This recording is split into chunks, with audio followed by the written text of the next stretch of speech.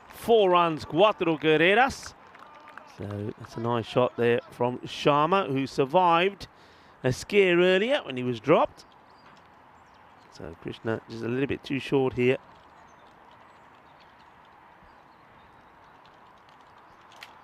Sharma maybe hoping to cash in here with a few late hits.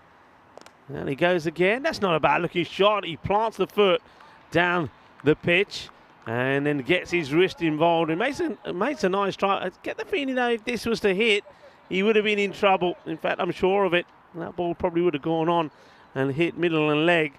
So a risky shot to play, but he plays it well and he times it well as well.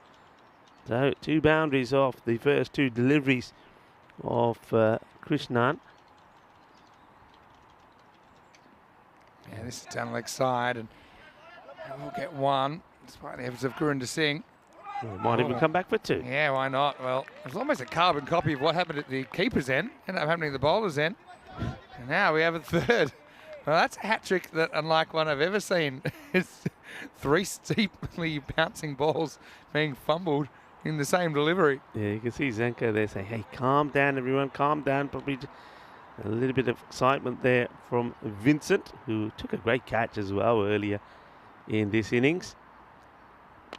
And leans into this. Fielder is there, though, and takes a catch. Well, that's nice for Krishna. He picks up a wicket. The shot was there, I have to say. Sharma wants it, goes for it, but doesn't get it right. And now makes a slow walk back to his team dugout. And yeah, well bowled, just no pace on there from Krishnan. He knows the batters are trying to go after him, and no mistakes there from Anil Kumar as well. The Sharma has a bit of fun, hits a couple of boundaries, but he will go for 11 of 6 deliveries as he makes his way back. Bowling and catching, the 2 things that the Assassins have done really well this morning that I think have made a difference. Yes, they've batted well too, but we have seen teams batting well sometimes. What I will say is that with this kind of bowling and fielding performance, you can defend 80.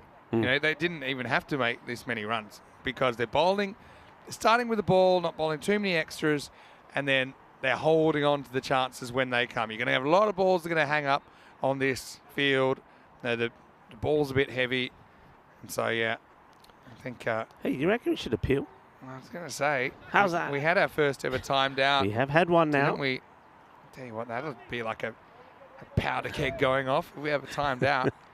Yes. Osborne comes to the crease and yeah, they have made it, I think, 60 seconds now to get out there. Bending the space-time continuum. Krishna gets it pretty much online, and you can see a lot of teams having that cover in pretty tight. Just doesn't give you the option of a single. Last ball of the over coming up. Slower ball in the air and caught. So Osborne, he spent a long time getting out there. He's going to probably spend just as long getting back, and he isn't able to add to the score. Krishna with a couple in the 9th, 62 for 9. Yeah, it's another simple catch this time. And Krishnan picks up a couple of wickets. So well done to the captain for throwing the ball over to Krishnan. And Krishnan, after 2 boundaries, the first 2 deliveries, he has come back with a wicket. So or 2 wickets now. Well done to him. And, unlucky, you'd have to say, for Osborne, who's going to have to be quacked off. So it's another duck. So now in danger of being bowled out here. That was the end of the over as well. And, well, the man who takes the wicket says, so maybe I'll have another bowl. And it's going to be Sushant Rana. The ducks are fighting back. These duck sounds all over the place. Yeah, well done. Our crew just, everyone having a go at Rico's duck noise, trying to do an impression of it. That was a particularly high-pitched one that I felt in my ears then. All right, so yeah, Sushant Rana with a good catch there. And so Masood Rana comes out to bat. They won't be facing because it's the end of the 9th. So Sushant Rana will grab the ball in the 10th, and he's going to start with a dot, of course. 1 more wicket's lost. That'll be the end of the game now. Yeah, will they survive? There's the thing here, 5 more balls to come. It wasn't the the best of looking shots there from Dinesh Kupasamy. Telling you now, though, this will sting Sokol, and they'll want to get revenge pretty quickly. Ooh. So, I mean, yeah, they'll be pretty happy, I think, that they get another crack at the Assassins straight away, because this would be a loss that kind of irks them, no doubt about it.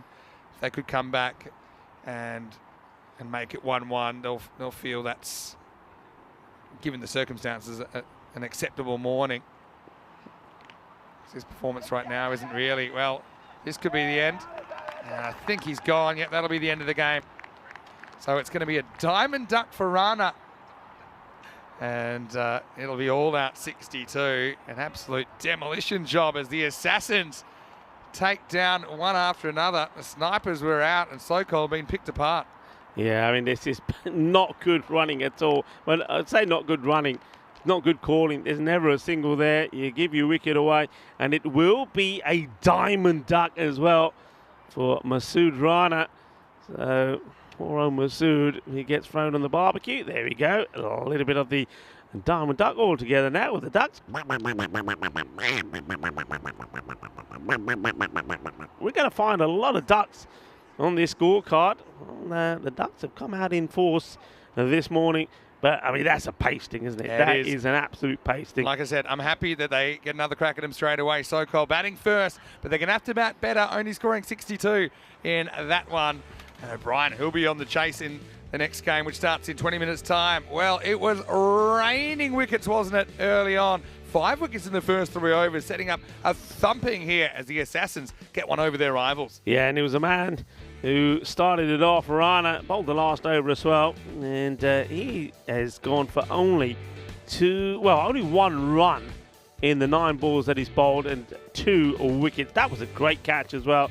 This one high up in the air, it's nice, straightforward, and look, with your feet going from underneath you, that was a brilliant one, and that's a top delivery really, and that was a battle of the captains, and I think when Aman Mashwari was out there, that was it, done and dusted.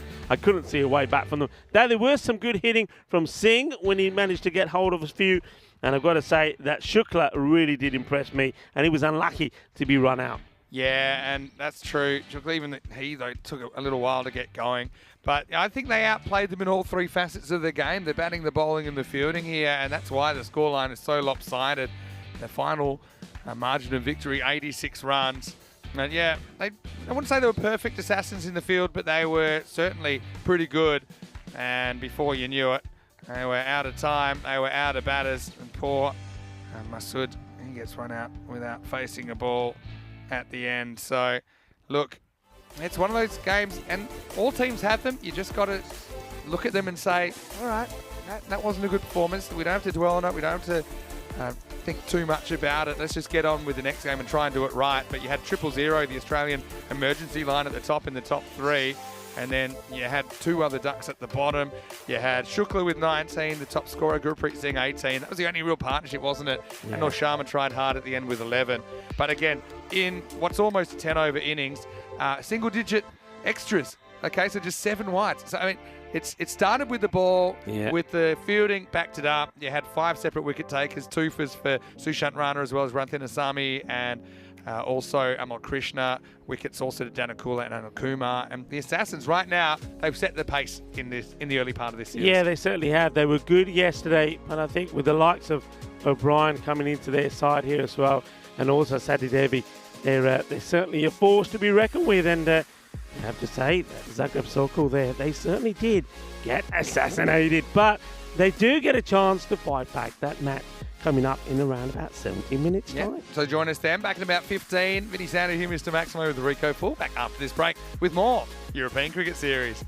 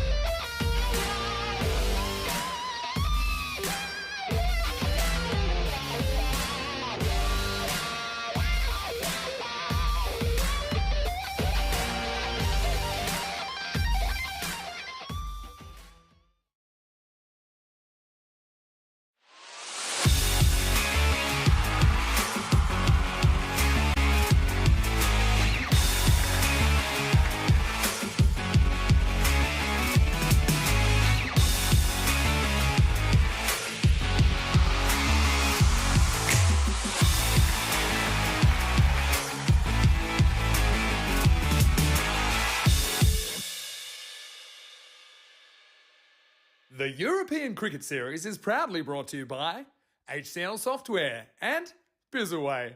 Hello and welcome back. It's great to have your company here on day 2 of the ECS in Croatia. Coming up, we've got the rematch between the Zagreb Assassins and Zagreb Sokol. Stefan Guc has the 2 captains and the coin. Let's see who wins the coin toss.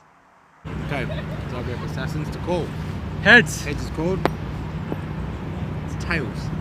We're going to bat first. Okay. Good luck. The best. Zagreb Sokol have won the toss and they're batting. So the news from the toss is that Zagreb Sokol, this time they've won the toss and they will bat first. So different order of innings. Certainly Assassins were impressive, weren't they? First innings of the day, putting on a big score. I think Christy O'Brien, great to see him back and making runs. He looked very, very good. I loved his shot selection and his footwork, and he had some help there too. I think that the extras and the discipline still continue to be an issue, but let's just see if we have the same result or maybe something a little bit different here in the second match of the day, I should say. First time these two teams have met this morning in the series. Rico Full is standing by. Let's get ready for the first ball. The news from the toss this time. Sokol, they've won the toss and they're going to bat first. Thank you very much, Vinny. Yeah, and Zagreb Sokol in this derby between the two teams from Zagreb. Sokol taking on the Assassins. Well, they'll be hoping to do what the Assassins were able to do to them, batting first, and that is to pile on the runs. The thing is, though, where are those runs going to come from? Because when we saw them with the bat, they're chasing that high score of 149. There were 62 all out, so somebody has to start to perform, and I think you've got to go with the openers. I think Manzoor and Hashmi, if they are to be opening this time around, have to put good runs on the board. Maheshwari, the captain, has to as well. And I think maybe somebody like we saw Shukla bat really well lower down the order, perhaps is a case for him to come higher up. As a result of that victory, you can see this time around in the win predictor, the Zagreb Sokol 76% to 24. At the start of the first match, it was pretty close. It was only a few percent difference between the two. Not this time, after that convincing win from the Assassins. But I have to say, they are looking well. They've drafted some key players that were missing yesterday into their side. And yesterday, not that they did badly, they did win both their matches, but having someone like Christy O'Brien in the side, and certainly has given them some strength as well. And I think Sathi Devi is another player that we know on the network. He's really produced some good form, and we haven't even seen the likes of Yogesh Malage find his form yet as well. So we've got good players there waiting to find form and come good.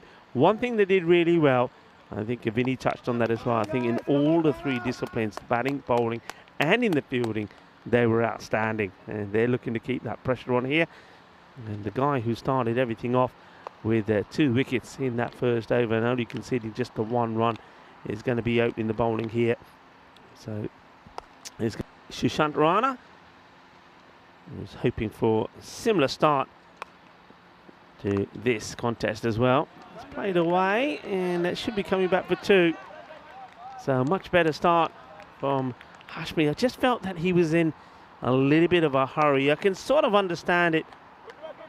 They had a lot of runs to try and get, and he wanted to get going straight away, but being in a rush, he played some false shots, and in the end he was out without scoring. But he's off the mark here with a couple, and there's more runs of that first ball than there was of the spell of run in the last match. Up in the air but through the gap, and this time he hits it better and he'll get a better result as well. It will be 4 runs. 4 carreras. So nicely played. Remember, in the last contest, Hashmi was just swinging wild and trying to hit over cows. This time he waits and he plays the ball on merit. Nicely played. 4 runs.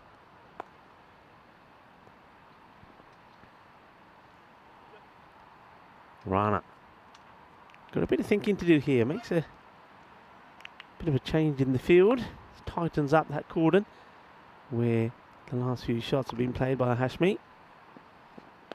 And a little bit shorter this time. And Rashid happy to take on Sathi Devi.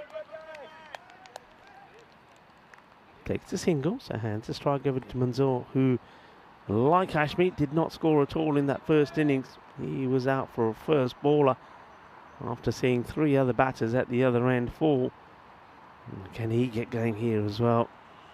So Manzoor faces his first. Short, and will be called, well, the 2 umpires have to decide. It's been called a wide and also one for the other. I think the wide is because it's judged to have gone down the leg side. Yeah, I'm okay with that call, and it definitely is one for the over as well.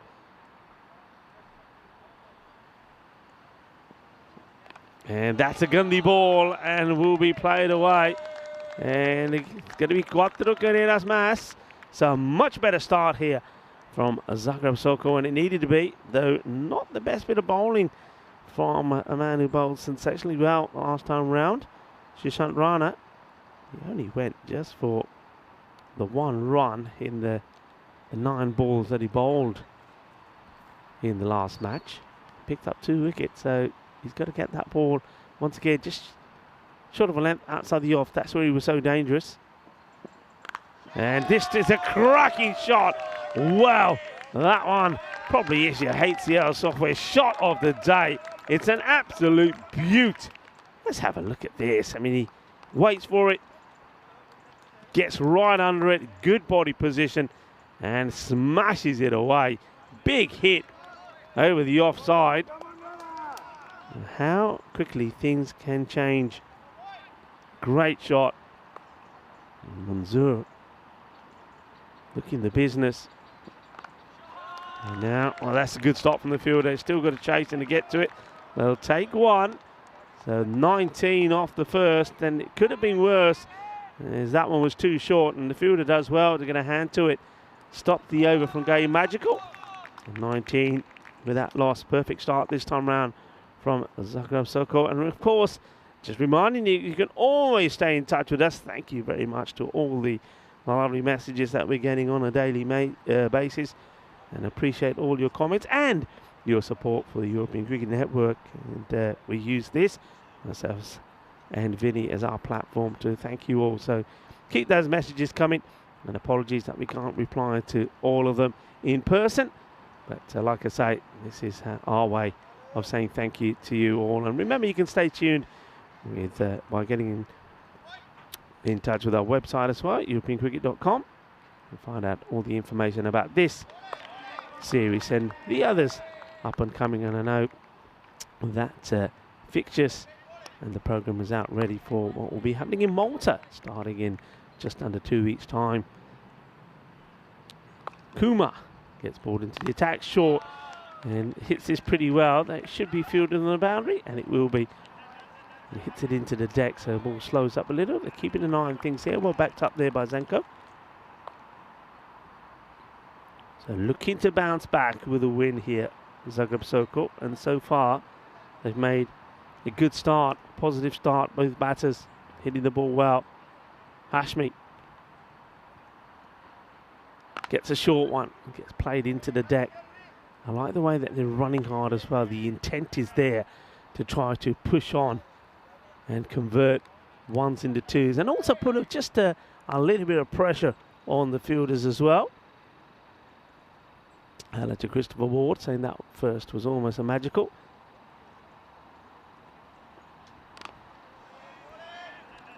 Dot ball. And I think Dave saying sweet grizzly ball. Hello Dave. So Dave probably would have been singing a few sweet Carolines there as well. Nicely worked away. This is a nice shot, and will he get 4? Yes, he will. Doesn't try and belt it. It's all about the timing. Hasn't really got it. Gets him quite quickly, but he just negotiates it well. I think if he tries to overhit this, he's probably going to miss out on it. He just concentrates on his timing, works it away beautifully. And Manzoor at the moment, well, he's hitting the ball sweetly. He's seen him play shots to both sides of the ground. And now he'll go big, but there's a fielder chasing after it. It will plug, it does. So he'll get a couple. As the throw comes in, gets away with that because we're in the power play. They've got to be assertive, and that's where I think Christy O'Brien was so good. He was assertive in the power play, and you can get that slice of luck in the first 3 overs when only 2 men are allowed outside the 30-yard circle. We get an opportunity to look at the standings at the end of the second over. 27 without loss, and you can see Zagreb Assassin 100% record so far, and with that win over Sokol in the last match, they are 2 points ahead of their nearest rivals. But this is an opportunity for Zagreb Sokol to bounce right back, and they're looking to do this by applying some pressure, some scoreboard pressure. I think they're looking to themselves to get past the 120 mark here, and then if they can bowl well, they're looking to get their revenge over the Assassins. Good sharp delivery from Danny Kula. Batter Hashmi running nowhere. Danny Kula, the captain, comes on. He bowled and fielded very well in the last contest, and that is a spicy delivery. And speaking of spice, a man who likes a bit of spice, coming into the queue, Vinny Sandu. Yeah, thanks, Rico. And I do like a bit of spice. I've really enjoyed my time in Croatia so far, and Danakula, he's enjoyed the morning, hasn't he? I think he caught really well in that last game. Obviously, he's a class act for the Assassins. Just trying to get things back to a bit of normality. Edge, was that an edge? No, that's just taken off, and got to Wow. say, Christy O'Brien's gone behind the stumps now. This was a brilliant take. Lucky it is O'Brien behind the stumps, because I don't think anyone else was reaching this. Yeah, that's a really good take. Yeah, the way that ball just shoots off, I thought maybe he caught something on the way through. No.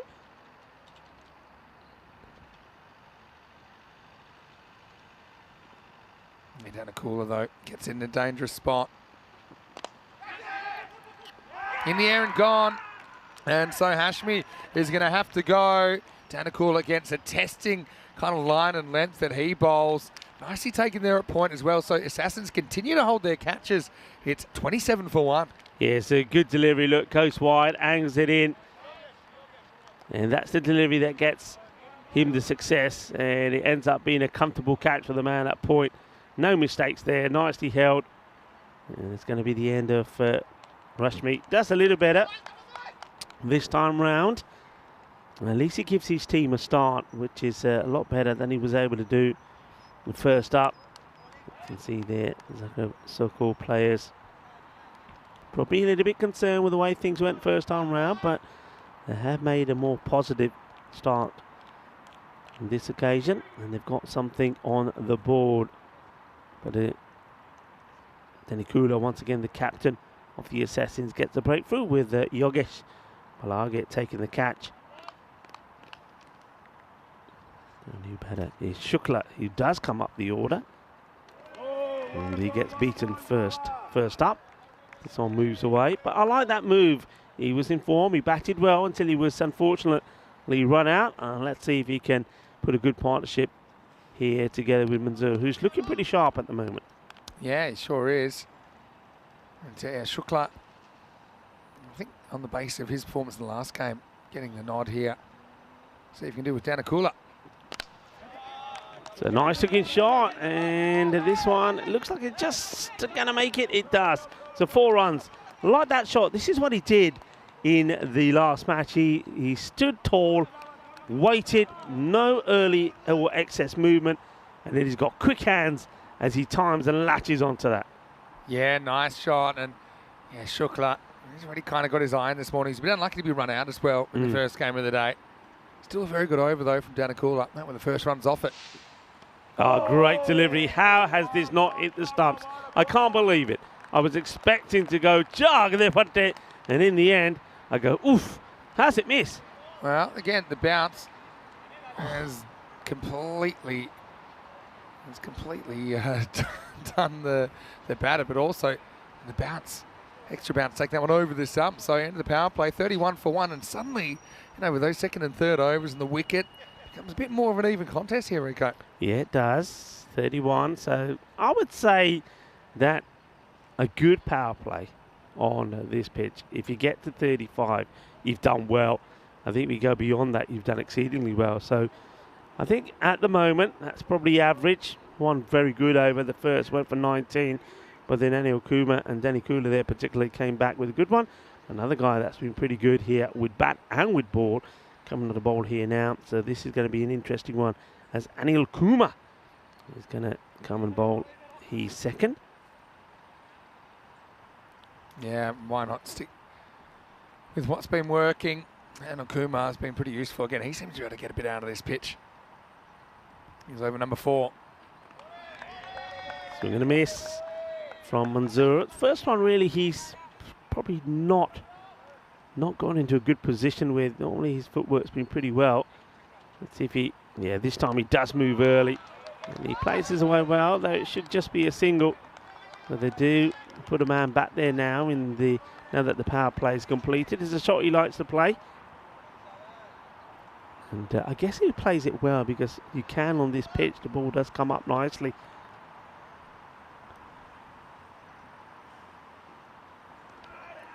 And the leg side is a big corner wide. Just loses his line slightly. Yeah, just slightly. That's been where the Assassins have started it off. Okay, they had a bit of an off over this one, but I mean, pretty accurate. Oh, taking it on here, and a good throw could be in trouble. He's going to be in trouble. That was just simple. And Shukla again has been run out.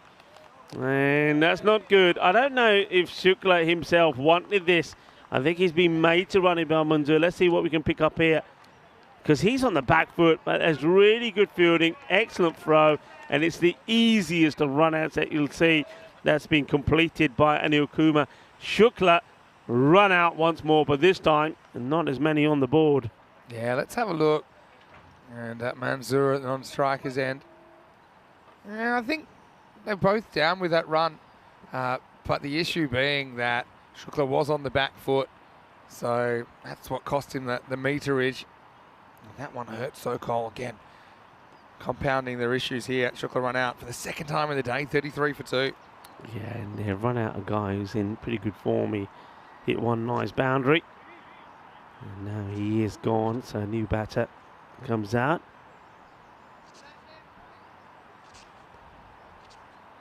Just a slight delay, as looks like the umpire just sorting something out with the scorers, probably passing on the details of who was involved with that dismissal. And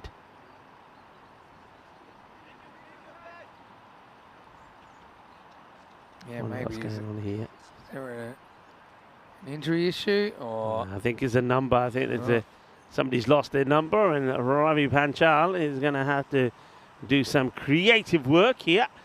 So all right, there's the old duct tape. One of the most multifunctional bits of equipment that we carry around with us. Let's have a chance to look at the ECL groups, which came out just last week. Should we roll a dice? Yeah, go on. Okay. We ain't got much time, but we can talk about it later as well. I'm going to say we're going to say number 1. Well, it always keeps coming up number 1. I've talked about number 1 before, so I'm just going to say I'm going to re-roll, and I'm going to say 2. And we've talked about 2 before as well. Yeah, what's with this dice? Okay, let's try another one. All right, let's give up on that for now. It's and another one on the lid. Getting smashed upstairs, and well, Manzura this time has to deal with it. Yeah, I'm so glad that we on the European Cricket Network sort of say it's mandatory now for players to wear these lids, because if they weren't, well, especially on this pitch, I think already we were at a few casualties.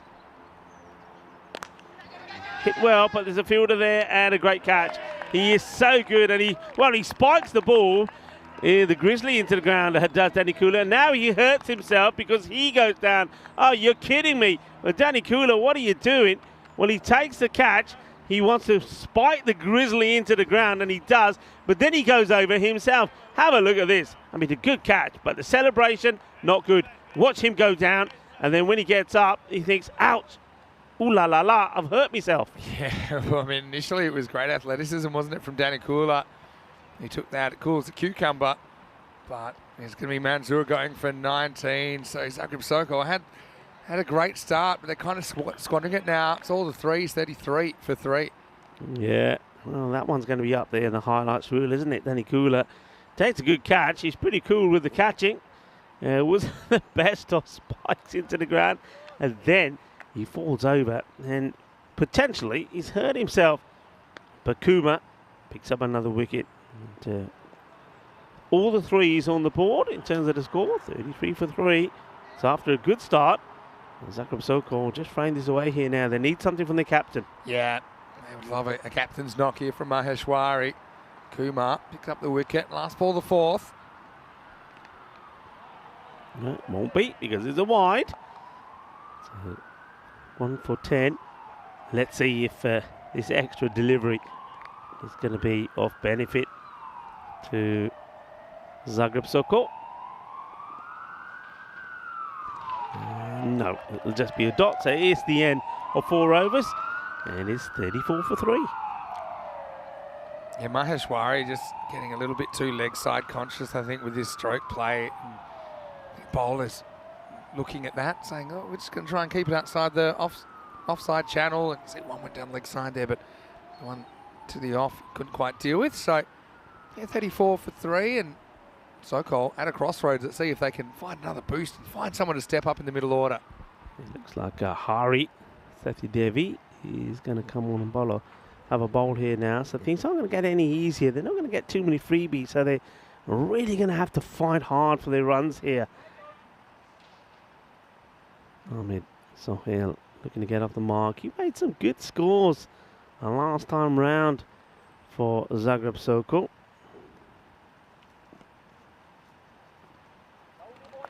Oh, he wants to be super aggressive. Misses out on this. They obviously know about him because I noticed that the third man was pushed right back on the boundary as well. Yeah, Sathi Devi. And he'll just look to be pretty accurate here as well. Yeah, Sohail Ahmed and Maheshwari, two really experienced players in the middle order. We do tend to think that, you know, that 85-90 could be competitive in most games. This one just sneaks inside, but certainly you feel like they want 100 plus, considering how well the Assassins batted earlier today. In particular, a couple of their guys in Christy O'Brien and Sushant Rana.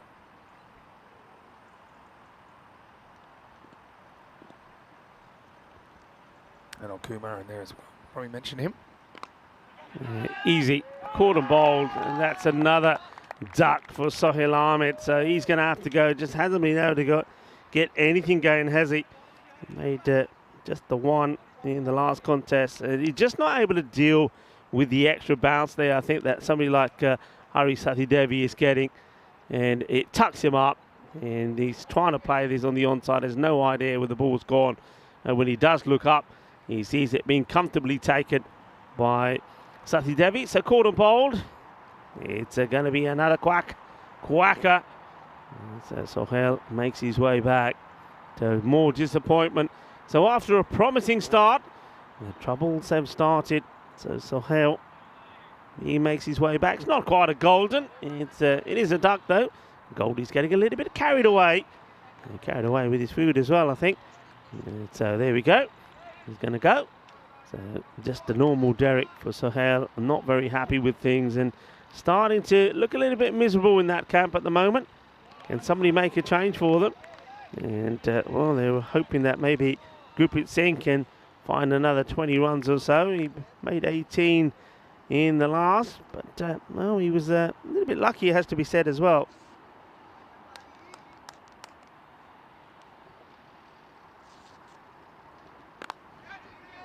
This is going to be a push, and Zanko, if he picks that up cleanly, I think he's got a chance to pull a run out off there, but it'll just be a single.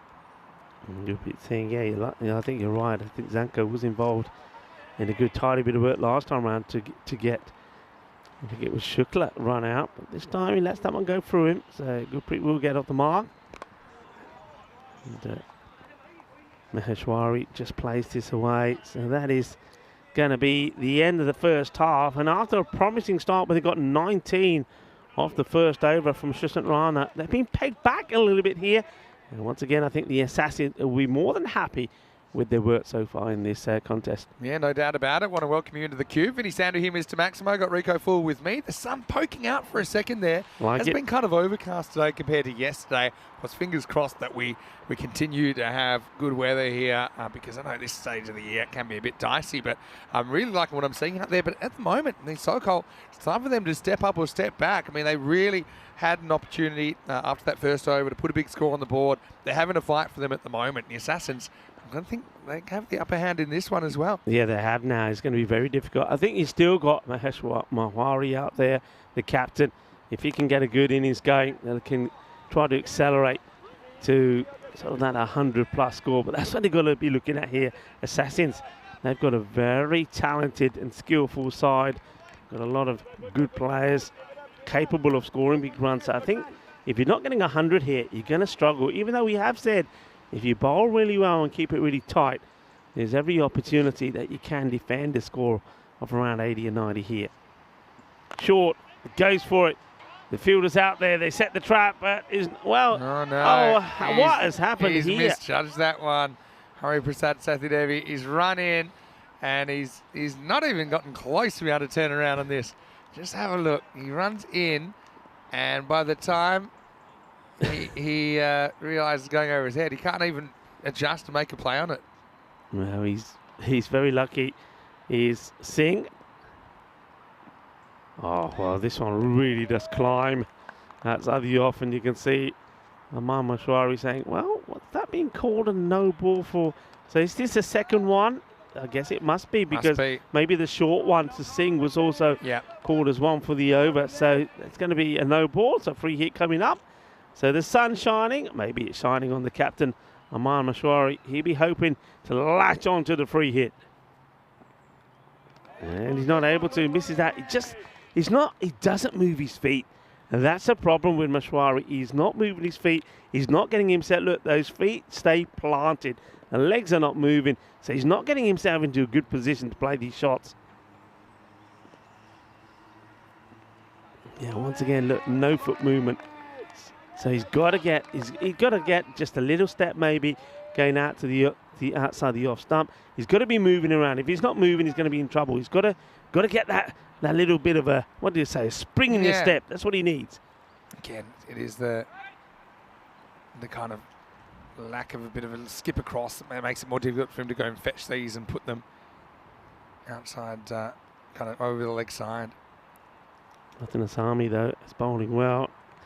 And this one, he knows he should have put away. And not only does he miss out on the short ball on the leg side, but he spoils the wide by getting a little bit of body onto it. So not going well for Maheshwari at the moment from the captain. And Vigneshwaran is more than happy with his spell. So he just gets worked out onto the onside. They'll take the single. So it's the end of another over, and it's another quiet one. Only the 4 come of it. And Zagreb Sokol are 40 for 4 at the end of that over. So 6 overs completed here now, and they're a long way away from where they should be. They sure are. So yeah, it's quite incredible how things have gone off the rails. You'd really just say the Assassins, they've had 1 bad over in the field this morning, and that was the first of this innings. So 4 overs to go. What, can you go 10s off this? Maybe scrape an 80 and hope to bat and field out of your skin. Well, Sushant Rana coming back on. His first over was not his best by any means, but we know he's better than that. He's just changing his angle, wants to come round the wicket, and he starts well. If you're going to come round the wicket, what you're trying to do is you're trying to imitate what a left armour would bowl, and that's exactly what he's done there. So that's a good start right across the captain of Sokol, Maheshwari.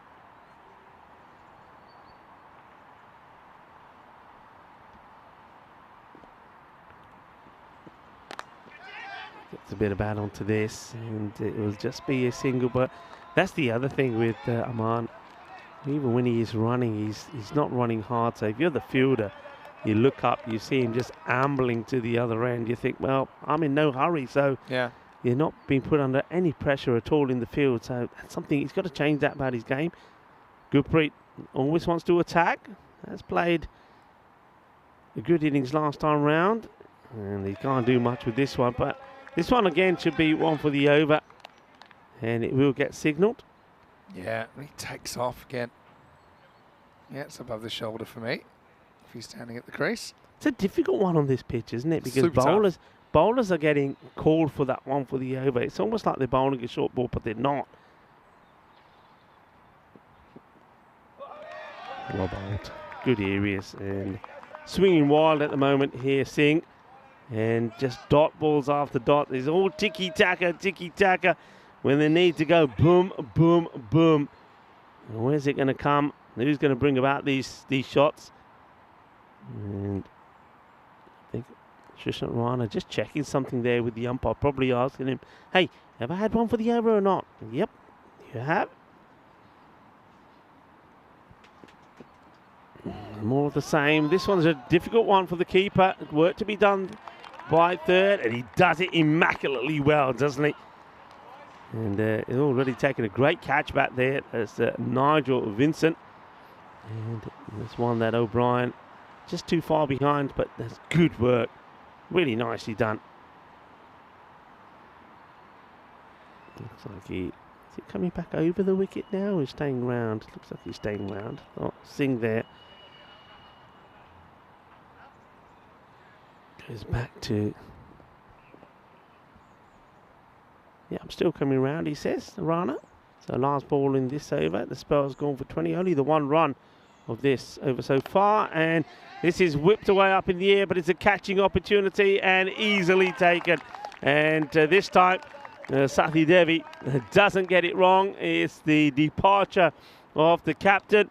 So Aman Maheshwari will go for 4 of 11 deliveries. He tries to get the old, little bit of the old helicopter shot going here, I think. But all he does is whip it high up in the air. And Hari takes the catch. And another one bites the dust. So 5 down with a score on 42 at the end of the 7th over. Yeah, so just having a bit of a shocker at the moment, aren't they, Sokol? Okay, let's roll the dice then here. And we'll discuss one of the groups. Okay, what I've got is group number 7. Okay, so that's group G. Now, a lot of people are saying this is another group of death, with the Irish side in there as well as the Norwegian side. And Cluj, we know that they really pushed the Scots when they were last in the ECL.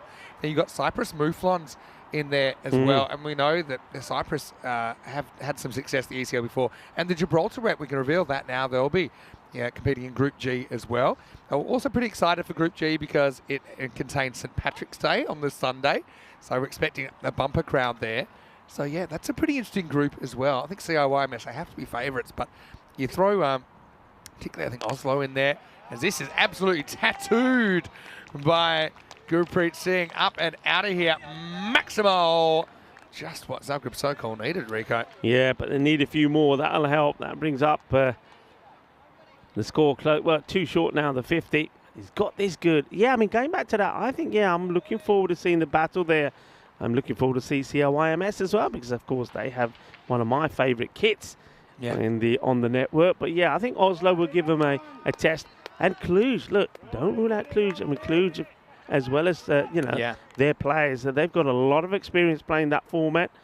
And I'm expecting them to be up for it as well. Gibraltar representative as well. Yeah, and so, yeah, we don't know the Gibraltar rep yet. But you think about players like Avinash Pai and Louis Bruce potentially are being involved. So some very good players from Gibraltar as well.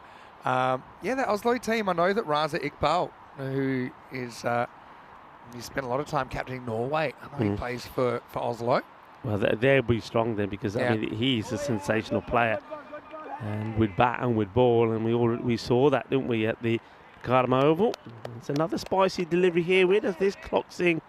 And more in the body. That's right in a bit of a body check. So it's Hari Sathi Devi says, well, if you're going to hit me for a big 6, well, I'm not going to pitch one up to you again. And I suppose Singh says fair play. He's out there with Chaubey, who's the non-striker. Does Chaubey coming in a little bit lower than he has been? Yeah. Oh, slower delivery will be a wide though. Nicely attempted. Just two teams with varying levels of confidence at the moment. That's kind of what I'm seeing. And when you're hot, you're hot. Assassins sure are at the moment. Sokol struggling to get a competitive score on the board. This one is straightforward and it's out. So Singh will go. This time round, not able to get a few more out of the middle like he did in the first contest. So I have to say, it's though it is a very good performance from the Assassins, it's way below par for Zagreb Sokol. They lose now their 6th wicket with the score 1 short of 50. Gurpreet gone. And I know Aman Chaubey is out there. but who can stick around and help them to get a good finish to this contest? Yeah, that's the million-dollar question, isn't it? Gurpit tries hard, but he can only manage 8. Sathyadevi with a really good spell at the moment, 2 for 9 of 10 balls bowled. This will bring Krupasamy out there. We'll see if he can maybe get them to. We do think that the scores like 70 or something like that might be able to be defended, but you're gonna have to get some early wickets and remove some early threats. Krupasamy. Here's the new bat, and looks like Sathyadevi was just showing the ball to the umpire there and saying, hey, this Grizzly looks like he's been in a bit of a battle. Mind you, there's not been that many hit, to be fair, apart from that first over. And strays down the leg side, so they'll take whatever runs they can get at the moment. That wide brings the 50 up. And it should be okay with time as well. They've managed that pretty well. They've got loads of time here, as long as Sathyadevi doesn't have too many issues finishing the over here. But look at that. Look at the win percentage here, heavily in favour of the Assassins. This one doesn't come up at all. It's a difficult one to deal with for O'Brien. A couple that have gone past him here where he just doesn't get his sideward movement right. He doesn't get behind the ball and he's reaching for it without getting his feet across. So just having a few issues behind there is O'Brien with those ones, especially those that are going down the leg side.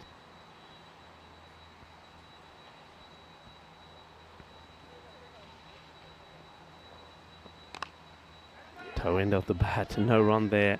And well picked up by Zanko, well backed up there as well. Good bit of cricket. Zanko flying the ball in. He knows that Vigneshwaran Rathinasamy is backing up. Last ball for Sathyadevi. Oh, they're running into trouble here, but just not able to get a strong enough throw in there this time, Zanko. If he was able to get a proper flick on here, just watch this, it's a really feeble throw, and the ball, if it had got to the bowler quicker, he would have been in trouble. Almost a catch as well, you know. Yeah. It's just looped away, but it's the end of the 8th over, 53 for 6. So sort of going at the pace at which they were, well, batting second, trying to get to 149. They were 62 all out, weren't they, in the first match? And here, well, something similar the way things are going. It's very similar, and the bowling's not going to get any easier. And, I mean, if they can get to, 75 sort of score, 75 to 80, you think maybe they can try and defend if they bowl really well and they take out the top order pretty quickly. But they've got to get there yet. This one, this army comes on. It's going to be another wide. I tell you what, they'll be very happy that they have received all of these extras. I mean, they're mounting up now. It's going to be 8 wides, so 10 in extras.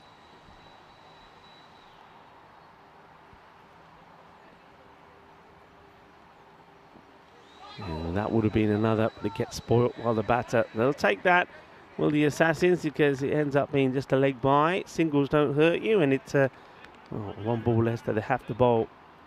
Could be smarter there. I think we've seen a number of times there from Zagreb Sokol that their batters are going after balls and managing to get a pad or bit of body onto it, but really they're better off just stepping inside. Definitely, especially when runs are hard to come by. Tries to give himself some room, does Krupasamy. I mean, if you take it, there's 19 off the first over, right? And you take that out, and what are you talking about? You're talking about kind of 36 off 7.2. And then take the extras out as well. Yeah.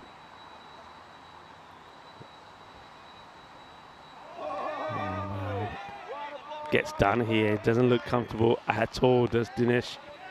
It's a good bowling though from Rathinasamy. I have to say he's bowled really well. And putting a slip in now, so Sathyadevi going into slip. So the third man goes a little bit wider. So even at this late stage, they're attacking.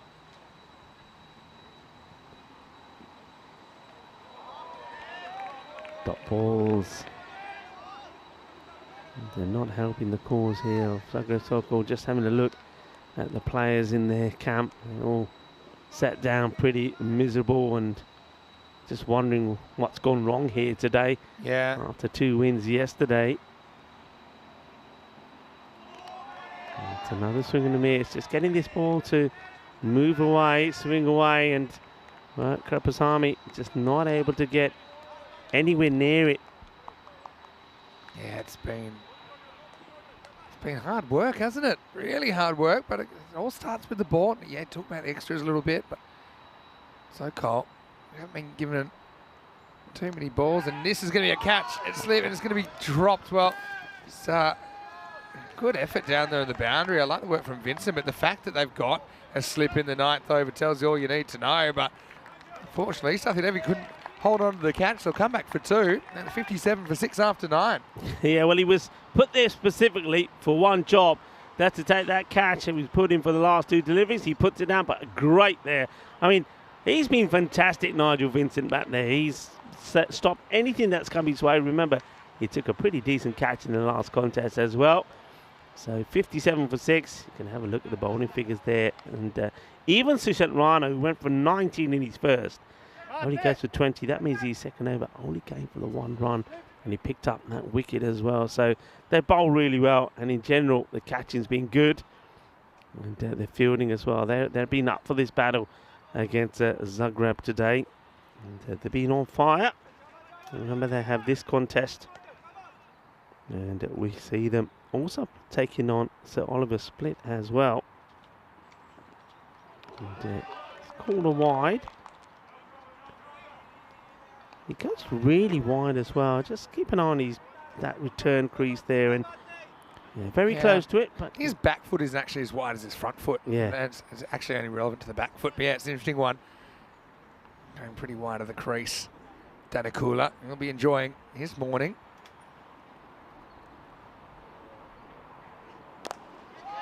And it's high up in the air, should be taken, and it will be taken. Really good bowling. Once again, he's created that. He's got the field set. He knows what the batters are trying to do.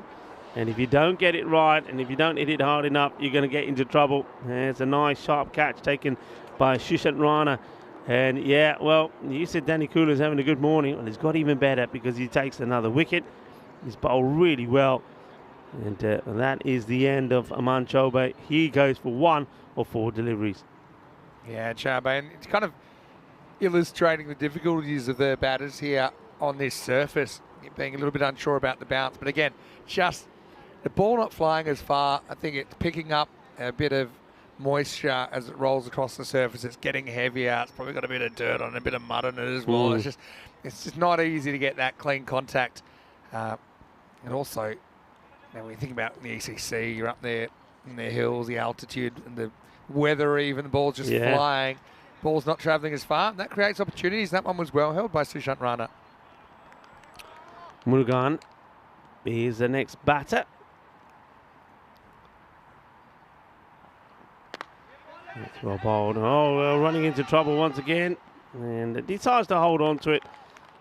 To get sent back. So Krupasamy looking to get back on strike. It's a good job they don't take that. It's getting a little bit dark now. I can see some darker clouds coming over from the right of us here, keeping the sun at bay. Well, that'll do. We'll have to push hard here now. Chase hard. Zanko goes after it. Got to come back for 2. And they do. It's a good hustle from the 2 batters. As Murugan gets off the mark. Yeah, it's very calm. And not cold at all, but everything very still. When you look around, it's look, the trees and shrubs not moving at all. But it's starting to get a little bit darker. Don't know that it was maybe some rain forecasted for later tonight. And that should go all the way because they've moved to Nigel Vincent away from there. Well, that was Sam Houghton who's doing a little bit of fielding. They're going to be up next, aren't they? So he's hoping that he'll have a better day. I've got to say, I'm a little bit surprised they didn't have that fielder there to someone like Danakula. You've got to know the bowler that you've got. And Danakula would know himself. now, not the first time in the series we've seen a fielder go back after a boundary's hit. Yeah. Zanko goes back and does the job. 63 now for Sokol, 2 more remaining. Into the pads. Yeah, it was a surprise move because Nigel Vincent had been there all the way through, and then for some reason in the last over with a few balls to go, they move him inside. So that's not worked for them, and it's cost them some runs. Okay, last ball coming up. And Pasami is on strike. Morgan's done all right. Mulugani came out, face forward delivery. He's got 5 on the board, so he's done his bit. Pasami would love to finish with a boundary, and fair enough. Yeah, I mean, that's fair as well. I think non-strikers, they have an obligation to watch. And so he's not about trying to remove his wicket. Of course, it doesn't really matter this time because Murugan's unlikely to face again. But yeah, you don't want an unfair start going to your opposition. Has the desired effect, and they won't even get close to running anyway. So in the end, I think his helmet came off. He swung so hard there, Rico. It'll be the end of the 10 over, 64 for 7. Have a look at this. This is a proper swing here. And well, it was a pretty good catch by Karu Pasami.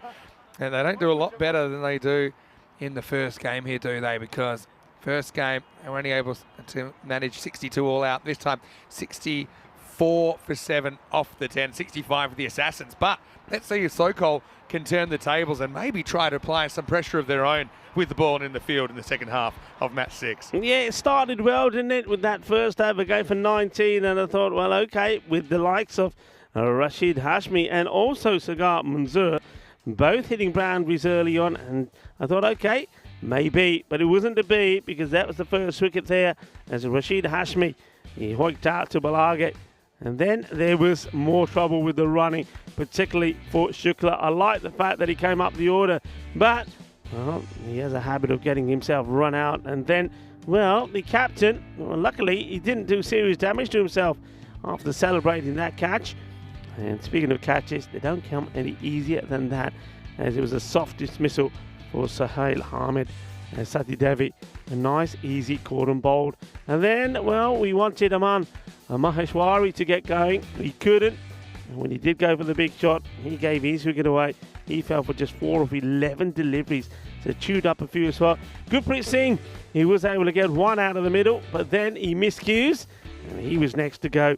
Simple catch taken this time around by Vigneshwaran Rathisani. And couldn't really get anything going, but once again, pretty tidy in the field. There were a couple that went down, but stronger together. Well, I reckon that's what Zagreb Assassins have been so far here, and they'll be hoping to get this victory under their belt as well. And the way that they're batting at the moment, especially if Zagreb Sokol don't bowl well, I can see them get into this score probably inside 7 overs. So I think Zagreb Sokol really got to psych themselves up before they go out there and really want this. I think it can be done, but they've got to bowl brilliantly well. You can saw there from the scorecard, 19 from Manzoor's the higher score. They'll be very happy to have received 13 extras. But apart from those extras, the bowling, you've got to say, is good. Denny Kula, he impresses me. He uses his crease really well, as does Seti Devi. You know he's a top player, and well, he's probably looking to get a few going with the bat as well. And was like the way that Shushat Rana was able to recover after that expensive over. And just another very good performance in the field from Zagreb Assassins. They seem to be the team in form, and they're wanting to keep their 100% record intact. Will they be able to do so? If they are, well, they need to knock off 65 runs. And I get the feeling, unless Zagreb Sokol really turn it on and maybe one of their bowlers comes out and picks up 3 or 4 wickets, that they're going to struggle to do so. Only one way to find out, though, has joined me, Rico Fuller, Mr. Maximum, when we return in about 10 minutes' time for the conclusion of match number 6. Volvemos en 10 minutos.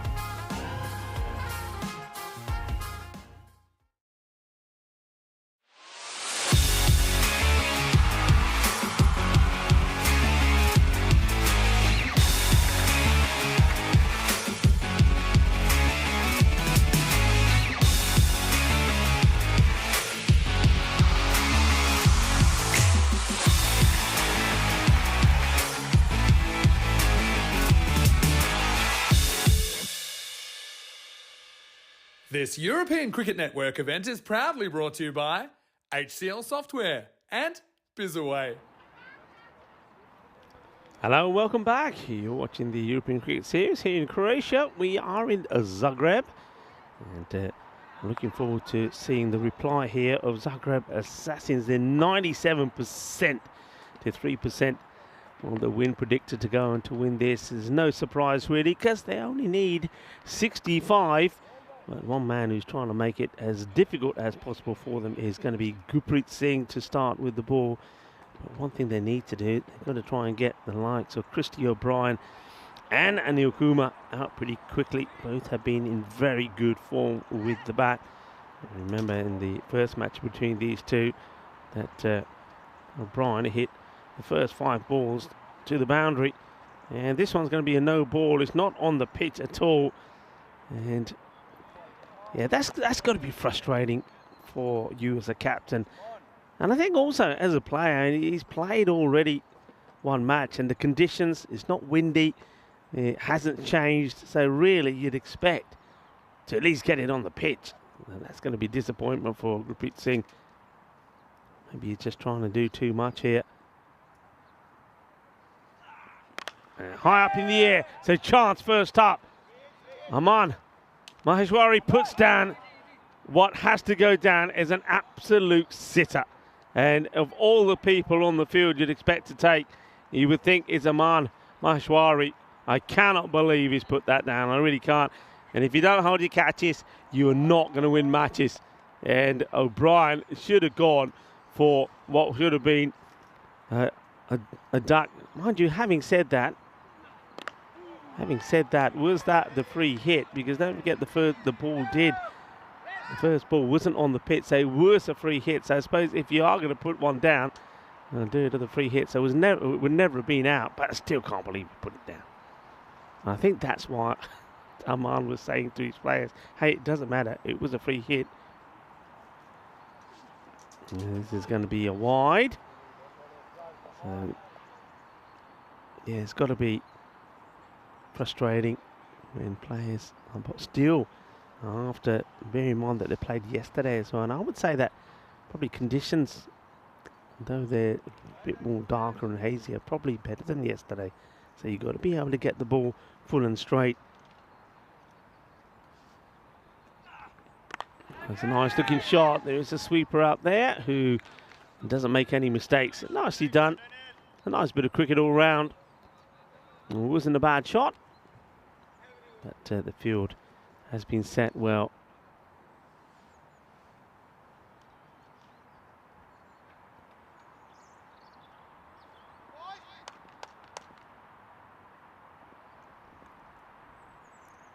Christy O'Brien. The aggressive shot, short and punished. You don't bowl badly to this guy because he will hurt you. Of course, he was dropped off the free hit, which meant that he got his first runs on the board, and now he's smashing the Stronger Together banner as he hits for, liking that banner, loving the European Cricket Network logo there in contrast with the checkered red and white, incorporating the Croatia flag into the cricket ball. Good comeback from Singh. It beats O'Brien outside at the off, and just that slightly shorter length, that's got to be the key here. Can he finish well here? He'd love to finish with a wicket. And a few issues with his control. It's been a no ball and a wide in the over.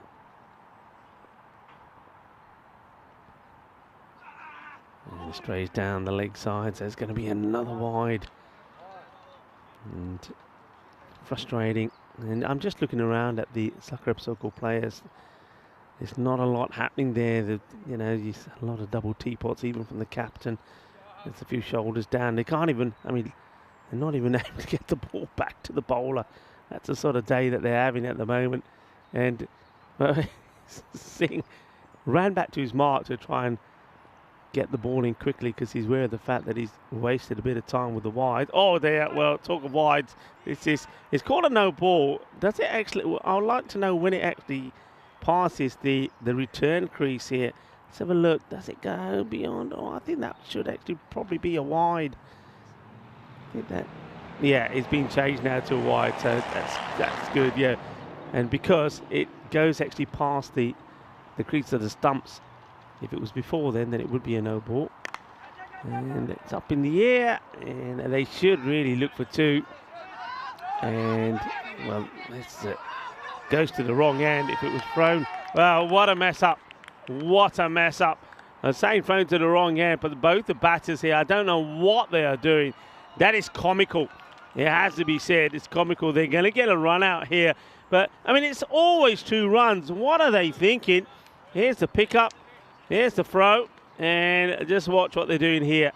And in the end, I think this might be, it's going to be O'Brien for me that's going to go, because I don't think they changed. So O'Brien is going to have to be the batter that departs. So you can see that Anil Kumar looks like he thinks he's gone. He's on his way back. But he's now going to have to ask to come back, and Brian will go. That just, I mean, it's shocking running. It's a sign of what we've seen here yesterday and today. I mean, that should be an easy 2. And in the end, they mess it up. And O'Brien, the dangerous O'Brien goes back. So they needed a wicket, and they get one. And they get gifted one right at the end of the over. So they'll get 1 on the board. So it'll be 11 for 1. And O'Brien finds himself run out. And the wicket that Zagreb Sokol just desperately needed, they get 1. Okay, will that spark them into a bit of life? Because like I was saying, just before that run out happened, they just looked down and out, didn't they, already? So let's see how they go. See a shot there of Ravi Panchal and Diana Oroz, part of the ECN crew here. And they're here with the likes of Sam, Nilkesh, Samir, Paolo and Alistair, all doing a fantastic job.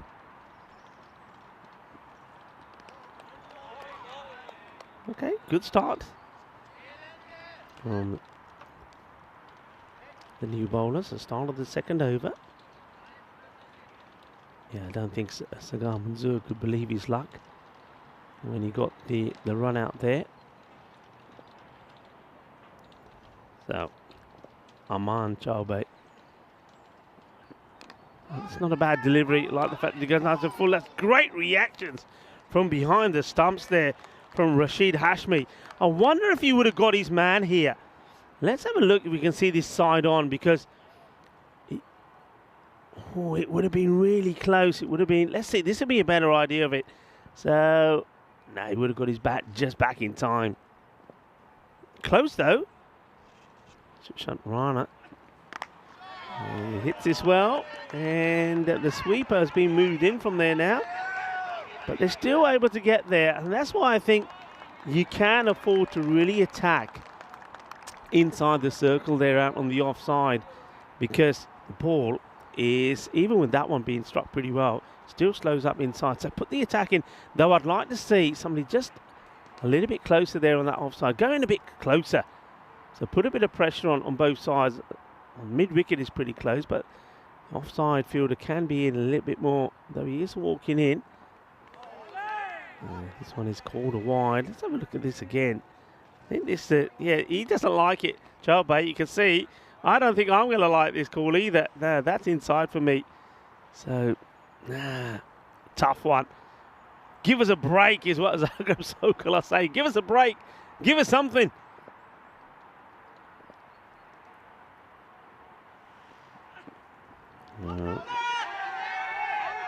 You know what? There was a sound here. I'm not totally convinced. Well, where's the batter going? Oh no, he's just having a walk around. Suddenly heard something. I don't know if he did get anything on that at all, but umpire's very quick to give the wide. But there certainly was some noise. I'm not saying that it was bat or gloves. Could have been just the batter just on his way to making the shot, just clipping his own body on the way through. It will be called a wide. So Chaubey, few issues with his radar, and oh, I'm loving this. Can you show this again? The bowler thinks, what's the no ball for? Watch this. And the umpire, what the umpire's doing here is he's signaling two. Look, he's signaling two to come. And what's the bowler saying? What for? Oh, yaar, no ball. And he said, all right, I'm with you. I must admit, that is an odd one when the umpire signal that way. I think Stefan Gooch might have a chat there with Popovic. And small bowls, he's certainly bending his back, isn't it? Chobe trying to get something to happen for Zagreb. Sokol here. And battle of the two teams from Zagreb.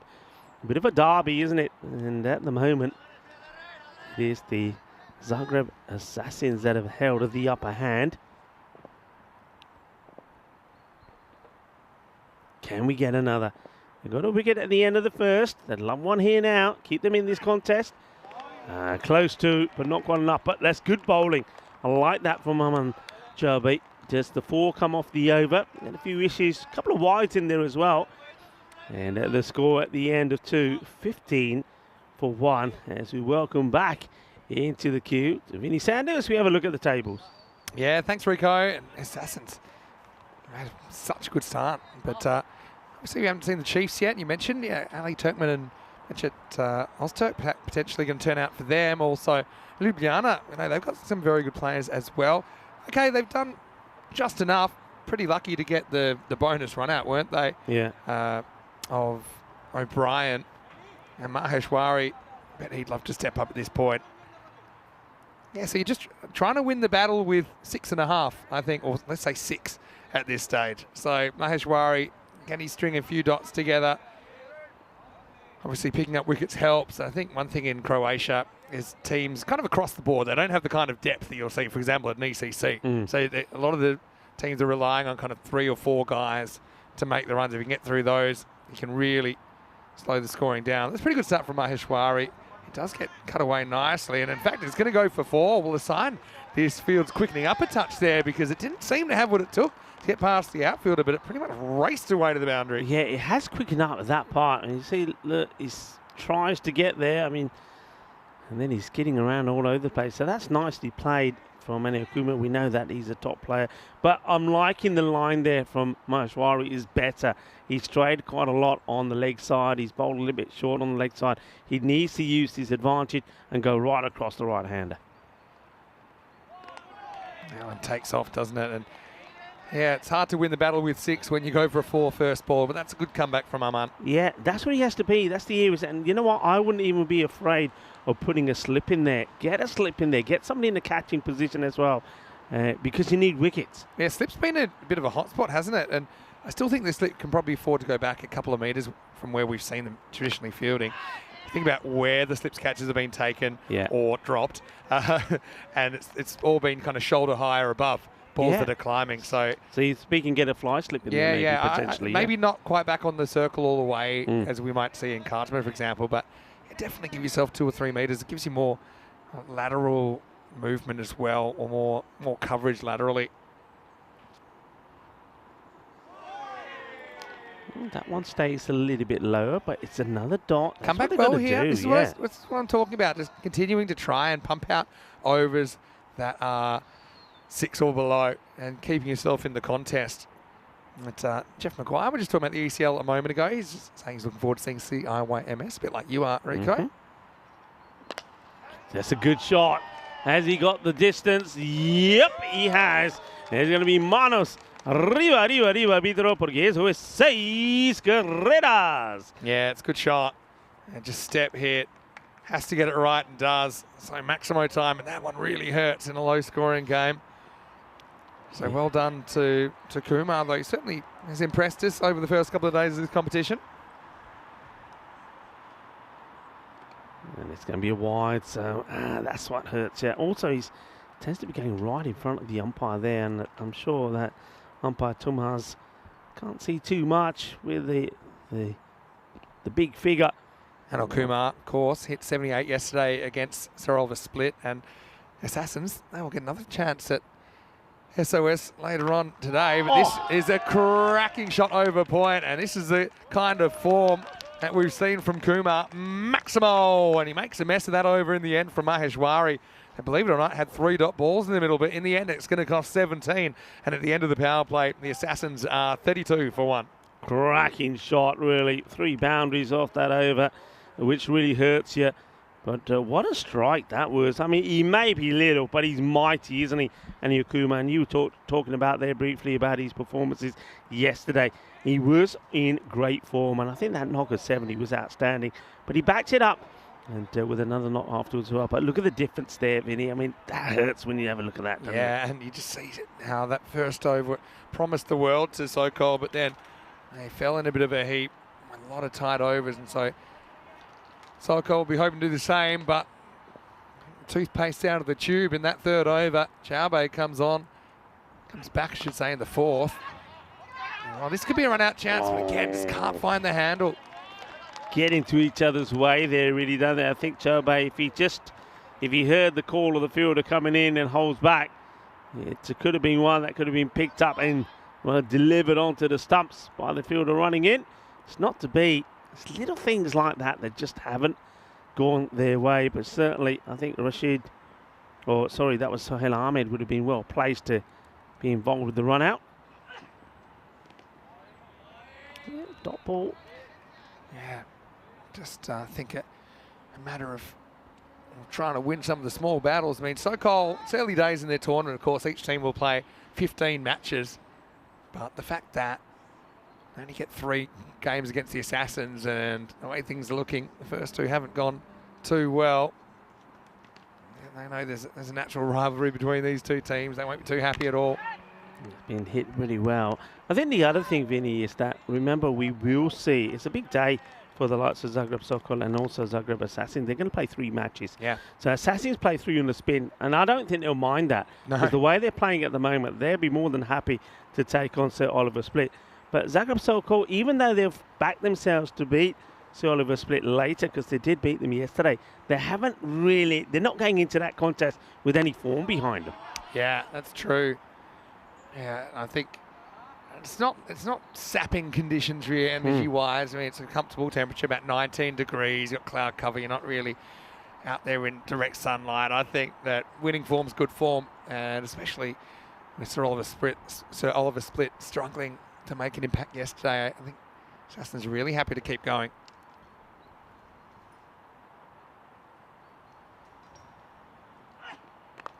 It's nicely guided away. Work to be done there by third man, and he'll do it quite comfortably there.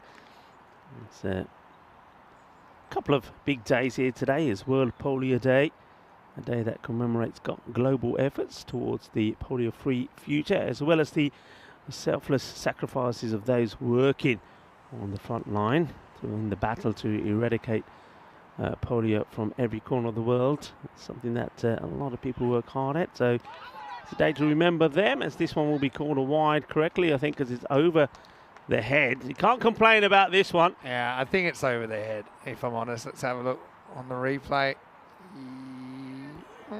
Yeah, probably is, you know. It's going upwards as well. So that one...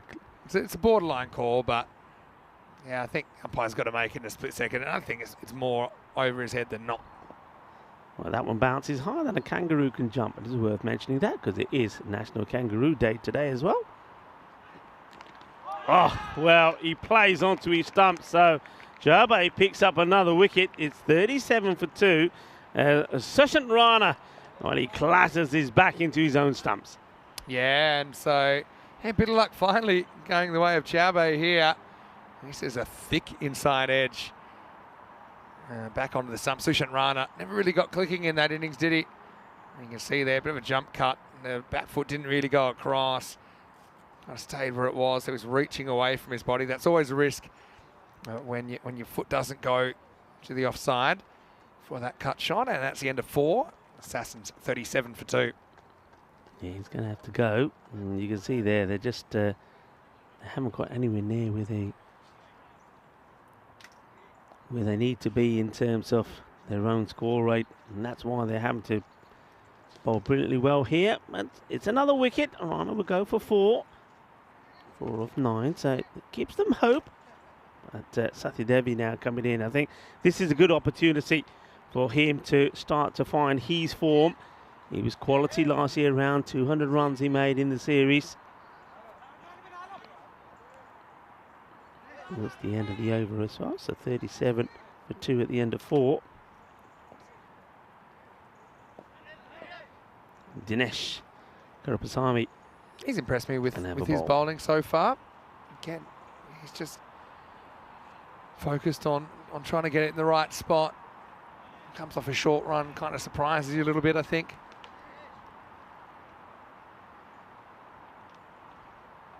And yeah, Kumar, he's looking the goods, isn't he? Ashmi just going for the helmet. I think he struggled to find a helmet that he likes so far this morning. Yeah, there was one earlier, so wasn't it, that he did put on, but he wasn't happy with it, and it was stripes were flying all over the place. So it was noticed that with a few batters, they're putting the lid on, but not actually strapping it on. If you're going to wear one, do it properly. It's the last thing you want. Well, you can still get hurt if it's not on properly, but secondly, the helmet could fall onto your stumps. Okay, Krupasamy to bowl his first in this innings, and wow, how about this one? Well, there's the lid. That one doesn't fit, so leave that there. There's Sam Houghton. Well, he'll know all about this. He was behind the stumps yesterday. Some of them are just wild and lively. Seems to gain speed off the pitch. Yeah, that one always takes out the lid off the field. I'd love to know how I'd handle that, if I'm honest. It's almost impossible with a human reaction time to get up that quickly off a ball that length. Anyway, 24 required now for the Assassins. Yes, he played nice straight bat. Just take this thing. Remember, they don't have to do anything crazy here. They're only needing around 4 runs per over, so less than run a ball. It's all about, I think, once again, I think for, not so much for Kuma, but I think for Sathi Devi, who goes on strike here now, trying to get his tournament started with the bat. Yeah, I agree with that, Rico. So he handles Krupasamy. It's that spicy delivery again. This time it's almost like the wicketkeeper Rashid Hashmi is waiting for it and ready for it. But that's, I mean, look at that. That's a great take. It's a really good take. Because it's quite difficult as a keeper when you're up to the stumps to turn your hand around so your fingers are pointing to the sky. Because it's very hard to switch that quickly. So he just has to kind of go ride the bounce with the fingers sideways. Another good take. So he's a really good keeper. You know, you can tell that. Probably has let himself down a few times this morning. Just hasn't met his own high standards, but I'm really enjoying watching him. Ball was nicked. Yeah, but again, it's one of those which is, I mean, it's on the up anyway, and then it catches a bit of the bat as well. A difficult one. I think it does. He's saying it catches him on the. Yeah, it does. Yeah. Catches him on the shoulder. If I'm honest, I know he's capable, but I don't think they're smart players to keep up to Karupasamy. I don't see the batter really charging, because you're only up there really for a stumping, maybe to trap the batter on their crease, but they're already playing from the crease. This is going to be smacked away, and it's pretty well held out there by Gurpreet Singh. So it'll be a single. That'll be the end of the 5th over, and the score is 45 for 2. Yeah, but just going back to what I was saying, I think even if you can keep up to the stumps, sometimes it's not the smartest play, and I think that, you know, the more likely thing you're going to get an edge that climbs and deflects significantly, like you saw, and it wasn't catchable because he was up to the stumps, and also you're also likely to get one that's going to jump crazily like the first ball. And so I suppose that's just something for Hashmi to keep weighing up. Of course, we'll be at the Khartoum Oval again for the ECCW, which just came from the men's ECC, and yeah, we're proud to announce the first ever European Cricket Championship for women, which will involve 5 teams, 6 days, 4 matches a day from the 17th to the 22nd of December. It's our last tournament for the season. So what a great way to finish it off, Rico. Yeah, it's going to be absolutely marvellous. Looking forward to that already. And I think, I know that all the ladies will be thrilled to be there at the Khartoum Oval. They'll take the single, and wow, oh, that's great work once again from Rashid Hashmi. And I'm liking this. He's trying to spark these other players into life here. Just watch him go here. Goes after it.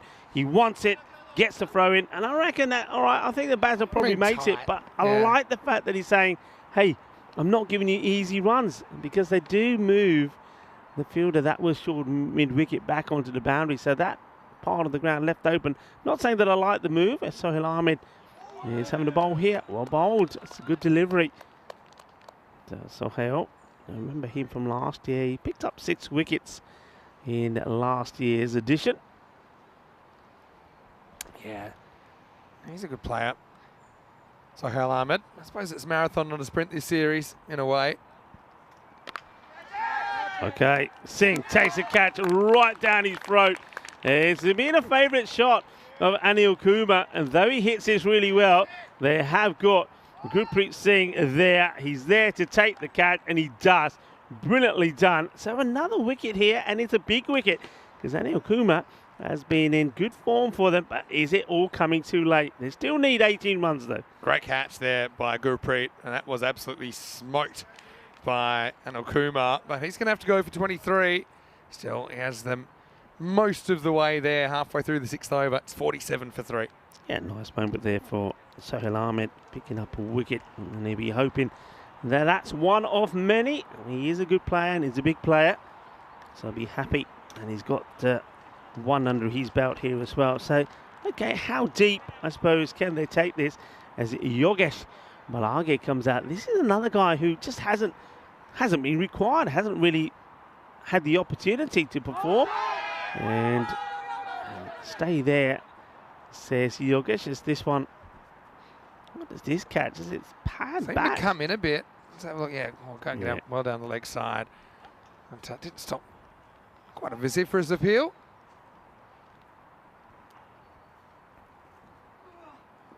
And this is hit down the ground, but he doesn't get the middle of this at all. It's sort of sliced. And I'm in. And Balage is a guy, actually, I remember I saw him earlier in the year playing for the Graz Cricket Academy for GCA in the Austrian series. And yeah, it was a bit of an initiation, I think, for some of the GCA guys. But yeah, I remember he played here for the Assassins last year and did play for Graz as well. Don't have to do too much in this game, you'd imagine, with just 17 to win. But yeah, it's good to see him back for the Assassins. Yeah, he's a top fielder. We saw him take an incredible catch last year in the field, and he made some good hitting. Well, this one is into one of the team camps, is on the roof. It's a nice hit from Sathi Devi. This is what he can do, and this is why it's so dangerous. And after playing a few pretty defensively, he decides it's time for me to hit big. And last ball of the over gets smashed away, and it brings up the 50 as well. 55 for 3 at the end of 6. So this is what's coming up in the next match, and still around about 35 minutes till we'll be back for this one. So it's the second half of the day. So Oliver Split is going to feature once against the Assassins and once against Zagreb's Sokol. So the news from the toss is that the Assassins won the toss and they'll be batting first. So another chance for Anil Kumar and co to put a big score on the board. So Oliver Split, though, I know it hasn't really happened for them so far, but they've got a lot of cricket packed together. So let's hope they can get on a bit of a run themselves. That match coming up at 1 p.m. local time, which is 4:30 p.m. in India. Let's go to Osborne now in the 7th. Just 10 required. Yeah, this one will drop short of the fielder. They'll take one, and they're quite happy just to take a gentle sprint as Balage adds another one to his score. And Sathi Devi, after hitting one big 6, will probably like to take on Osborne here and try and finish things off with a couple of boundaries. He's quite happy just to step inside that one. We haven't seen enough of that, and you can see there that Hari Sathi Devi just showing the way it should be done. If it's down the leg side, if it's not your shot, if you're not able to put it away to the boundary, well, don't spawn the wide, just step inside it. Well bowled and well played. I like Osborne. You know, I think, again, he's an experienced campaigner. He knows his game. He's just trying to drop it on the proverbial 20p piece, and he does it most of the time. I've got a rogue hat on the ground at the moment. I think Hashmi realises he's lost it. Yeah, I think Tomas might have to. I wonder if he hits that hat, would that be, it's accidentally fallen out of his trousers, even though it was the ball before. So is there penalty runs? Probably not. You're saying probably not. I would say yeah. Osborne has Where's that worn got it. him? Well, he makes a good stop. He's all right. It happened in the World Cup the other day. A hat fell off and the ball got dragged back into it in a boundary stop, and it's not penalty runs. But that happened there and then, right? I mean, that Yeah. cap's been there Yeah, for... yeah. But it's still Osborne. He's not going to be on the Croatian dodgeball team. I'll give you the tip right there. Well, he's picked it up and put it behind the stumps now. Okay. I think he needs to put it in his back pocket. He can't put it behind there. I mean, look. Now I agree it's been put there deliberately. I just wonder if it carries between balls. Anyway, might not have to worry about it too much longer. Last ball, the over. Well, this is out, I think. I want to see this ball again as well, though, because Osborne, he really does toy with the line as well, but that's great reflexes from Rashid Hashmi. And I don't know, it's all happened here. Let's have a look at this delivery first It's a here. good ball. It definitely shapes away a little bit. And look at this. See? But real quick hands. That's what Hashmi brings to the table. And he gets around the hat nicely, knocks off the bails. And that will be the end of the 7th over. Real smart wicket keeping.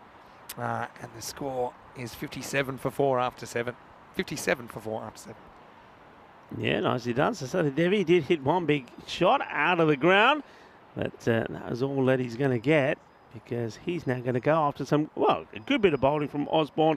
He knew what he was trying to do, and, well, splendid wicket keeping from Rashid Hashmi. Reminds me of some of the social matches I played with my old work team, where I'd have my beer resting against the middle stump Yeah. when I was keeping up. It's the European Cricket Series, normally we ask the hats to be worn or at least tucked into the person of the that it belongs to. Anyway, no dramas. Kurupasamy to come back in the 8th. And Danikula comes to the crease. Just 8 runs required for victory. It's a pretty good over, wasn't it, from Osborne? Takes 1 for 2. Yeah, it was, but the cap has been removed. I'm not talking about the one from the bowler, the one that was behind the stumps. Oh, quicker delivery. And it will be just a single as Bit Singh. Personally, I think if it was accidentally dropped, even if it carries between balls, I still think if no one's noticed, then it's an accident. There's a separate rule which applies to helmets behind the stumps, but specifically it says the word helmet. Do you know now that when you're batting, though, under the laws of cricket, if your helmet comes off for a part of your helmet and it knocks your wickets over, you're not out anymore? It's a pretty recent change. In the air and dropped. And that's Masood Rana. We're not having the most fun day out there, to be honest. He was run out without facing a ball earlier. This was an opportunity. So again, you can see that if you can get those key wickets early, it can open up the opposition. You're right. Look, we're into the 8th over here. I was saying that it'd be finished 7 point something. Let's see if I'm right. But it just goes to show another 20 runs on the board and you take your catches, what can happen? Goes up and over the top, or does he? Maheshwari can't turn it into a catch. He'll end up getting a long single. But yeah, I know when we've seen these big scores, it typically has been one batter getting a big score themselves, hasn't it? You know, when you look at yesterday, for example, earlier on today as well, Christy O'Brien really likes this one as well. I'm going to have a look at it. I'm sure about that. I've got a feeling his heel might be up here. Oh, yeah. For me, that's out. I can see the stump's already bent. And I think he's gone there. Yeah, the line belongs to the fielding side. And well, I can't see too much behind the line. So, I think that might be the shot here. The stumps have gone there. So it's a tough one. Great work from Spring. Yeah, the stumps are definitely on the way down there. I think that's out. That, for me, is gone. If anything, it gets more out. Yeah, because just here, there, yeah, he's gone. I think the line, he hasn't got past the line. That's great work. So he's going to be a goner here. We will have to probably have a word to Sohail Ahmed to get out the way, but I think they're going to make the right decision here. And once again, that's brilliant keeping by Hashmi. And so they lose another one within striking distance of the finishing line. And a cooler stumped for 1. And so, Zagreb Assassins are 60 for 5. Danikula not very happy, the captain, as he walks back. Cause that's why, I mean, he's up to the stumps we talked about. Was it strategically the right thing to do? That's what you're hoping for.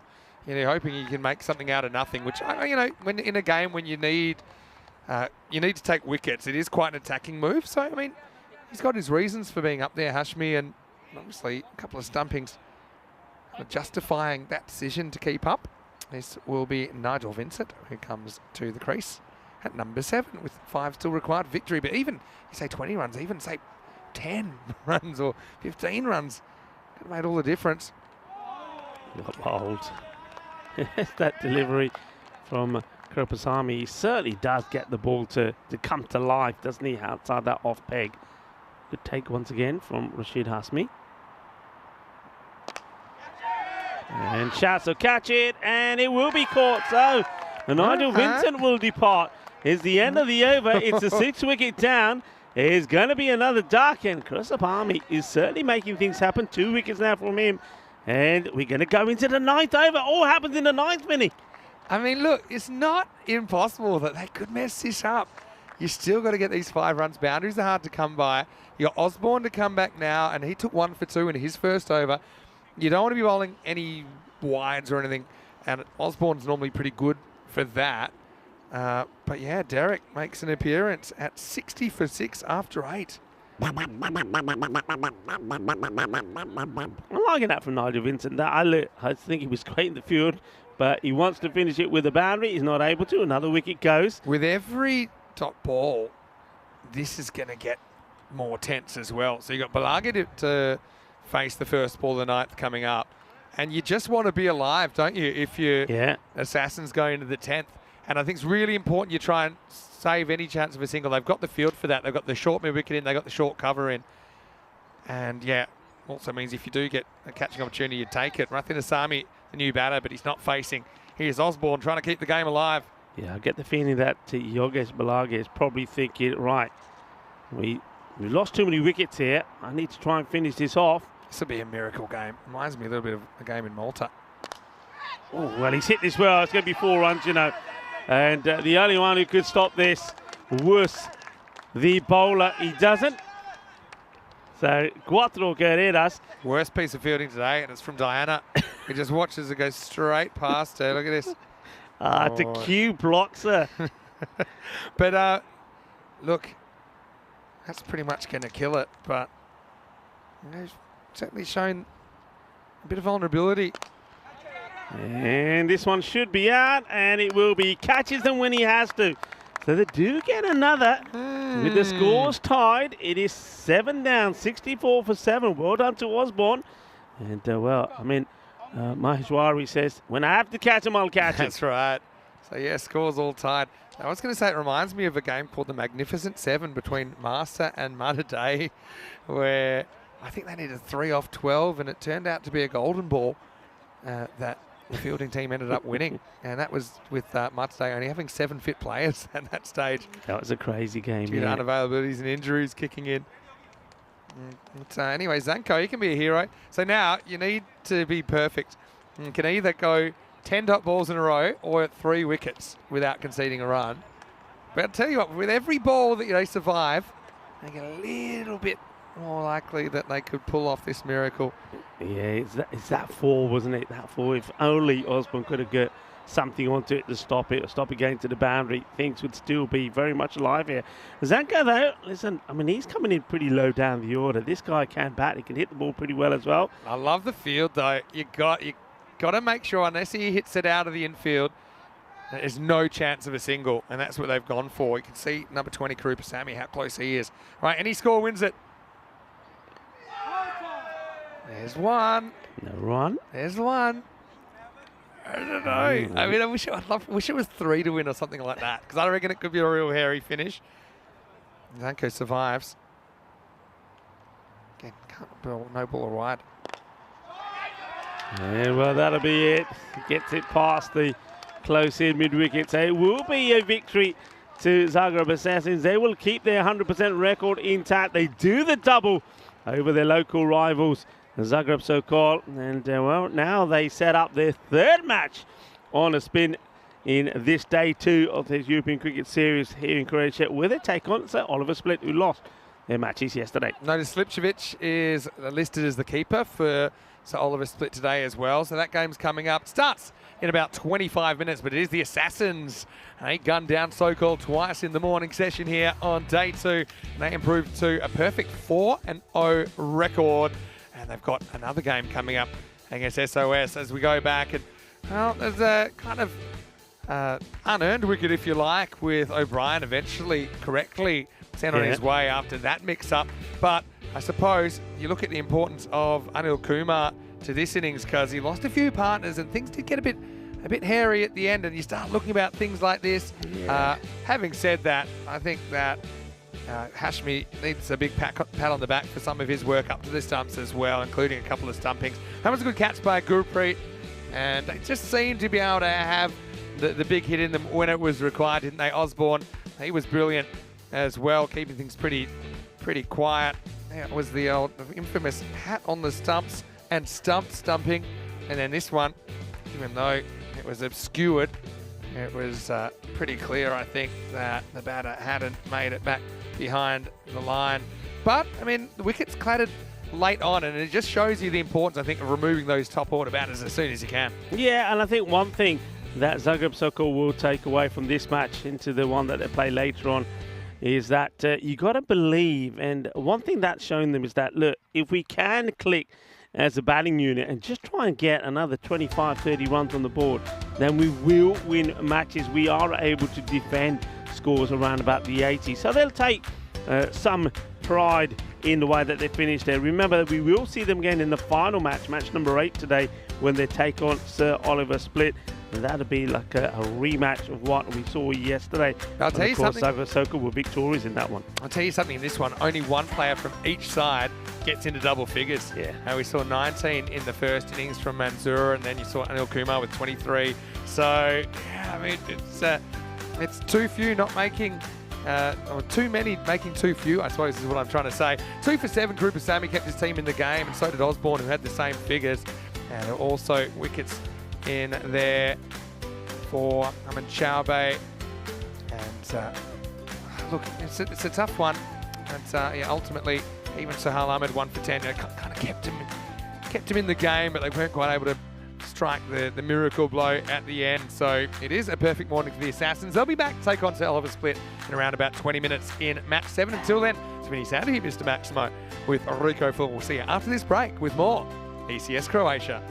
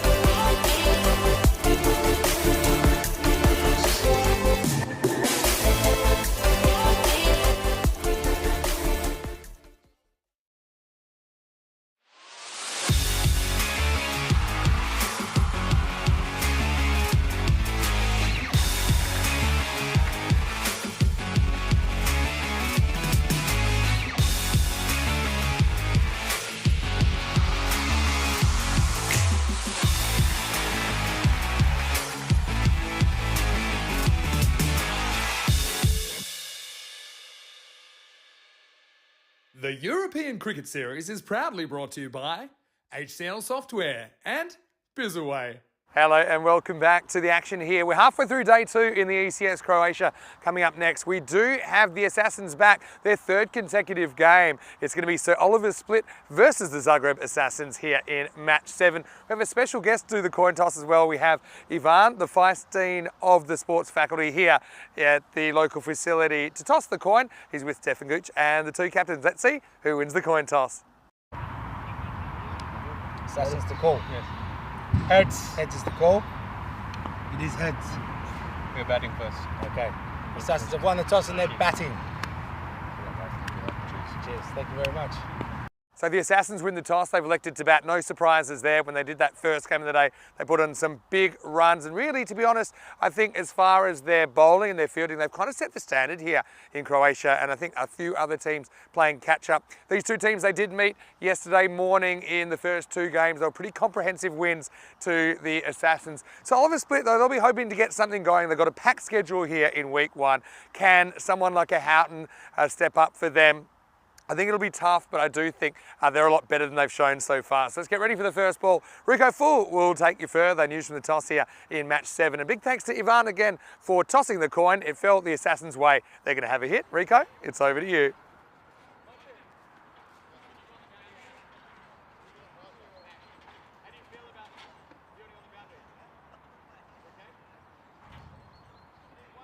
To see some new faces out there and seeing their support for the cricket here in Croatia as we come into match number 7. So Oliver Split taking on Zagreb Assassins, hoping to continue on their winning ways, unbeaten so far. So Oliver Split, we saw them yesterday. They had issues with the batting, didn't they? You see them play 3 matches. And they got 65 of 8 batting first against the Assassins. Assassins won that one comfortably. Then the Assassins piled on the runs to 145 and Split only got to 48. And in the final match, when the Oliver Split took on Zagreb Sokol, once again only 52 they managed to get, and they lost that one by 5 wickets. With Zagreb Sokol getting there with 25 balls to go. So batting is being the issue. Who will win? 85% in favour of the Assassins on the win predictor there, 85 to 15. Of course, based on the way things went yesterday. But today is another day. We've seen that Zagreb Sokol, after having those wins yesterday, weren't able to get any today, this morning so far. And maybe there's going to be a change in fortunes for the better here for Sir Oliver Split as well. The positive move from Assassins, wanted to bat first, no surprise there. I think Christy O'Brien will be hoping to return back to the form that he showed first thing in this morning when he made an explosive start and scoring a very fine half century, 54-24 against Zagreb Sokol. And he's got the captain out there with him this time round. Danny Kula. He wants to give himself a bit of a knock at the top of the order.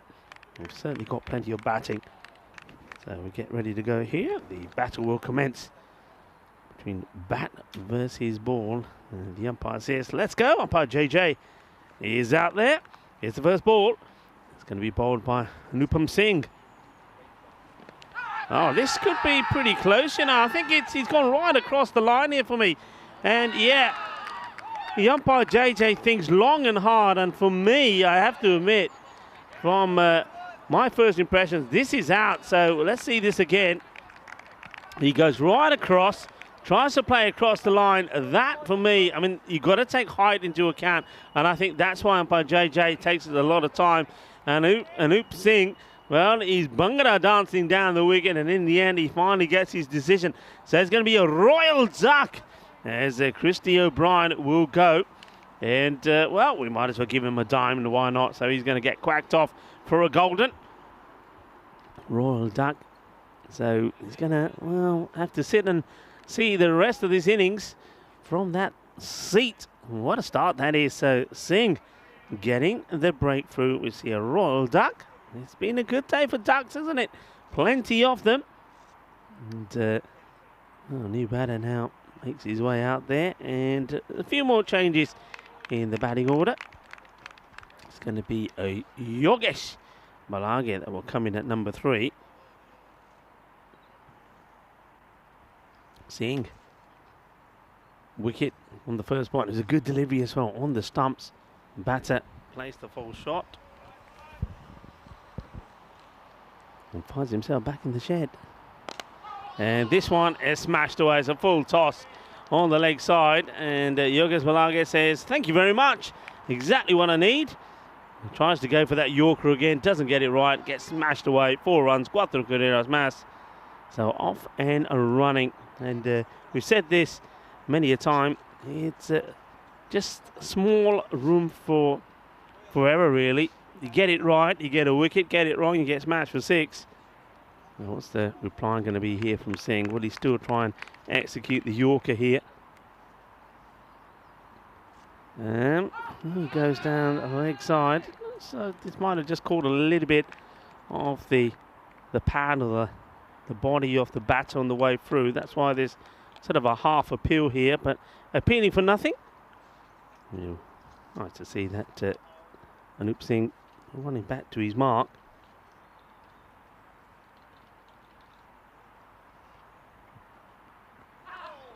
Sneak this one in, so it's going to be another dot ball. Stays a little bit low. I think maybe Balage is expecting this to come up a little bit more. It doesn't do so.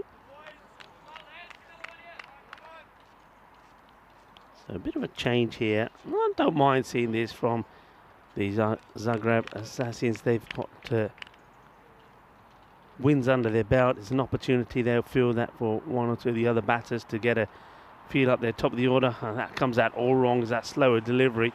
It's called wide. So don't know why he's trying to change things up here. Singh made a great start, getting a wicket very first ball. I think he would have been far better off just trying to stick to that line and those areas and see if he could get the full shot for 1 or 2 of the other batters.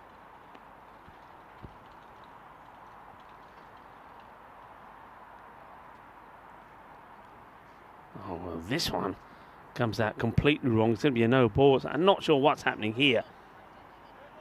So, does this just slip out of his hand? Oh, no, he's just getting it completely wrong. I mean, that arm hardly comes up at all. We'll start to the wicket of the very first ball of the match, and then after that, he seems to have lost his way. So now he wants to come around the wicket.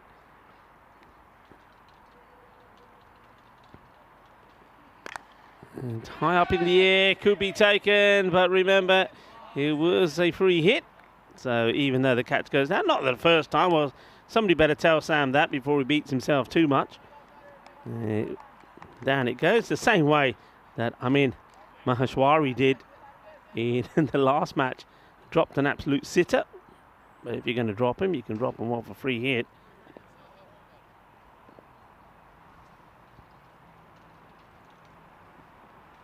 And back to bowling wides, and that's not the way to stop it. That's going to go all the way. Yeah, it will. Oh, that hurts you. Is that will be...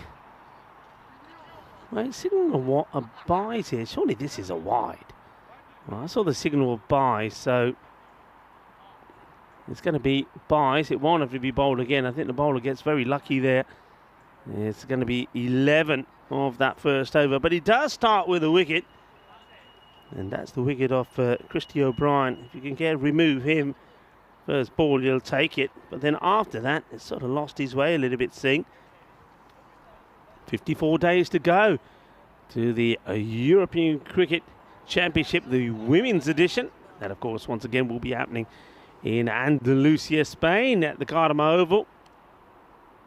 I think we're still, all of us, trying to get over what a fantastic finale we had to the Euros of cricket there, with, of course, England being victorious, beating Netherlands in the repeat of the final that we saw last year, but a different result. And of course, there were some cracking matches. Next over is to be bowled by Atikur Rahman, and that's a great shot. Maximo, it's yours. Come on, Maxi. Too slow to move. I thought Maximo was going to be onto this. Well, I think a year ago, Maximo would have run over there and taken a one-handed catch over his head. It's a good hit, a good strike. And Yogesh Balage says, that's what I think of that one. It's a big hit. So Rahman, his first ball gets smashed for 6. Balage trying to Oh, well, he gives himself a bit of room here. It's a little bit too short, but he rocks back and he smashes this one away as well. Balle, balle, balle, brrrr. Kinna sona, shaka, lagia. Que guay, que genial, que grande. Así me gusta. No gusta el tiki-taka. No, no, no. Jack the foot style. Big hit from Balaguer. Well, Yogesh is trying to make the most of being up the top of the order. This one should be stopped. It will be. We'll take the single. It's Kartik Gupta makes the stop this time round. We're getting the recovery in.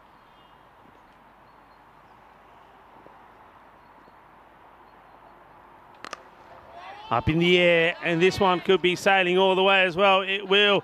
Gear. Shaka. Lagia. Genial, que guay. And just watch those cables. So, Spin Productions there. Doing a fantastic job.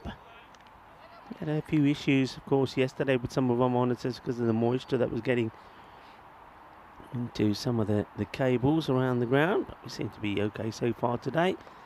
And this is up in the air, and he gets lucky. Doesn't quite get the best of shots in this time round. Doesn't get the meat of the bat on it.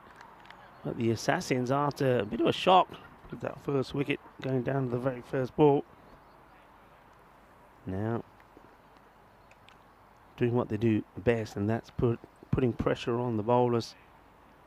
Rahman, this over's gone magical already with the ball still to go.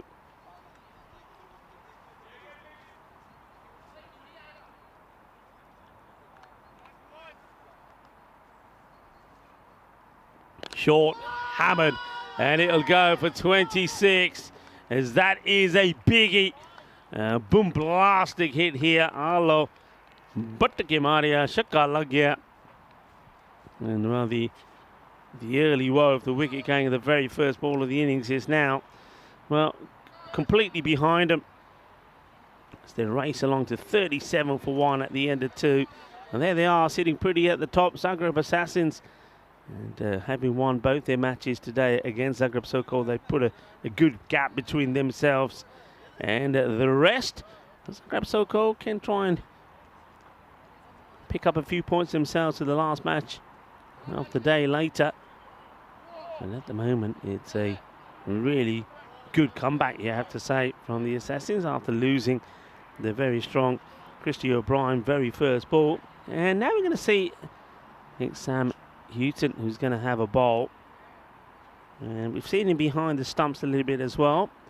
He's a good bowler, he's a good player, very talented. So Houghton. Just checking his field first. Well, I think he's going to have a bowl, maybe not. No, maybe he's not. They might be going back to Singh. Sam seems to be pulling the strings. Yep, he was just setting the field for the bowler. So you're going to go back to Anupam Singh, who bowled a very, very good first ball. But then after that, sort of lost his radar big time. Let's see how he comes back. Now it gets spoilt by the batter, who wants to go for an elaborate shot on the leg side. Hits his pads, and he'll just get the leg by.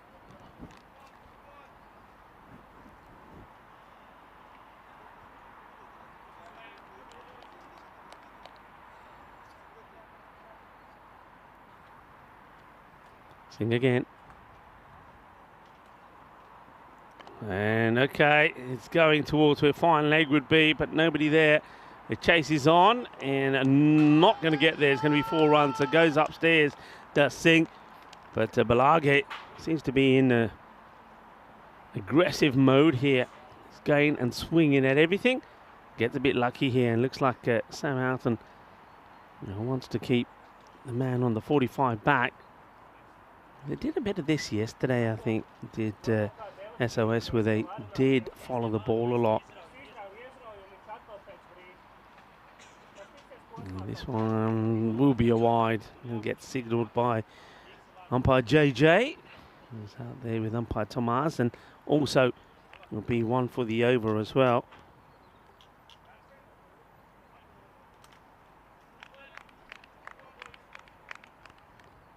Blagge will still want to remain super aggressive. He just allows this one to go for a wide down the leg side. So yeah, I was a little bit surprised. I can understand why you'd want to go back to Singh, because he did get you that wicket. But in all fairness, it was only that one, the first ball, that was the good, and the rest weren't so good. And he went for 11. And you can see here, he's struggling once again, getting the ball in the right areas. Oh, wow. Where does this hit? Is the bat or lid? I think it might even be the lid, you know. And that should be a no ball, because I'm pretty sure, yeah, there you go. So good umpiring here. There was one already signaled for one of the over. This one is, well, I reckon that could have been a little bit of the bat and the lid. You can see the batter saying, oh, that came off my head. And so now, no ball free hit, because that's the second one over the shoulder.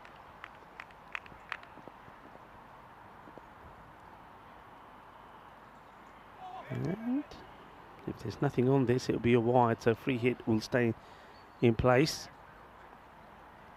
Going to be a long over this, by the feel of it. What we've had so far, a leg by, 4, wide, no ball 2, another wide, so free hit still in place. And hit pretty well, and that one goes into the banner. There's going to be 6 runs, manos. Arriba, arbitro, porque eso es 6 carreras. And he gets whipped away. He could have taken a wide, but he thinks, nah, I'll take the 6. Thank you very much. Denny Cooper. That one away. 50 comes up as well inside the power play. And a big swing. So finally gets one in the right areas outside the off. Danny Kula goes for the big shot. Looked good. Didn't get any contact on it. Glad to say that it's got a little bit brighter. It was starting to get a bit dark out there towards the end of the last match. And this one's hit high up in the air. Nobody sweeping. So that's going to be 4 more. 4 carreras más.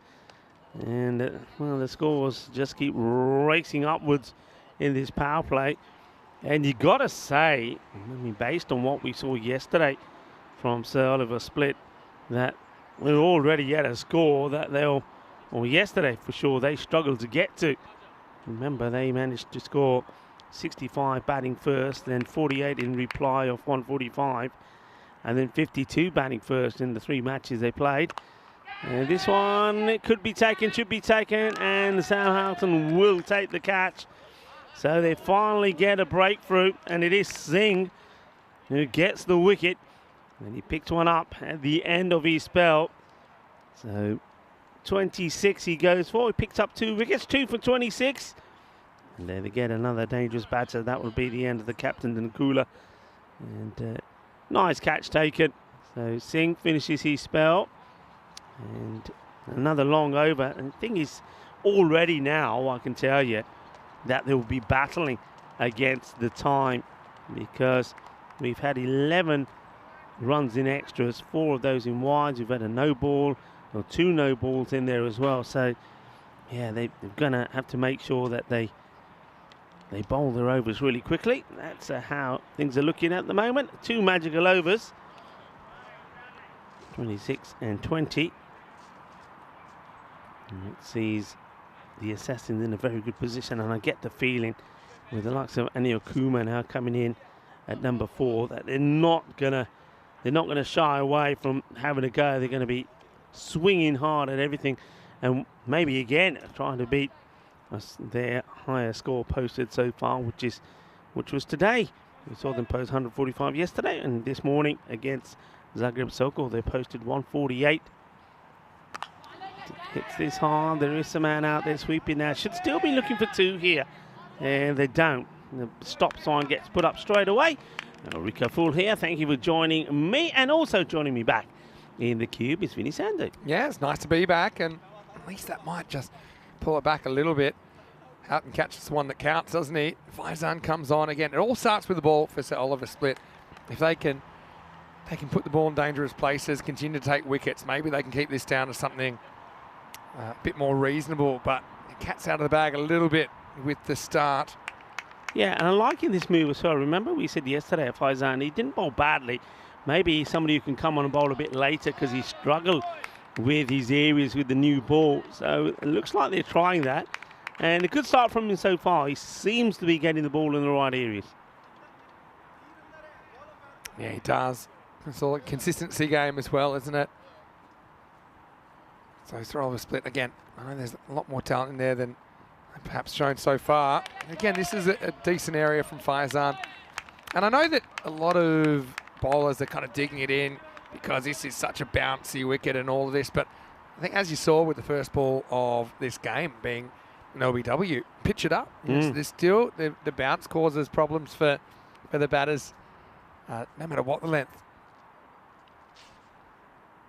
Good over so far by Faizan. Edge, and it flies past Slipcevic, and that will get to the boundary. It's a bit of bad luck, really, because Faizan does his bit, but the edge just a bit too fast for Slipcevic there. You see, gets the hand up there, but the ball had already sailed past him. Bit of a lucky fall there for the Assassins. Yeah, I mean, I think in all hindsight, I think if you're the keeper, you've got to be taking this, and he knows that as well, I think. So 4 runs. Yes, Yogesh Balage gets a bit of a life on 30. Yeah, he does. A half chance at best, really. Now, this is the Gundy ball, you see. So consistent so far. The last 4 you can't really blame the bowler, but this time you can. It was full, it was outside the leg stump, and it was put away by Balagi. Yeah, I'm liking the way he started. Yeah, that's an awful delivery, isn't it? Gets played away. I think it's probably okay on height. It's on the way down, but you don't want to be bowling there. So kind of sums it up, though. You know, there's 2 types of boundaries you get hit for. Some that you can blame yourself and some you can't. He's had 1 of each there. And this over's gone for 10. And this is short down leg side again, and it's going to disappear. This one's even further. Maximo! Well, that one going down to the practice nets. And if you think the pitch out there in the middle is doing a bit, just go and grab a bat and go into the warm-up area. But that was a really nice hook shot. So the over gets away from Faizan in the end. 16 come off it. 73 for 2 after 4. Racing along. And, well, somebody's got to try and find a way to slow them down. It looks like the captain, Mate Djukic, is going to have a go. Djukic, see if he can get some of his slower deliveries. So one thing he's got to do, I think, you've got to bowl wicket to wicket. I think you mentioned that. Bowl wicket to wicket, you'll get a break, you'll get the LBs, you get the wickets, but you can't be bowling those bad deliveries. Good start. Yeah, Djukic's right on the money first up, and I'll be hoping that he can provide a bit of a turning point as well. Balage, though, mentioned that we saw him earlier in the European Cricket Series in Austria, playing for Graz Cricket Academy. But now back with the Assassins, 44 off 16. A little bit short. He's played this shot well so far. This time he just gets a single. Yeah, he's going away nicely, isn't he? Moves on to 45 for just 17 deliveries. And he's got someone like Anil Kumar there with him. And both these batters have shown that they're very strong on the onside, both pull and hook, and play a very good sweep shot as well. Yeah, this one pretty straight as well from Djukic. So a bit like we saw from Osborne earlier. You just try and consistently put it in an area where something might go your way. And we saw a bit of that from Faizan, but it wasn't consistent enough. And that's not a bad ball at all. Just kind of back cut away. They think it's 2 here. They think against it in the end, just a single. Yeah, he's bowled good. He's kept it outside the off. He's made batters play. Doesn't want to let himself down here now. It's good so far. It's just going to run a ball this over. This one's up, it's in the air, but he's got the carry.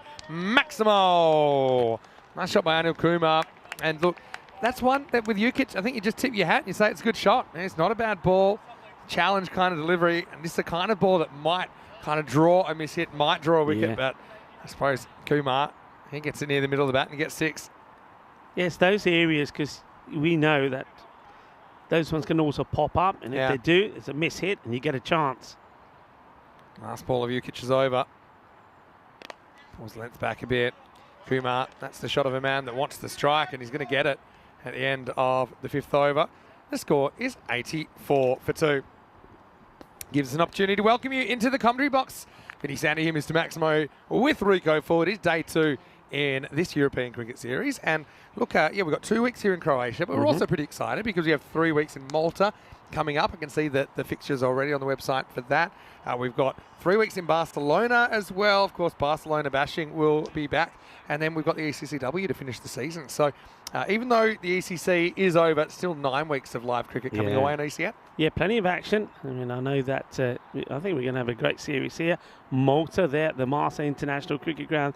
That'll be sensational. And then, of course, Barcelona. Well, we know how things started off in Barcelona earlier this year.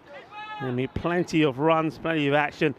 And I get the feeling that, Barcelona is once again probably going to be a record-breaking series. Well, Barcelona, we're likely to see people like Hamza Salim Dar, who was the MVP of the European Cricket Championship last week. And even before then, we'll get to see Malta, maybe some boom, boom, Basil action, some Zishan Khan. He had a pretty good time in the Euros as well. So it is Houghton coming on. He gets hit away, but this is a cracking shot, and I think it's gone all the way. Maximo! It's a brilliant shot, isn't it? He plays this one so well. I mean, you got to set the field to him here, because don't forget, this is how he was out in the last one. I think it was Gurpreet Singh who was there to take the catch. So you know he plays the shot, and you just got to try and say, right, we know he's going to go for it no matter what. Let's try and surprise him. Let's try and set him up. Yeah, but I mean, I don't mind that where Houghton puts the ball. You know, he makes him play a wonderful shot, and he does. On another occasion, I mean, we saw Kumar kind of get out, caught on the boundary on the offside earlier to a ball he hit pretty well. But like I said, sometimes you just got to tip your hat and say, look, that's a brilliant shot. Yeah, he plays that really well. But you've got to ask the right questions. That's the thing. It's important. At least you stack the odds in your favour. And I think Houghton, he's not really a full-time bowler, but he's being asked to do a job here to try and bowl one side of the wicket. And really, Sir Oliver's had big problems with extras yesterday. This time he's hit straight and he's hit very well. Maximo back to back, and Kumar, well, he doesn't mind where he bats. Whenever he bats at the moment, though, he's hitting the ball a long way. Yeah, lovely shot, beautifully played. And he's just liking it in that slot. And the thing is, he's just full of confidence at the moment. Just the way he took the single at the end of the last over, because he wanted to be back on strike. He knows he's batting well. He's feeling good. And while he's feeling good, he wants to be out there. Yeah, well, there you go. There's a ball that really jumps and forces a false shot. It's just kind of fortunate for Anil Kumar that it doesn't go to hand. When Houghton's bowling bounces, you know there's a bit in the pitch.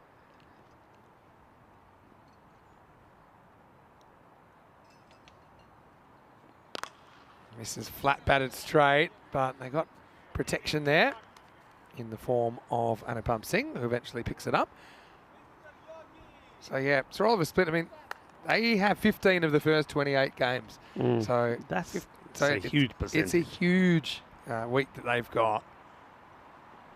This one hangs up. This is going to be a no ball, and it's going to go all the way. Maximo. It's going to be the old 7-up, Rico. Yeah, it certainly is. That's a Gundy delivery. Yeah, it's going to be too high. It's been called as well on the field of play. So 7-up, no ball and free hit to come. So Sam Houghton started well, but he's going to finish badly, isn't he? And the 100 also on the board. Yeah, just struggling for consistency and options, I think, Sir Oliver split. That's been their problem. And like I said, they just have to try things. I like they're trying things. They might not all work out. Okay, Houghton hasn't worked out too well here with the ball, but you know, I think it's really important that they just try and find a way to get something going. But they've had a tough draw as well, I think you'd have to say as well. Playing the Assassins 3 times so early on. Well, it looks like we lost a Grizzly there, as that one goes. That's probably the furthest that we've seen hit. They brought up the 50 as well for Balaga, don't forget, with 52 off 19 balls, 5 Maximos, 4 fours, and Yogesh certainly turning it on here on day 2. Yeah, it's what he does is what remember seeing from him last year. And I like the way this time round, whether it's his call or the captain's, that he says, hey, come on, I want to have a knock. Put me up the top of the order. He comes in at 3, and no regret so far. Now he uses his feet here and pumps this hard. And, well, Anupam Singh is the closest to this one.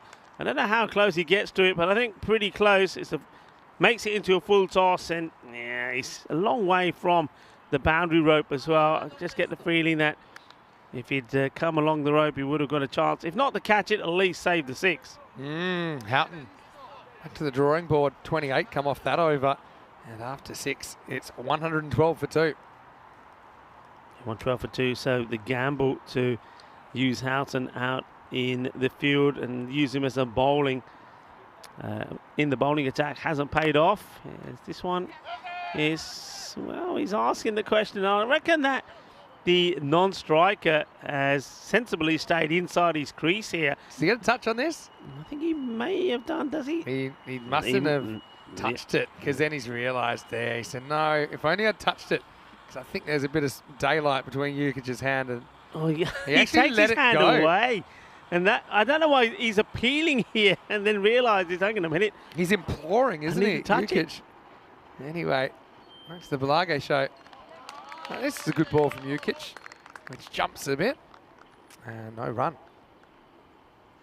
Captain Jukic seeing if he can break this partnership, which is race past 50 already. A little bit short. This is hit very well as well. Put it with the rest. Maximo Pelago to 64. Yeah, well, both these batters are so good on the short ball, especially the pull of the hook shot. They've got it right. They've got it out the middle. And it looks like it could be another grizzly that's buried itself somewhere there in the overgrowth.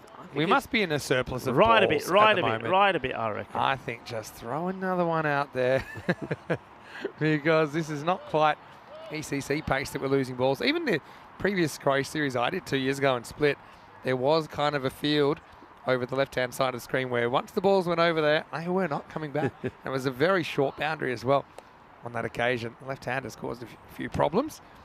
But, yeah, unfortunately, they might have changed, but the story's the same for Sir Oliver Split so far. And, well, this one's going to get called a wide. Tease up for the umpire, but he says, no, you're not going to squeeze that one in. I like the way that Mate looks at the umpire and says, go on, let it go, but nah. Yeah. Good call from the ump.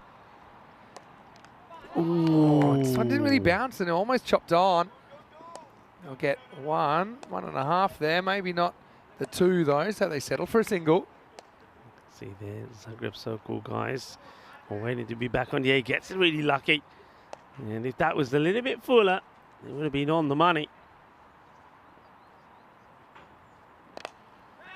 It's pretty well bowled by Jukic, but batters quick to spot this one, pulls up, and that's good running. That's what I'm talking about. Yeah. A lot of the time the ball will pull up and the fielders still have a lot of ground to make. So they turn a 1 to a 2. Yeah, really good running. This is more like it. I think we haven't seen enough of that, and we should be seeing a lot more, especially on this pitch. Well, there's the reverse, and this is going to get hit pretty hard as well. It's going to be 4, and Kumar showed he's got this shot in the lockup. He moves into the 30s. Assassins are up and away. Fires that one towards the grassy knoll. It's 127 for 2 after 7. Yeah, showtime here in Croatia Zagreb. It's a lovely shot, and looking to, well, once again beat the 148 that they posted earlier this morning. And just to remind you again, we are proud to announce the first ever European Cricket Championship, the women's edition, starting, of course, at the famous Kardama Oval, the Field of Dreams for European cricketers. And this time it's going to be the ladies that are going to get the experience of being there at Kardama. 5 teams, 5 nations battling it out from the 17th to the 22nd of December. It's going to be a blast. Speaking of blast, well, this one's hit pretty well. It should stop it though. And it's a very casual one-handed pick up there from Katrik Gupta. Yeah, so again, trying different options. It's Frano Jandrek who's getting a bowl here in the 8th. So again, great to see different players being asked to contribute. And it's fairly straight, first couple. Again, this should just be a single. So not a bad start by Jandrek at all. Yeah, I'm liking it. If you can't get a breakthrough with your regulars, try something different. And Jandrek is the man to go to. Well, that's been hit pretty well, and it will bobble around and casually picked up this time by Atikur Rahman. I mean, he didn't hold on to the ball. If they'd run a second, I think they would have beaten the throw-in. But these two, look at them. They've scored 100 between them now. And this one sits up and almost catchable, but just pitches short of Chetan Attri. Another single. Yeah, wonder if Attri could have attacked this maybe a little bit more and try to break that partnership. And it certainly was hovering around him. So Jandrek short, and this time he gets it fine off the man who was there at square. So there's going to be 4 more, just a little bit too short. So runs coming with ease at the moment. And well, I've got to say that Yorgos Malage, he's putting on some show. It sure is. 13 balls left in the innings.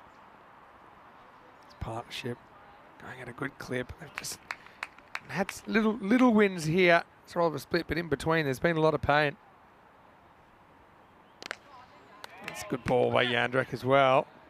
They're going to make a late decision to go. They'll get away with it. So that'll be the end of the 8th. Jandrek, pretty good over from him. Only 9 come off that one. And the Assassins 136 for 2 after 8. Yeah, I didn't mind that over at all. What he did well was, apart from one delivery, the one that went for 4, he kept the ball outside the off stump, kept it simple. So it looks like they will be going back here to Raja Faizan. Now, it's the first time that we're going to see him actually bowl 2 overs in a match. Yesterday, he always opened up, but he gave too many runs away. He had issues with his line. So let's see if it works with him having the ball that's slightly older. And a few issues with the cameras up here, and somebody's making us dues up there at the moment, making us all dizzy.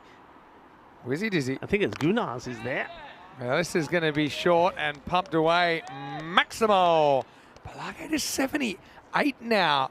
Again, he's been really good on those kind of deliveries. It's short of a length, sitting up, asking to be hit. Faizan goes the distance. I tell you what, here goes Malage. If he gets to some more short deliveries here. Rico's mentally jinxed him. He's thinking century. I'm reading your mind. And this is hit straight, and he should be gone the next ball. And he will be. What a good catch it is by Houghton. And Rico full once again. He doesn't just jinx you with words. I read Rico's mind. He was thinking the 100 was on. And maybe Rico, for Sir Oliver Split fans, he should have done that about 5 overs ago, because the Assassins, they're out of sight. Once 29 balls. Yeah, it's a great innings, isn't it? And Malage, yeah, maybe he was thinking it. Well, I was thinking it, but I wasn't saying it. Now, you cotton on to what I was thinking pretty quickly. But he won't mind that. It's a good knock. He went for it. And he's put his team in a hugely strong position. 99% favourites now to go on to win this one. And, well, Sam Houghton, a little bit like Amin Mahari before him, says, I take them when it matters. And that's what he does there. Nice catch taken. And a good moment for Raja Faizan, who, well, probably is trying to say to his captain, you see, if I bowl 2 overs, I'll do well. Great catch by Houghton as well coming forward. Wasn't easy at all. Protected the ball well. Something Devi comes out at 5. The open question with Faizan was whether he'd bowl with more control if he bowled a bit later. And I think so far, I'd say the answer is probably yes.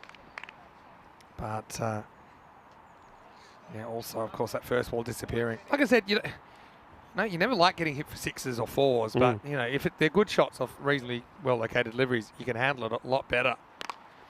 This one's hit leg side for a single. But it's when you're offering freebies, like full tosses down leg side, slow bounces down leg side, that's when I think you've got to hold yourself accountable.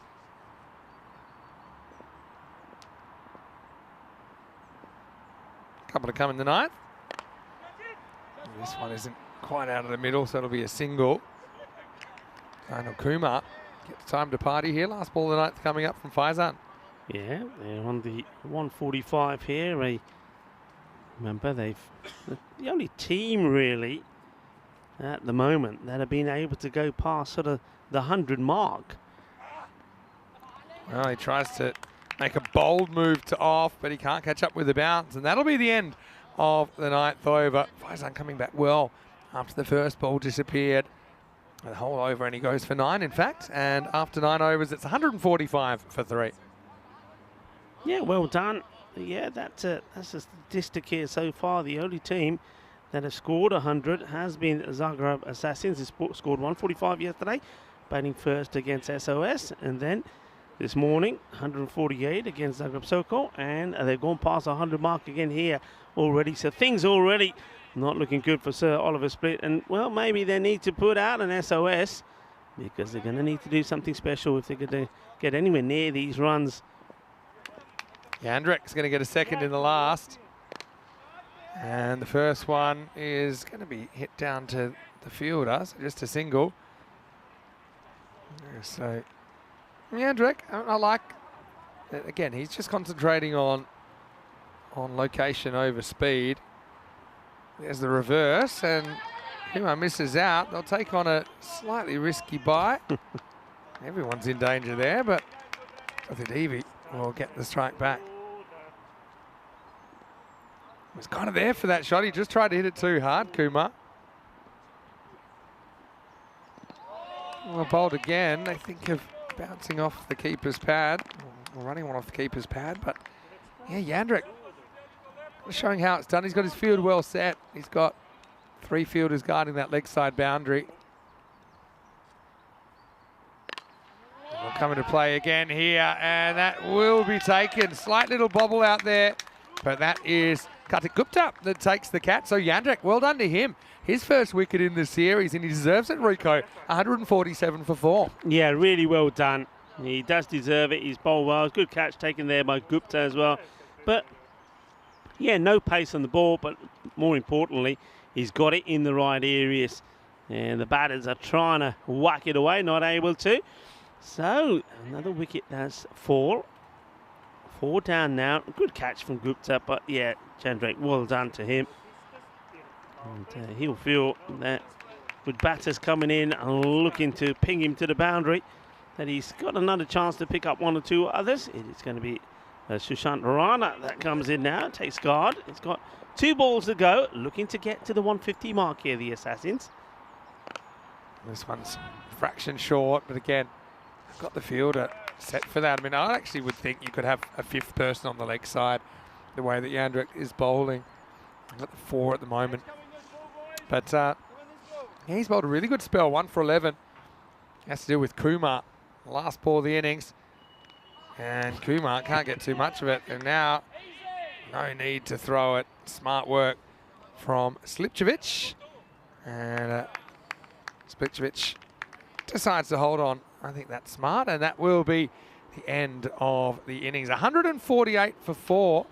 So yeah, I think that does tie what they scored in the first game of the day, Rico. Equal high score of the series. So Oliver Split, I think they probably learned a few things out of that innings. Like I said, they've had a tough draw having to play the Assassins, who are in red-hot form 3 times already over the first day and a bit.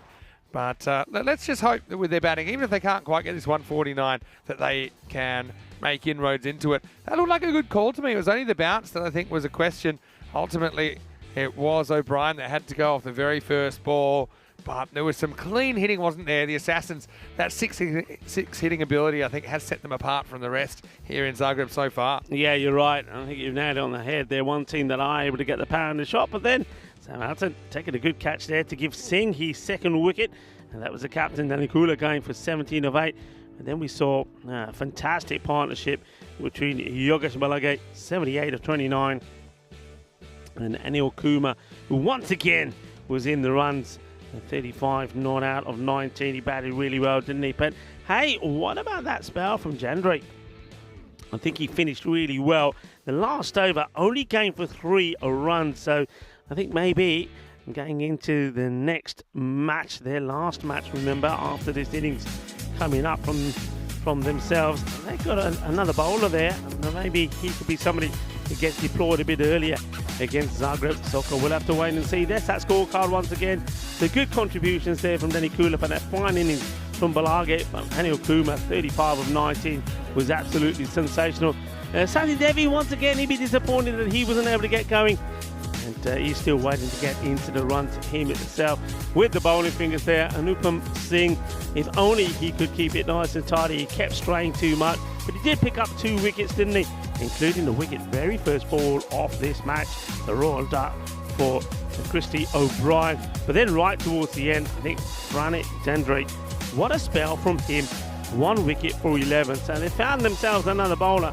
And I just think if you set the field right to him, he could be pretty handy for you. 148 is what the Zagreb Assassins finished with. It's exactly the same score that they scored at the start of this day 2, when they scored 148 for 2 and got a win of 86 runs over Zagreb Sokol. It's going to be a big ask really for a team that has struggled sometimes to get close to the 60 mark to go after this. But I think it's an opportunity for Sir Oliver Split to get themselves into a good sort of rhythm going into their next match. They are straight back on after this one when they take on Zagreb Sokol. Zagreb Sokol, don't forget, haven't had a good day so far. They lost out twice to the Assassins, so maybe the SOS will feel that they're there for the taking. The next innings coming up in around about a 10 minutes time. Join me, Rico Full and Mr. Maximo, when we return. Volvemos. Hasta pronto, mi familia.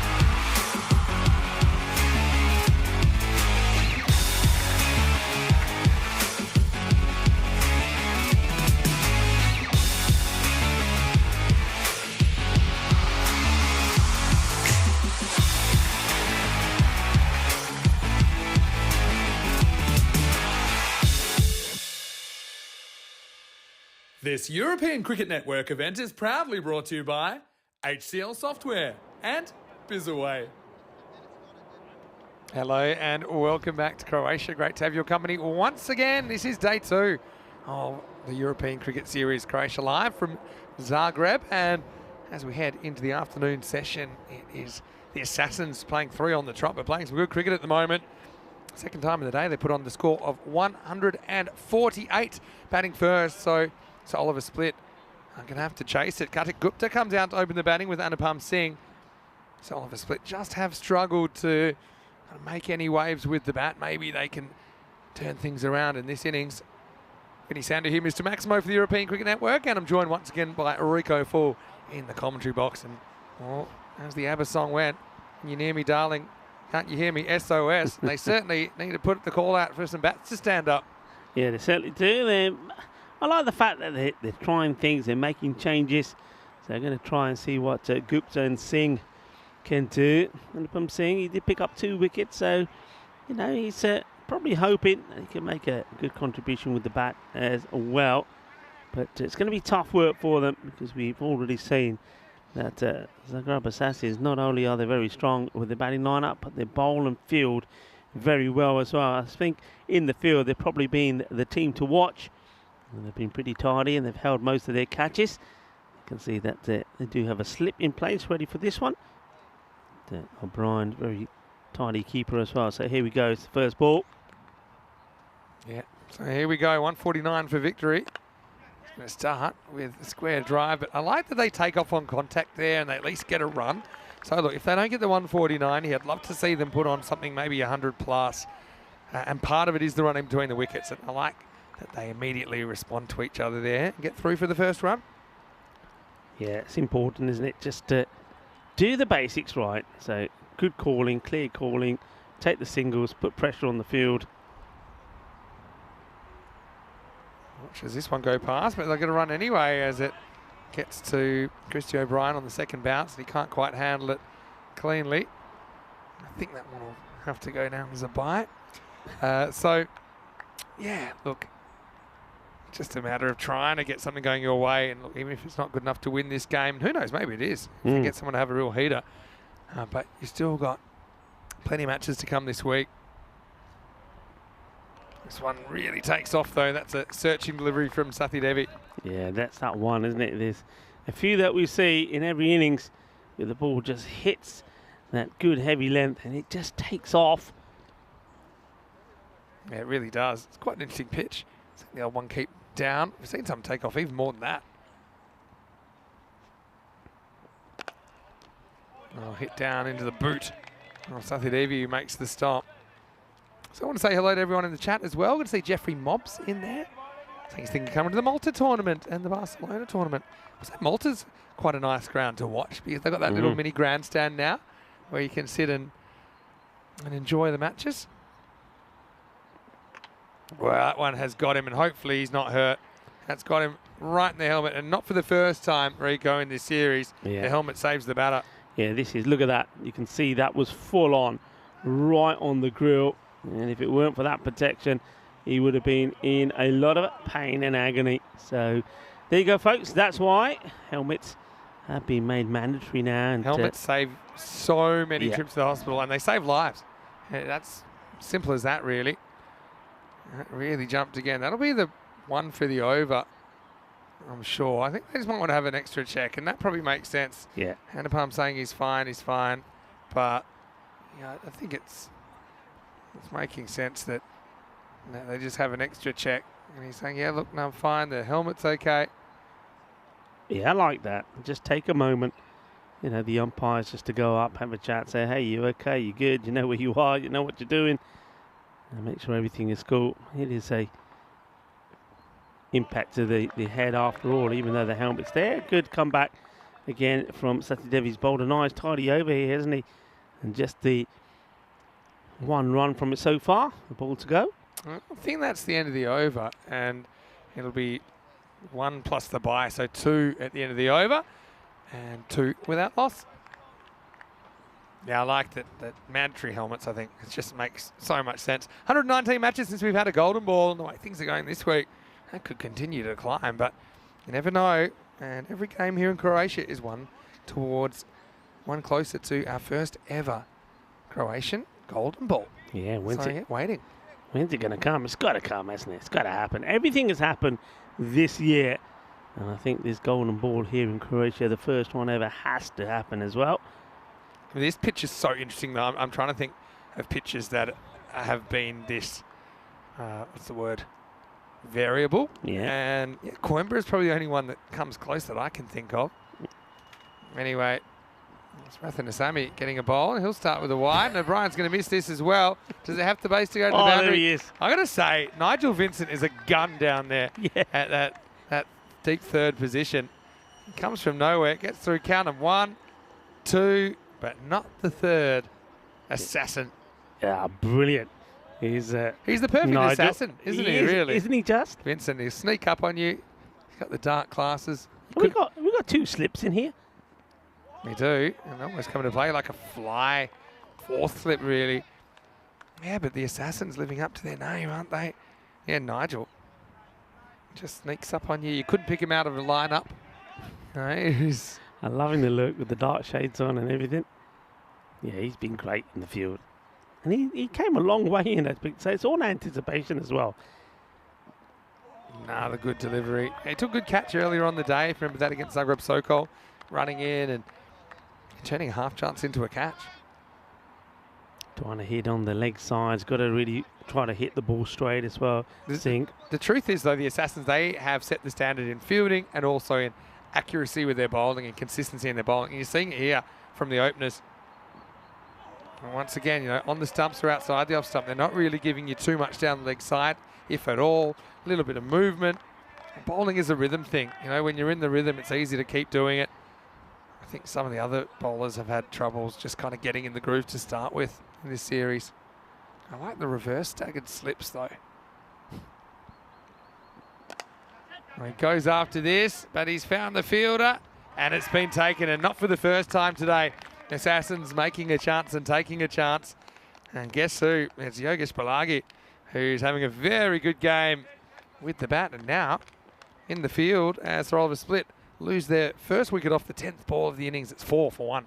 Yeah, and just teasing him outside the off. Finally, this time he decides he won't try and hit the ball over the leg side. Goes aerial outside the off. But Balagi is there to take the catch. Anupam Singh, they try him. It doesn't work. He'll go for 1 of the 9 deliveries that he faced.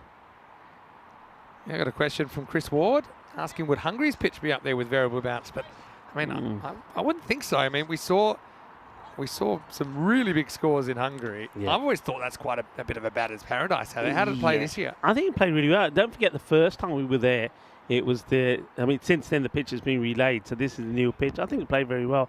I think the only one I would say is probably, as you said, the one in Portugal, in Coimbra, that Miranda de Cordoba, which had a bit of that. Prague has an interesting composition as well. Sometimes that could be a little bit up and down. This is Adhikari coming in, pushes and gets a run first up. The one in Malta before that was relayed, had a little bit about it as well. But like a little bit, like the one in Prague, the one in Milan as well, which is the Calcestra pitch. It's got a bit of natural variation, but this one seems quite substantial, some of the variation you're getting. But it makes for interesting viewing. Like this one, which really pops off the length. And yeah, this is what you need to do as a bowler. You try and find those difficult areas, and you keep just throwing the ball in that area. That's what they do. Pretty good over from Rathanasamy. And after 2, Sir Oliver Split 5 for 1. Yeah, 5 for 1. I must admit, I'm a little bit surprised that we haven't seen Sam Houghton come out as yet. It was just a little bit off yesterday, wasn't he? And I can understand that they might want to give a couple of other people opportunities to see if they can get something going. You've always got Sam in the background, and with 15 matches in a week for Sir Oliver Split, getting their matches out the way so they can get back to their part of the country, you can understand that there's going to be some rotations, and also gives more responsibility to more people in the lineup. So that's a good thing. Third over, and it's going to be Sathi Deva to continue. He slides the first one in, and there'll be no run. Yeah, very optimistic appeal for LBW. I think Sathi Devi himself knew there was no way that was happening. They bowled very well in the last match against Zagreb Sokol. It's nice and tidy. Get the ball in the right areas. 2 for 13 he took.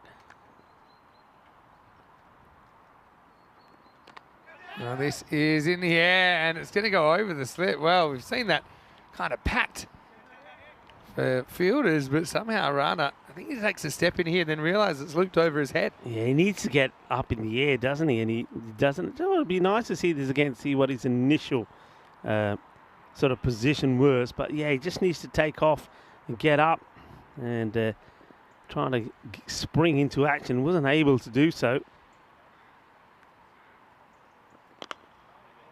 This is played back, and so this is where you got a bit of a Sophie's choice to try and survive and bat a bit longer, or to go after this target, or at least make your own target, maybe 100, 110, something like that, 80, something. But Assassin's not making it very easy at all. So now he does go for it, hits it high. There's no outfielder here. So what's going to happen to it? Is it a plug job? It is, and it's not going to quite make it. For everyone out there that's wanting to bring the boundaries out to 10 metres, have a look at that one. Gupta's off the mark with 2.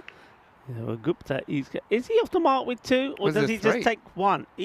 Or did they run 3? Somebody tell me they didn't just take 1 there, I was too busy watching the ball, I got to admit. Please tell me they didn't just take 1. Oh, no way, It's please. only a single. I cannot believe it. Edged and gone, so he should have had at least 2, if not 3, the ball before Gupta, but Adhikari is going to pay the price. He nicks the first one through to Christy O'Brien, and that's the second wicket down. The score is 7 for 2.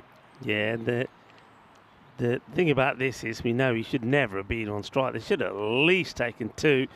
And so it goes for the swing, misses out, gets the edge. O'Brien takes a simple catch, and it's another one that has to go back to join Singh back in the dugout.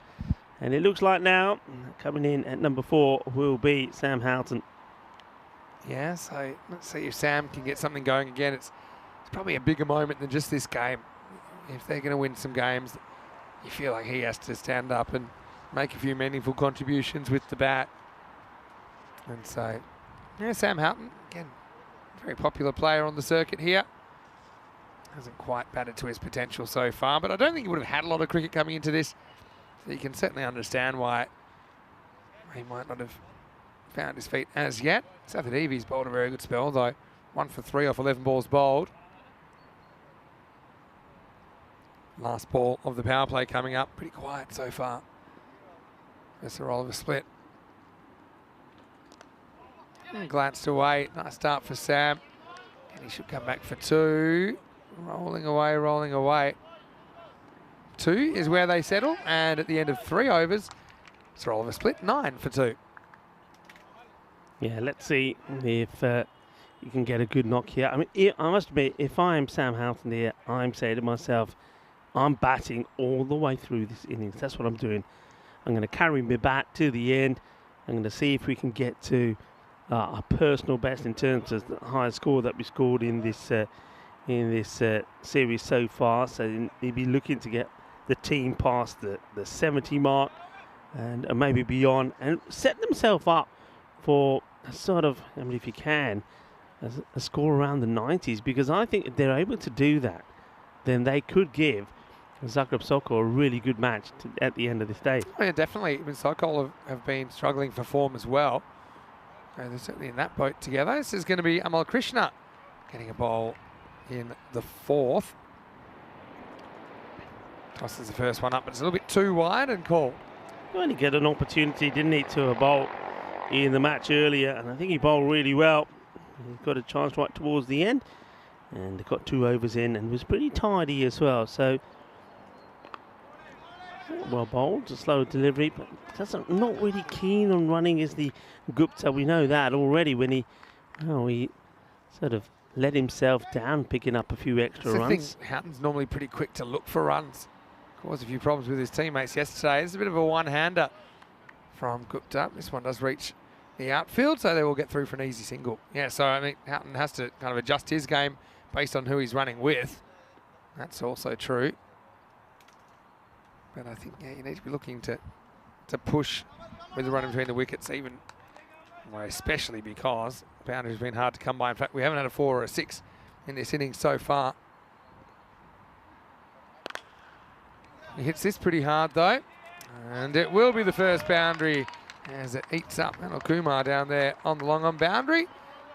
Houghton doesn't get the placement, but he gets the power, and that's what causes the problems for the outfielder. 4 runs. Yeah, Kumar was disappointed. He's better than that, and he knows it. And a guy who made some fantastic stops and taking some good catches. He lets the bowler down here, and, well, we were saying no boundary so far. There's your first, courtesy of that error.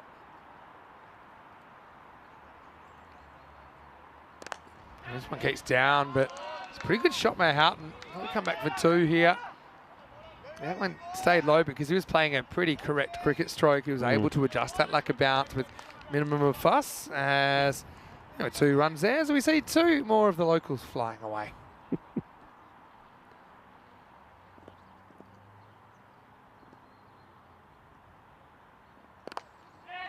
Now again, push and run. You see the difference, eh? With the lack of hesitation, you can actually get plenty more runs than we've seen already so far. Yeah, good, like it. And we've said this before about teams that have been struggling to get runs. We were saying the same thing about Zagreb Sokol. If you're not scoring many runs, at least run well. It's been flighted out. It's been well hit. Good to see that Gupta is happy to go out on the offside. He gets another one to his name. That'll take us to the end of the over. So 19 for 2 after 4. And yeah, tough stuff at the moment, but at least SOS getting a bit more running their way. Yeah, better over than coming off that one. But well in control, of course. Zagreb Assassins, they need already to be going over 20 runs and over to see a victory here. And, well, we haven't seen too many overs.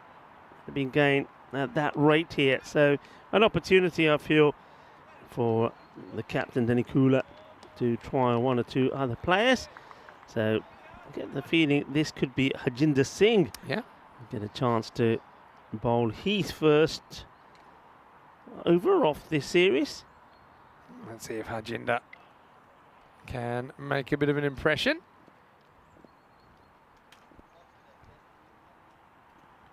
Time for the 5th over. Pretty good start, actually. Well pitched, and Gupta actually inside edges that onto his leg. I think it misses the pad. Ouch. Yeah, this one almost sneaks through, doesn't it? So not a bad start at all from Singh.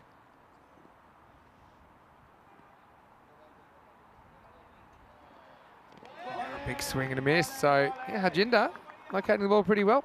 Yeah, he gets this one to just tweak away a little bit as well. So well bowled. Pretty happy with his start here.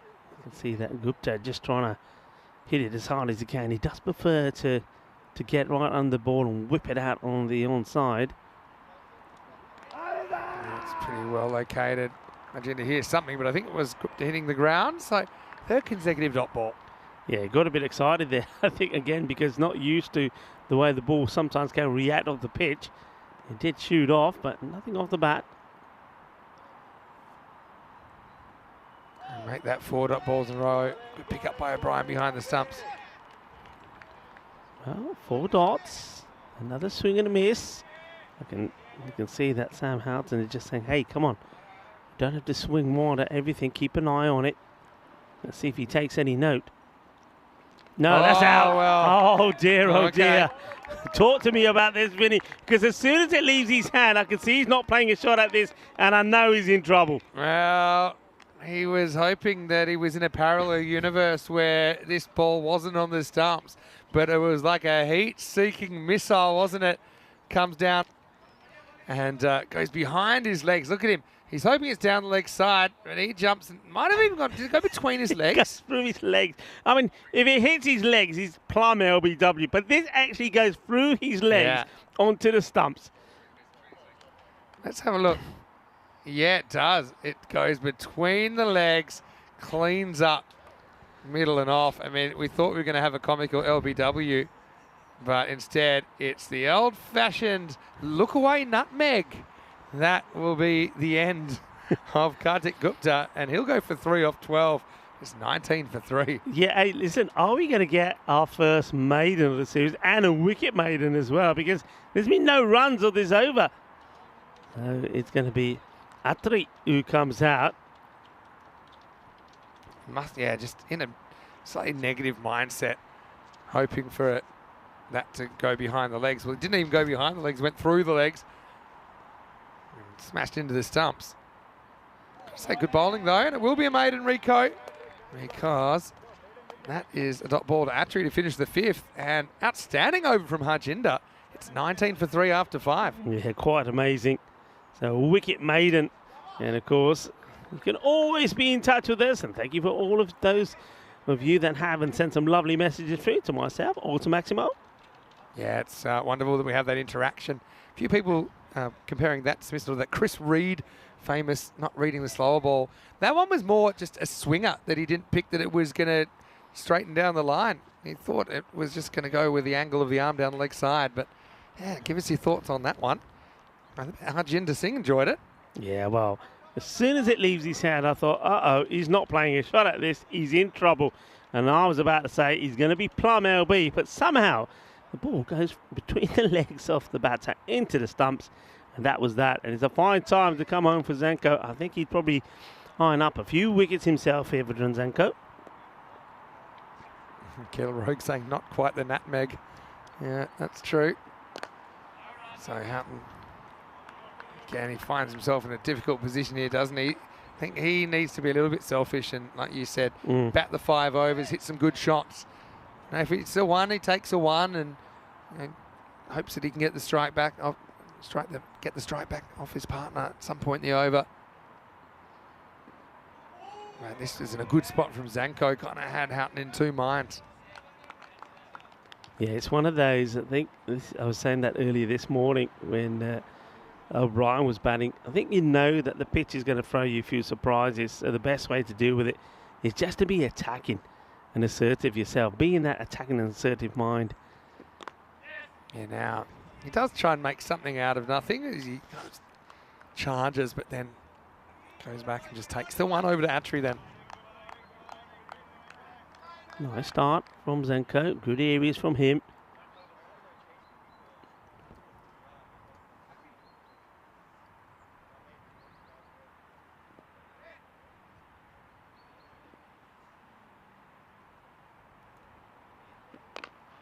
Yeah, this is fairly straight. Zanko is known for his accuracy, and even though he's not the quickest, you don't have to be.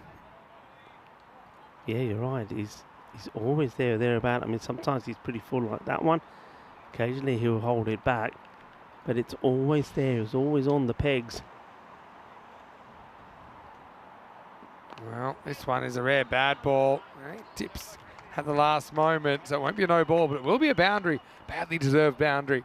And Atri, yeah, I mean, I think with the pace Zanko's bowling, it's probably just going to be 4. But, yeah, nice put away from Chetan Atri.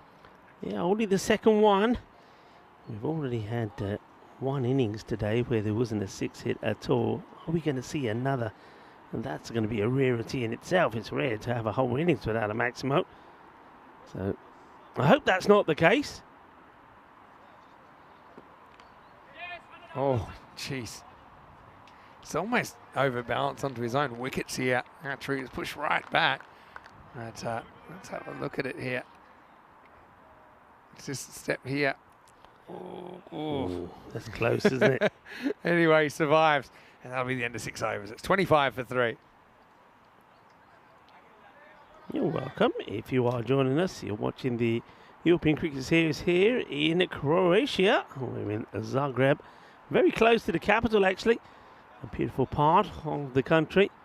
And I have to say, it's turned out to be a very pleasant afternoon. The sun is shining. We had a little moment where it started to get a little bit dark and very calm. Well, it's remained calm, pretty humid right now, nice temperatures, can't grumble. And enjoying the cricket. They're in the middle. And oh, this one only just misses the stumps once again. It's in the bowler, holds his head. He can't believe that he hasn't got one through there. Amal Krishna will continue, and I've liked his bowling. Yeah, I think so. Again, the importance of let's put it on the spot. This is pretty accurate as well. There will be some bat on this from Atri. He'll get a single. A lot of people enjoying the coverage in the chat as well. Hello to Christopher Ward, Martin Hurst there as well, and And Julian Dawson. Hello, Julian. Hope you're well. Hope you're catching up with all your chores. Oh, bit of bat on this, and this time it goes through the keeper and the slip. Oh, man. Chases it hard, of course. That is Nigel Vincent. Again, it's good bowling, though, and it has Houghton in two minds whether to go forward and drive it or go back and dab it. In the end, he's not really able to do either. But he'll get a bit of bat on it.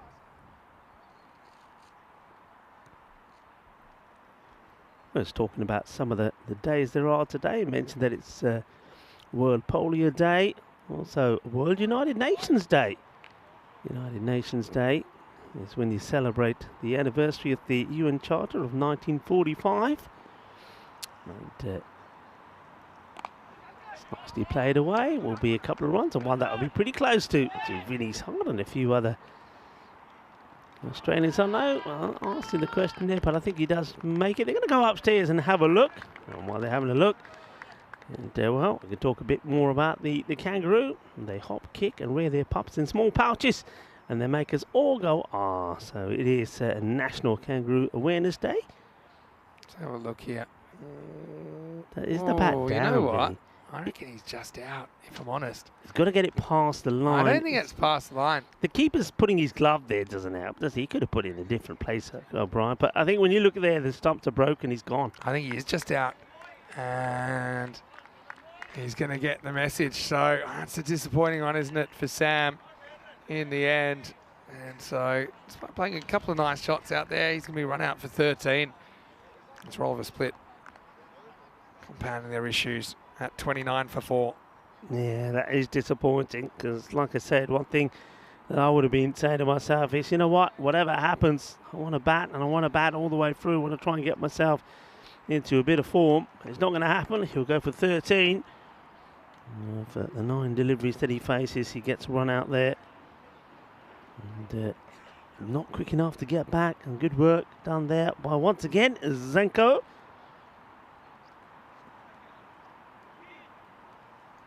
So maybe he needed to be running and bouncing around like a kangaroo there, Vinny. Sam Houghton may have made it then.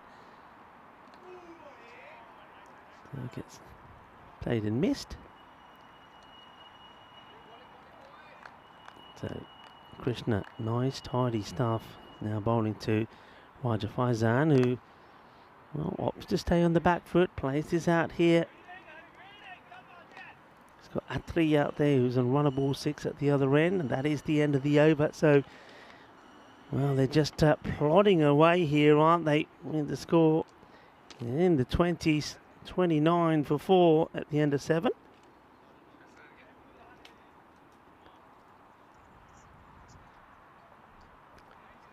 So we are, of course, in Croatia. Croatia is known for many things, and well, a lot of people will know about the Game of Thrones, and that was filmed here in Croatia. Actually, one of the most popular facts about Croatia is that King's Landing was filmed in Dubrovnik, the old town here.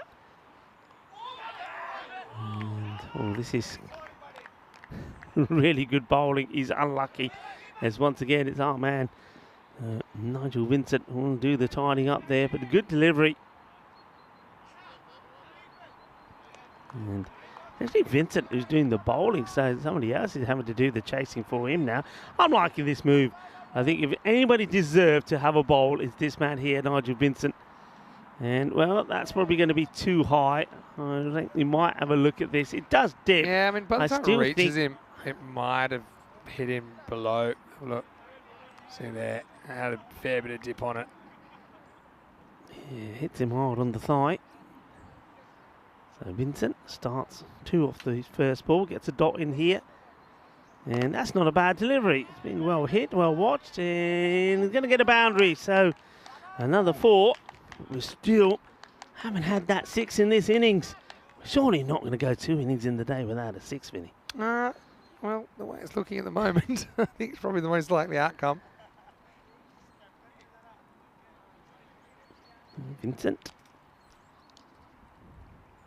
If anyone deserved a wicket today, it's him. He's been marvellous in the field, thrown himself about for his team. Gets this. Oh, it's going to get called wide. Oh, he doesn't like it, does Vincent? He doesn't like it at all. Let's have a look. Let's see if he's right to be. Nah, that goes over the line. That's a good call. Good call from Tomas, the umpire.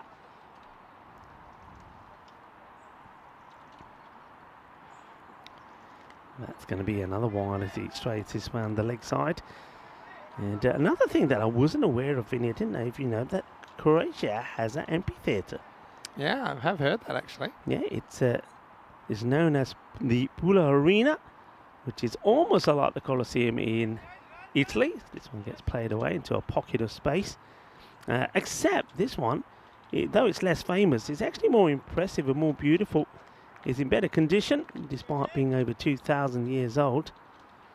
And certainly well worth checking out. And the Pula Arena, the Colosseum here in Croatia. This one's hit well. It will just be another single. Yeah, that's that.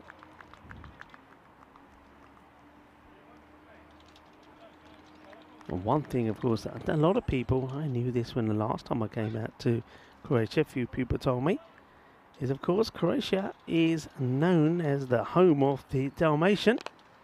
Of course, everybody knows the movie, the 101 Dalmatians. And of course, it's because Dalmatians are all about the area of Dalmatian, which originates from Dalmatia in Croatia. And they say that Dalmatia also is an area which is a town called Zadar, which has the world's best sunset, according to Alfred Hitchcock. So if you've come down to Croatia, you have to go to Zadar and you see one of the world's best sunsets as well. So plenty to offer in Croatia as we see the end of another over, and not too much is happening out there. I think the result is already known, as it is 39 for 4. But really it's all about, are we seeing the Soliver split getting into any sort of form going into their final match here today against Zagreb Sokol? Can they take any positives into it? And I think there's a few. I think the bowling of Jan Drake, I was very, very pleased to see him have a bowl, and hopefully we'll see more of him a bit later on. But other than that, not too much, I have to say. And though they're being pretty plucky, they're just not getting the sort of kind of runs that they need to get on the board, and it's going to be another sort of low-key performance from them. Remember, they're a team that has struggled to get into the 50s and 60s. Yeah, but this is going to be towards the rope, and it'll get there. So that's a nice one for Atri. He's played a couple of nice shots out there. I know it hasn't been easy for Soliver split at all. I'll bring up all the fours, 44 for 4. Yeah, I like the way that he actually watches this. He doesn't move too early, and even though it gets that bounce, which has caught a lot of the batters out, he's able to negotiate it and plays a pretty nice shot out on the off. And then he just says, hang on a minute, I'm not quite ready. A few people cheering on the target of 49 instead of 149 to reduce the margin of loss to double digits. This might help, but it might not. Well, what a ball by Balagi, who goes full Shane Warne style out of the foot marks. Saying there's something in it for the spinners as well. And just a misjudgment from the batter. That'll be the 5th wicket, 44 for 5. Yeah, Atri, a fine 17 from him. He's gone quite easily the top scorer. But yeah, just misjudges it. But there's a lot of movement there, actually. You can see why he's gone for this shot. He thinks, yeah, be down the leg side, I'll whip this away. But it comes in a long way, crashes into the stumps. And you can see there that Denikula is quite happy at slip to give that decision. So 44 is another wicket goes down, 44 for 5. And we get the opportunity to see a little bit of the captain as Mate Dukic comes out. And once again, that fair bit of turn. That's a nice shot by Mate first up.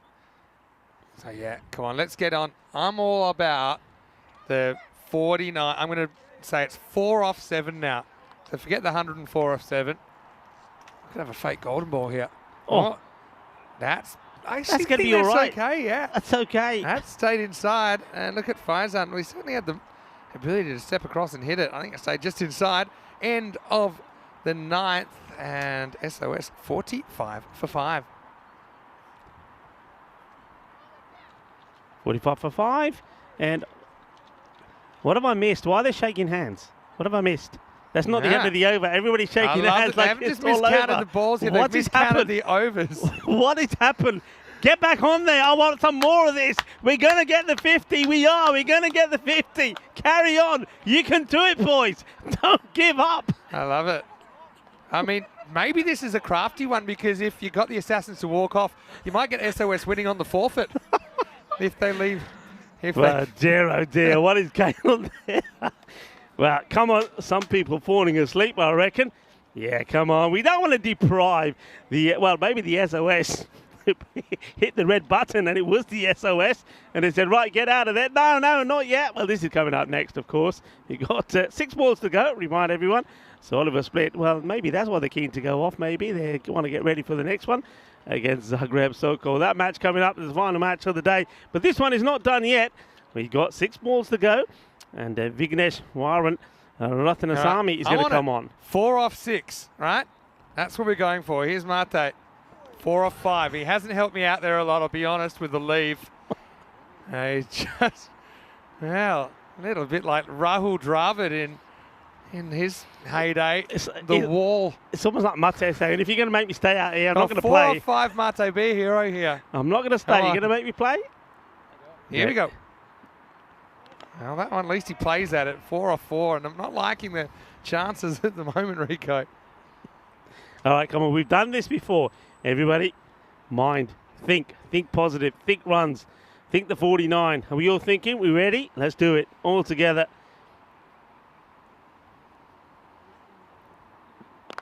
There you go. Yeah, that's one of them. He's going to do his version of running to get to the other end. I got faith in I got to Raja. say, I love Mate though. He's a really wonderful guy. Tremendous guy. He's looked after us so well.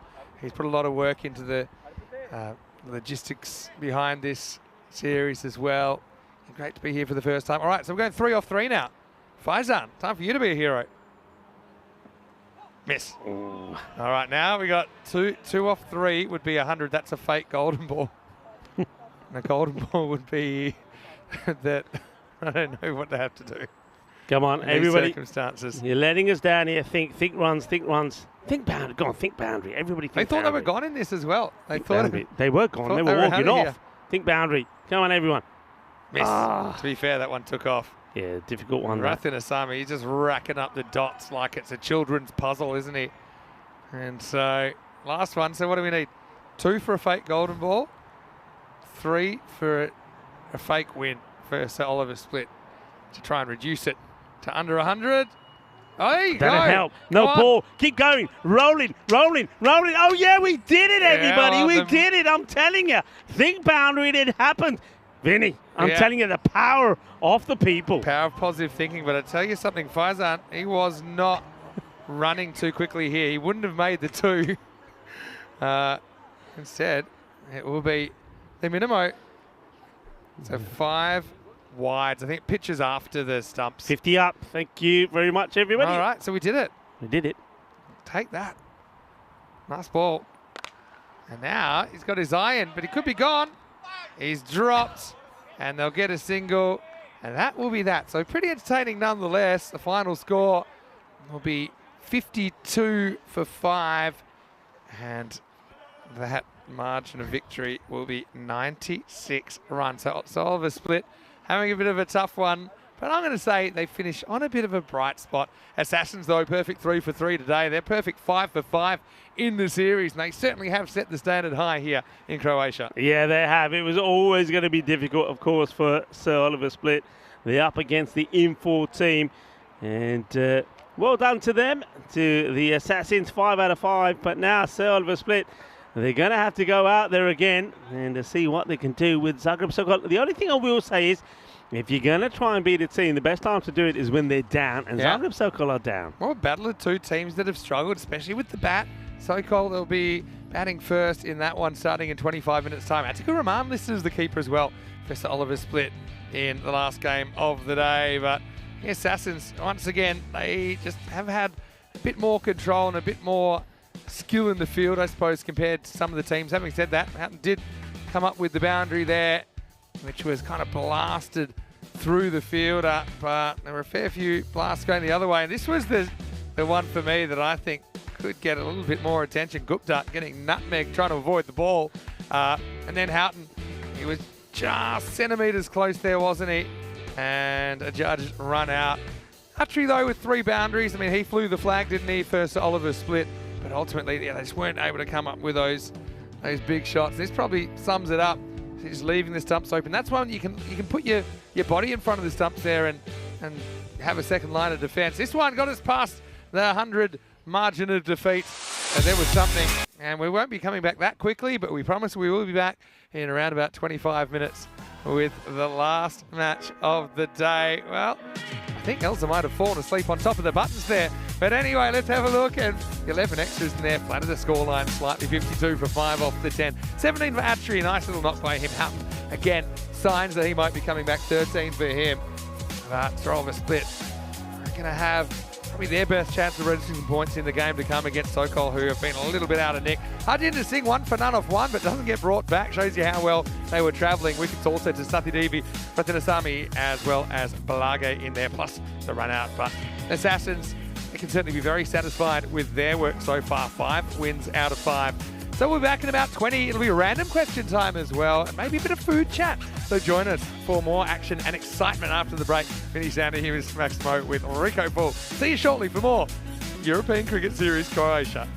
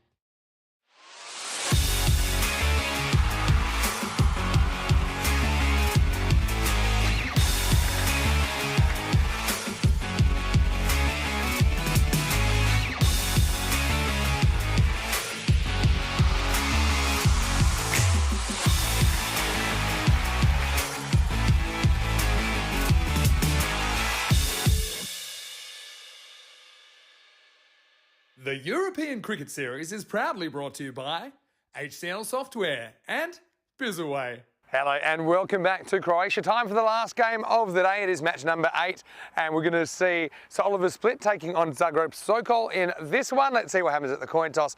We've got Stefan Gooch over there with the two captains. Let's see who wins it. Zagreb Sokol to call. Tails. Tails is called. It's tails.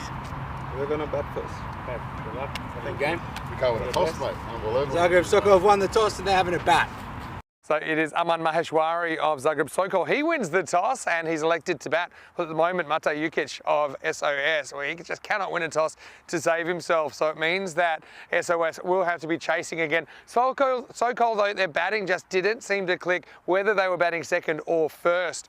In the earlier games, they went down twice to the Assassins. So you got two teams here that desperately need to try and come up with some points. Of course, you do have 15 games in this triple round robin format, but still, I think that both these teams off to slow starts, and this is a bit of a crunch match for both of them. Let's go to Rico Full then, and I can tell you the news from the toss is that Zagreb Sokol have won the toss. They're going to bat. Over to you. Let's get ready for the last match of the day.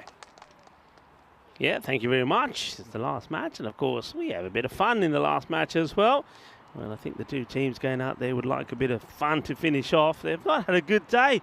Zagreb Sokol are going with a 50% record so far. They won 2 of their matches yesterday, lost 2 here today. And the Oliver Split haven't been able to register a win yet at all. They are now 0-4. So, interesting one. One of these two teams will go back with a win. But who will it be? Well, the odds on have to be that it's on Zagreb Sokol, because well, they did get the win over their opponents yesterday, and quite convincingly in the final match of the day, chasing the 53 they were set and doing it with 25 balls to go, and that's why the win predictor has them 81% to 19. But well, one of these teams will go back home with a win under their belt, and the other will be, well, once again, a day where it's not been a successful day. You don't want to be playing 3 matches in the day and not get anything from it. And with the likes of SOS, they're playing 2 on the spin. Who's going to get this win? We're going to have to wait and see. But you can see that Zagreb Sokol batting first. They'll be feeling that if they can get to around about a 90+ score here, that they should be backing themselves to get the win here. They're going to go with Rashid Hashmi to open up once more with Sagar Manzoor. These two did make a good start in the second contest against Assassins. They got off to a good start. The first over went well, but then after that, once the two of them were out and they've got going again, I'll tell you who I feel has to have a good and a big game here. I think is the captain of Sokol. I really think that Aman Maheshwari has to show his class in this one. Maybe someone like Gurpreet Singh will as well. And for Sokol, well, they've some bright moments in the last match. I think Frane Jendrik, he's certainly somebody who could come and have a bowl a little bit earlier. I think he might just find some of the batters that like to go after the quicker stuff, have them in a spot of bother. Be interesting to see how they deploy the bowlers. But they are starting with Singh, who did pick up 2 wickets, it has to be said, in the last contest against Zagreb Assassins. But he also had a lot of issues in getting the ball in the right areas. And this is flicked up in the air. It's going to get a wicket. Very first ball. It's going to be a royal duck as Rashid Hashmi will go first ball. He's done this before though, hasn't he, Singh? And I think he did the same thing in the last match. His very first ball, he picked up a wicket. And that was a wicket of O'Brien. That's on round. So, well, he's got a knack of getting a wicket of the first. The thing is here this time, can he keep the pressure on? And just drifting down the leg side, and you can see Hashmi just trying to whip it away, but he finds the fielder who takes the catch. And not for the first time in the day, we see a golden duck of the very first ball of the innings. So the Ducks are having a field day.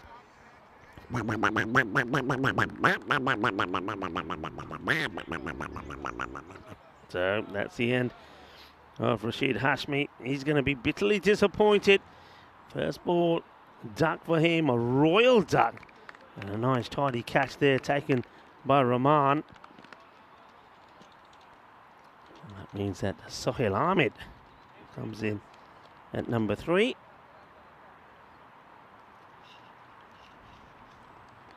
And it's a genuine lead from Sokol. He himself has not really been able to get going in this contest. He bowled rather well, but he needs to put a good all-round performance in. And Lupam Singh, like he does, runs back to his mark. 2 good deliveries from him so far. And now, just as he did last time round, he loses his radar, gets the wide in here. Not sure why some of these bowlers are just not getting the consistency in, especially when you feel that they've played enough cricket. This is the 5th match that SOS are playing. 5th match both these teams are playing actually in this series. So the first runs on the board come courtesy of a wide.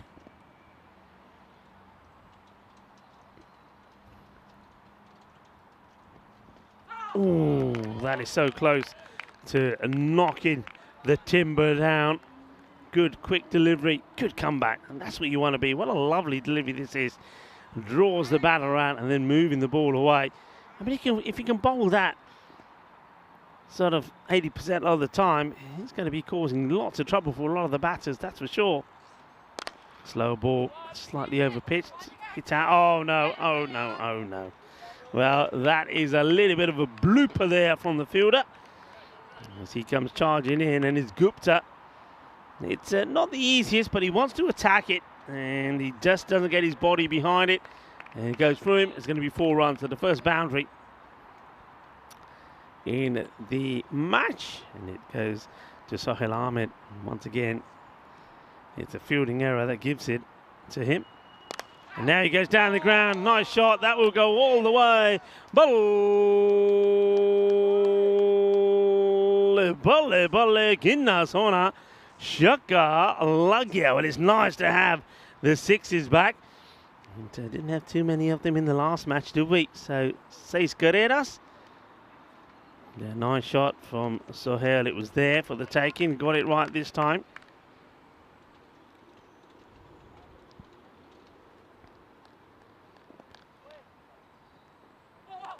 This one is, does it go through or does it go? It goes over the stump. So it looks like it was going for one moment down the leg side, but it does come back in. So like he did in the last match, his first over does bring a wicket, but it also goes for 11 runs. 11 for 1 at the end of the first. And just to remind everybody that you can always stay in touch with myself and Mr. Maximo, whether it be on any of those sources on social media, Facebook, Instagram, and of course Twitter. And lovely to hear from you all. And of course you can also go onto our website at europeancricket.com, where you can find out more, not just about this series here, but about things that are up and coming. For example, Malta. And of course, after Malta will be Barcelona and the European Cricket Championship, the women's edition, also coming up in starting on the 17th of December. This one will be not the best of deliveries from Rahman. It's going to be a wide ball.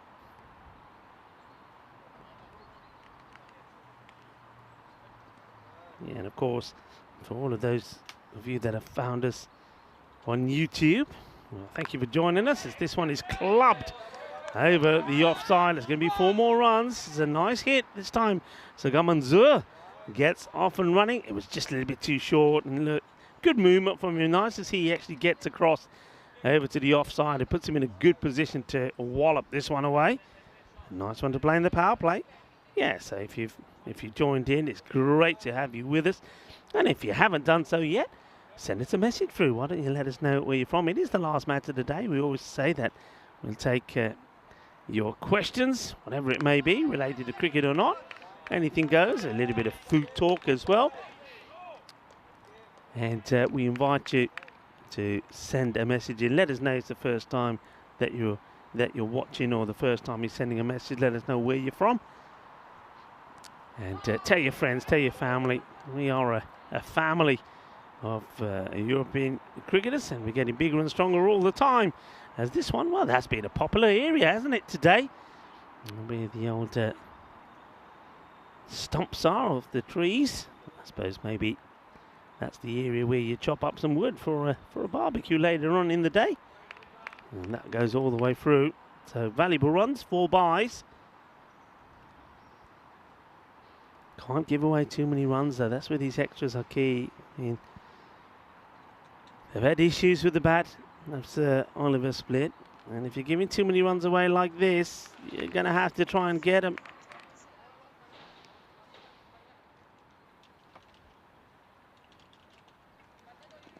Come on. Well, he gets hold of it. There's a fielder out there, though, and it gets dropped. I have no idea. I don't know if you'll see this on the screen, the replay. I have no idea what Anupam Singh is doing.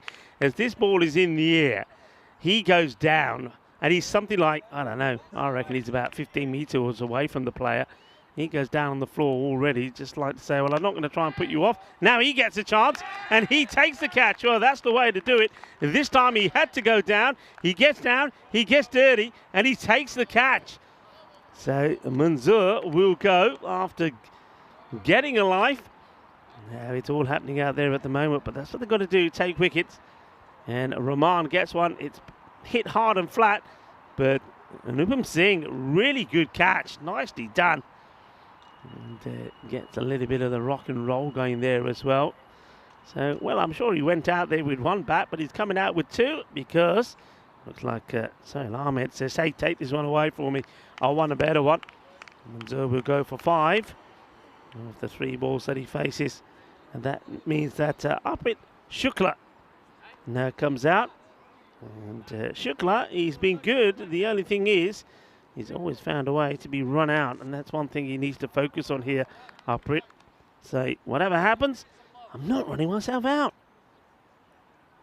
So, Singh taking the catch to remove Manzoor, who himself hasn't been able to find the sort of form that he showed last year. He was one of the bigger the batters, there is no doubt about it. They scored good runs. Let's play it out. We'll just take a leisurely single. Yeah, 143 he scored last time round.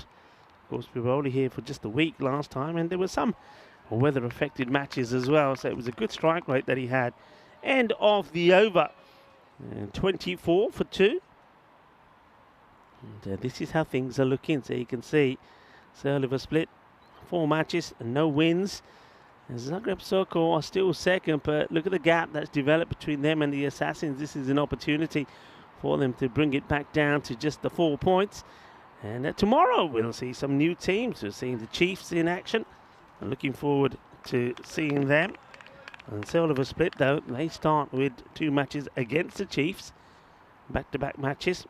We'll see the Warriors in action again as well. That's well bowled, good delivery, no run, and well fielded by Sam Houghton. And Singh, always on the move, isn't he, Singh? I like that about him, about the young man. Has plenty of energy.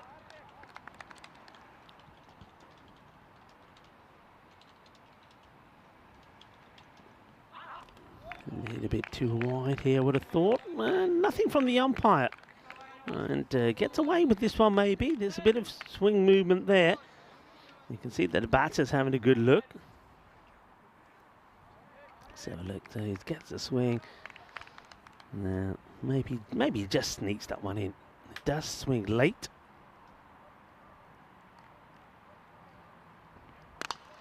This is punched down the ground and should be stopped. It will be stopped. A one-hand pickup by Gupta.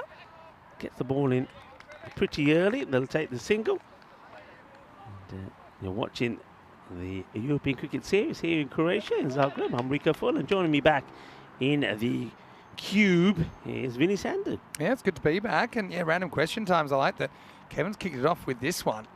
If you were a vegetable, what vegetable would you be? I'm liking this. I've got an answer already because I had 10 seconds to think about it. Well, that's got to be high, I think. And that's hurt him. And well, he hasn't had 10 seconds to think about this, has he, the batter? That's come to him pretty quick. And that clocks him, I think, around about the shoulder. Well, I think it hits him around, yeah, just above the belt. So it's definitely got to be a no ball and called. And you're annoyed he doesn't hit it. So we've got a free hit coming up. I'm going to say that I'll tell you after this ball because I don't want to ruin the moment here. As the free hit comes in and is missed. I was going to say, I'll be a carrot. Do you know what I mean? Do you know why I'm saying this? I will be a carrot because carrots make people see better, and I would like everyone to see the world better. Okay, so I'll be a carrot. Maybe a carrot. I'll be a carrot. Yeah, I would say I'd be a chili, but I can't be a chili because actually chili's a fruit. Yeah, true. So I'm going to have to rethink. I'll have to ask you for another answer. Well, this could pop up. It does, but not quite towards the keeper. It is. Now, Splitchevich, that is the keeper for Oliver Split here again. I was going to say it would be a tomato because tomato is actually a fruit as well. So it's like, Yeah, it's a sneaky. It's kind of in disguise. Yeah, it's a sneaky one, isn't it? Last ball. I think I'll be a potato. Doesn't surprise me. Because I think you're a bit too active to be a potato. no, but potatoes are good for many things. End of the third over and the score 26 for 2. Yeah, that's true. You're quite versatile. Yeah. What, is there a noisy vegetable? Noisy vegetable? Give me that one. Corey would be Brussels sprouts because he's, Yeah, I know what you're gonna he's say. nobody's favourite. I knew you either love them or you hate them, right? Brussels sprouts. Yeah. Mm. And then you got the young brigade like Charlie and Nish. They'd probably be baby peas or something like that. Few people choosing potato. Potato is actually a lazy option. So everyone come chose on. potato is such an easy one. At least put a bit of thought in my answer. Well, tell us what vegetable you'd be if you. We got a few potatoes in here. Keenan thinks he wants to be an aubergine. I like that. Mm. All right, here we go with over number 4. And it's Attica Rahman. That will continue. And that was all take on 2 here. There's nobody home. Keeper has one shot at glory, and he might have done it. I can't believe that work from Splitchevich. They're going to look at it, but I'm sure that he's hit the target, and you can kind of understand what Shukla's thinking. I think he's going to be run out for a 3rd time today. I can't believe it. Shukla of all people. 3 run-outs in the... Look at that. You can see he's running after it. And look at the throw. He's gone. He's gone. And it made so much sense to come back for the second because he had to hit the stumps direct, and I would have thought there's more chance of it raining from the floor upwards. But Splitchevich has hit the stumps from the outfield after taking an eternity to get to the ball. And look at the way he's Shukla. running here. Look, he's running in slow motion. Of course you're going to take him on. And then watch the throw. Look at the technique. Oh, yeah. Look at that. He says, you see, I've dummied you into it. I've put you into this false sense of security. And then I've knocked him over. And Shukla has been run out 3 times today. That is the first ever. I've never seen that I don't think before. anyone's ever been run out 3 times in a day. And, well, let's start crowdfunding for Shukla's counselling because I actually think he made the strategically smart decision there. The odds of Splitchevich hitting the stumps with nobody at the stumps were somewhere between slim and none. But he hits them anyway. What a piece of cricket, 27 for 3. Well, Shukla would be an artichoke because every time he's out there, he's choking and he chokes again. He's run out again. Oh, dear, oh, dear. But that's a magical moment there for Ivan Splitchevich. What a great bit of work that is. Fantastic. And look at him. He's just standing there saying, yep, okay. He said, I'm not really that fast. I'm pretty slow. You can take 2 to me. And then when he's in action, he fires it in. Shukla goes and is 27 for 3. Amazing stuff. New batter is going to be Sharma, but of course he's at the Run out for the 3rd time in a day. wow. I mean, if I was run out 3 times in a season, I would be pretty annoyed about that. I know it's all situational. But yeah, good Cesar Alpha Split coming up with a few highlights. Can they turn it into something more? Oh, that's hit him in the lid. What a series this is. This is climbed off a length, forward press.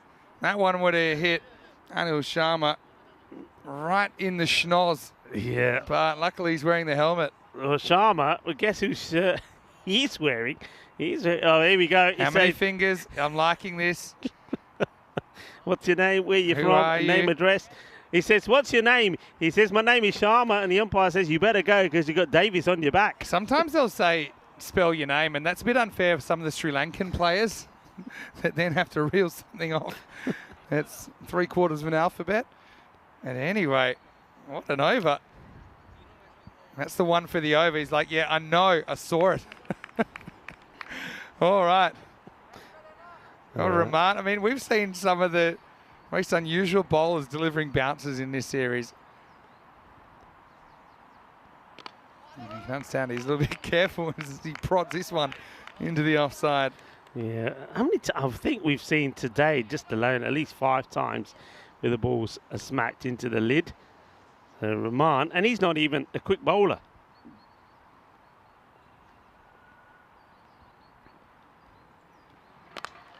This is short and pretty wide. And they'll take 1, probably 2 there if they push, but probably a bit spooked after the Splitchevich run out. And so Sharma gets off the mark after he headed a run.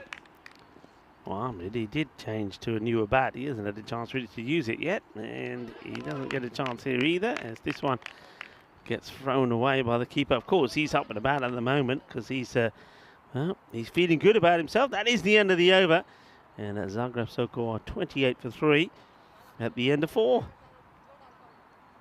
Yeah, what an over.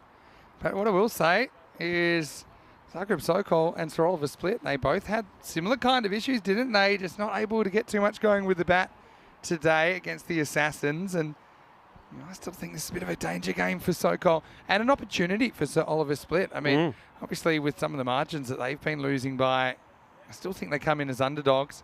But they played some good cricket, and I do think it's just a matter of being able to put more runs on the board with the bat, because I think they have shown they've got some useful options with the ball, and certainly on paper at least, they've got some fielders that you think should be able to hold some catches. All right, Gupta, he's going to come on bowl the 5th from around the wicket. And this is clipped away quite well. There's the fielders out there who deal with it. So Yandrek, he bowled well earlier, I thought. I'm surprised that he hasn't got an opportunity to bowl a bit earlier. I think he'll cause trouble because he doesn't bowl with any pace. And one thing he did do, he got the ball religiously outside the off stump. So he's definitely one I'd call upon.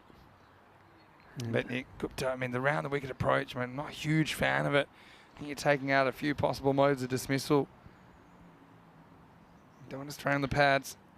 Oh, this one should just be handled. It isn't handled. Now they're going to take on a 2. It's a bit of a panic throw, but they will stick to 1 in the end. Yeah, now you see, ever since that run out, even when there are 2s there, they're not taking them. They're shying away from them. They're afraid. So no 2s. Okay, got an interesting random question in the chat. Nope, can't be out. He's pitching outside leg stump. This is what I'm talking about. Kind of takes the LBW out of it. Well, I've got Prince in the chat asking what's the highest gully cricket batting score I've ever made. I haven't really played gully cricket. I suppose in Australia you play backyard cricket. And I got to admit, being 8 years older than my brothers, had twin younger brothers, did have its benefits. And I remember once racking up 1,132. I knew you were going to say something like 1,000. Hey, who says I can't play long innings? Same issue.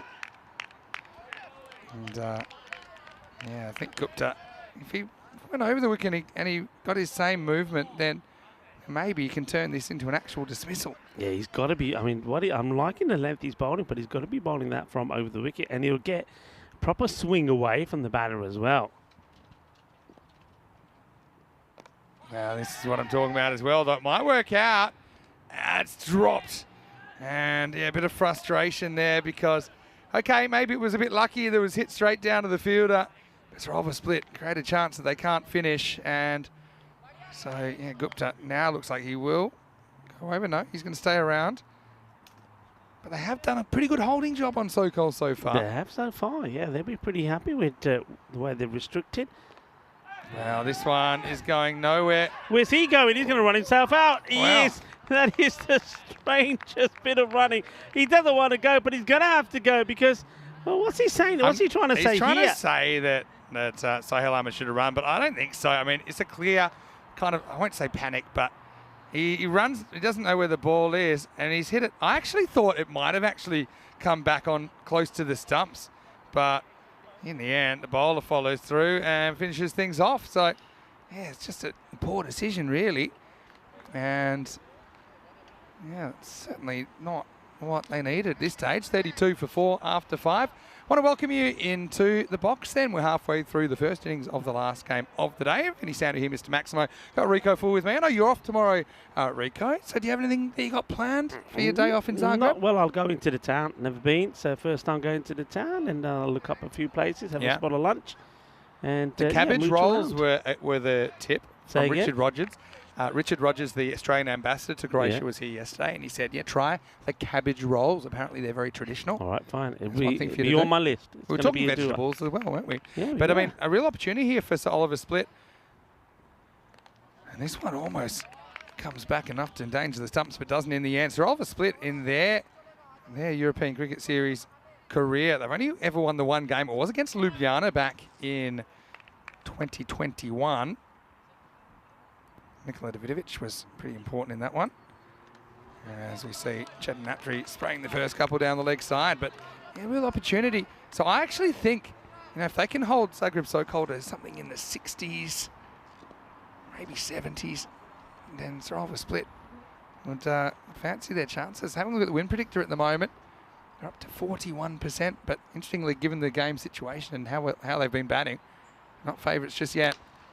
This is muscled down the ground, but it'll just be a single.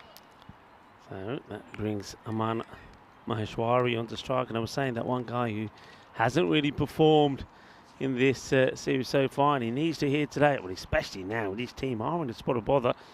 It's got to be the captain himself. Can he get a good quick fire 30 or 40 on the board from himself and try to get them to that sort of 90 or 100 score, which will be a good one. But that's a good delivery.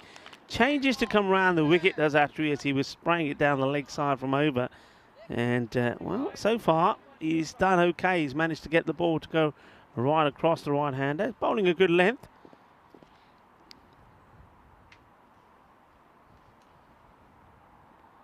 Another one down leg side. And Attry is getting a bit of swing, but he's just directing them a bit too far to the right at the moment, no matter where his initial angle is. So just mentioning my 1,132 again, it wasn't with a cricket bat. It was with, we used to use the top half of a hockey stick that was sawn off as a bat. It was too easy to bat with an actual bat.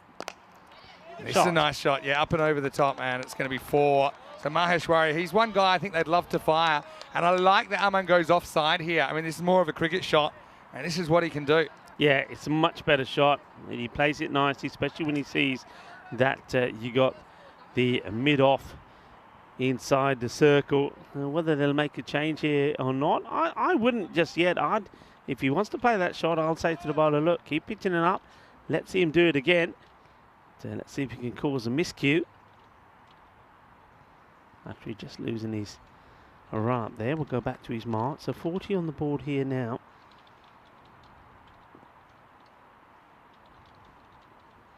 It's another one that's down the leg side, and that's been the issue.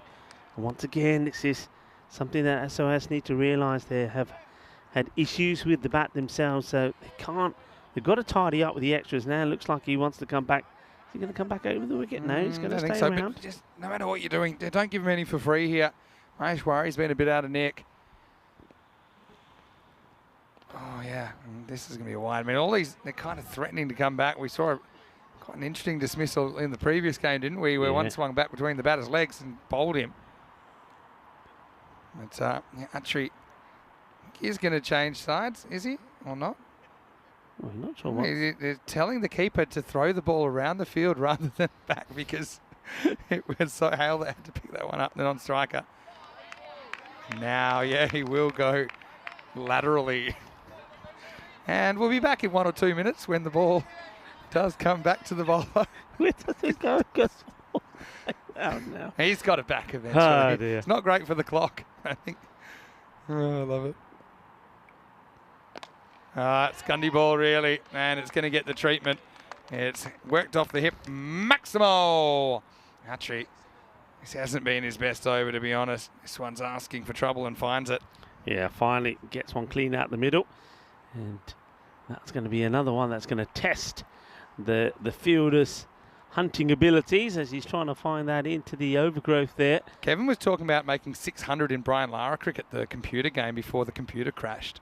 But I remember that there were all sorts of cheats you could do. I think it was this game.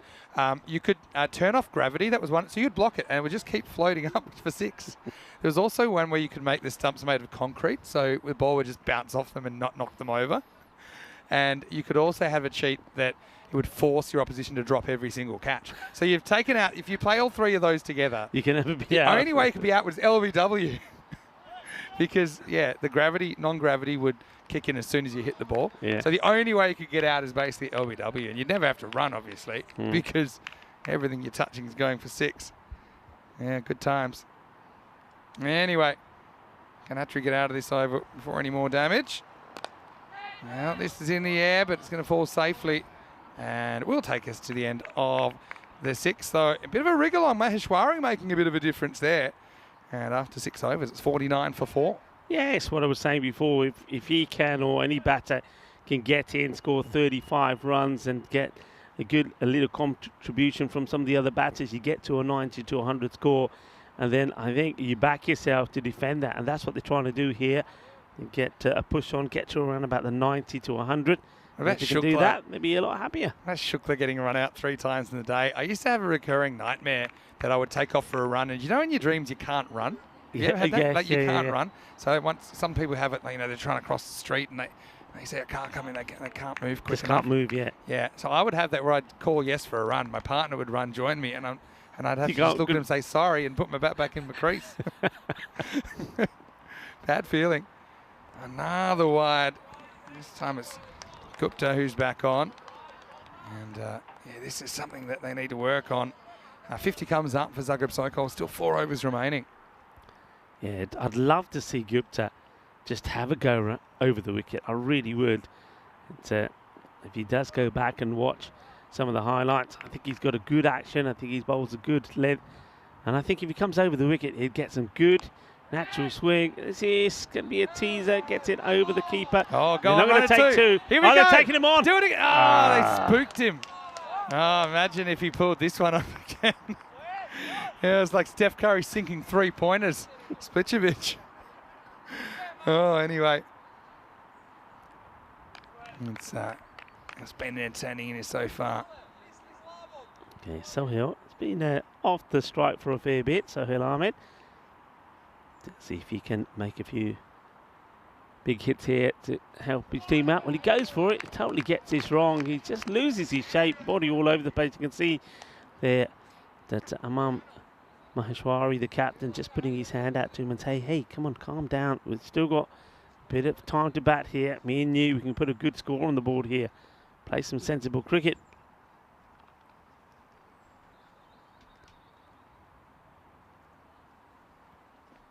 Well, that's not a good delivery. He's got a good footwork from the wicketkeeper. He may not always get his gloves to everything, but well, you can see there that Splichovic does always get something there. It makes a stop.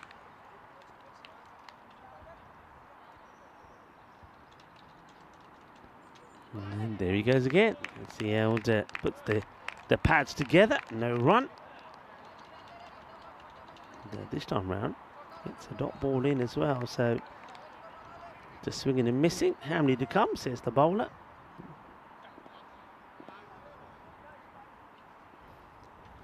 So Sohail Ahmed, I wonder if he gets his feet moving this time. He does. He hits it pretty well. And to the fielder, it is Singh, who's got a good safe pair of hands. He's taken some good catches already in the day.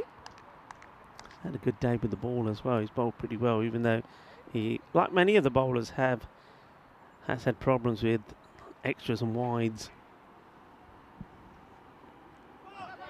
Well, this could be out, you know. Well, let's see what they say here. I don't think this is off the glove. I think this bounces too much and goes above his gloves. Let's check it out.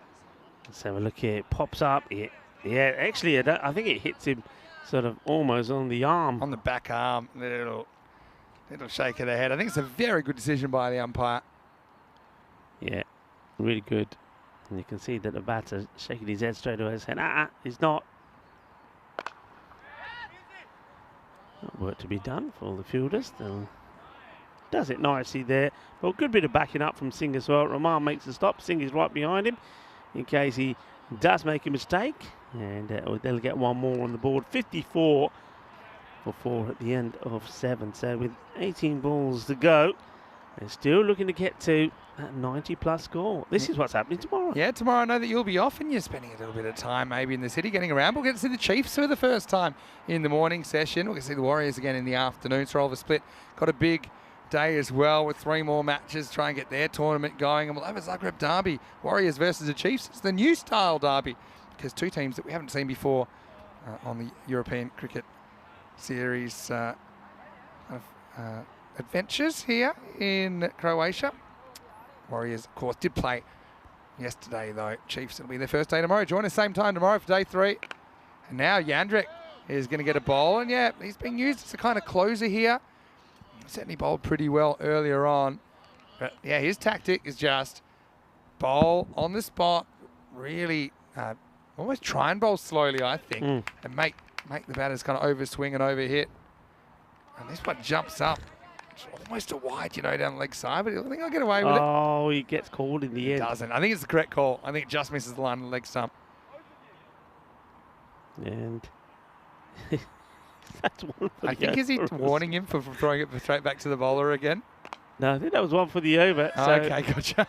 Well, Howden's come from nowhere here and almost pulls off an incredible catch. He ends up sliding in feet first.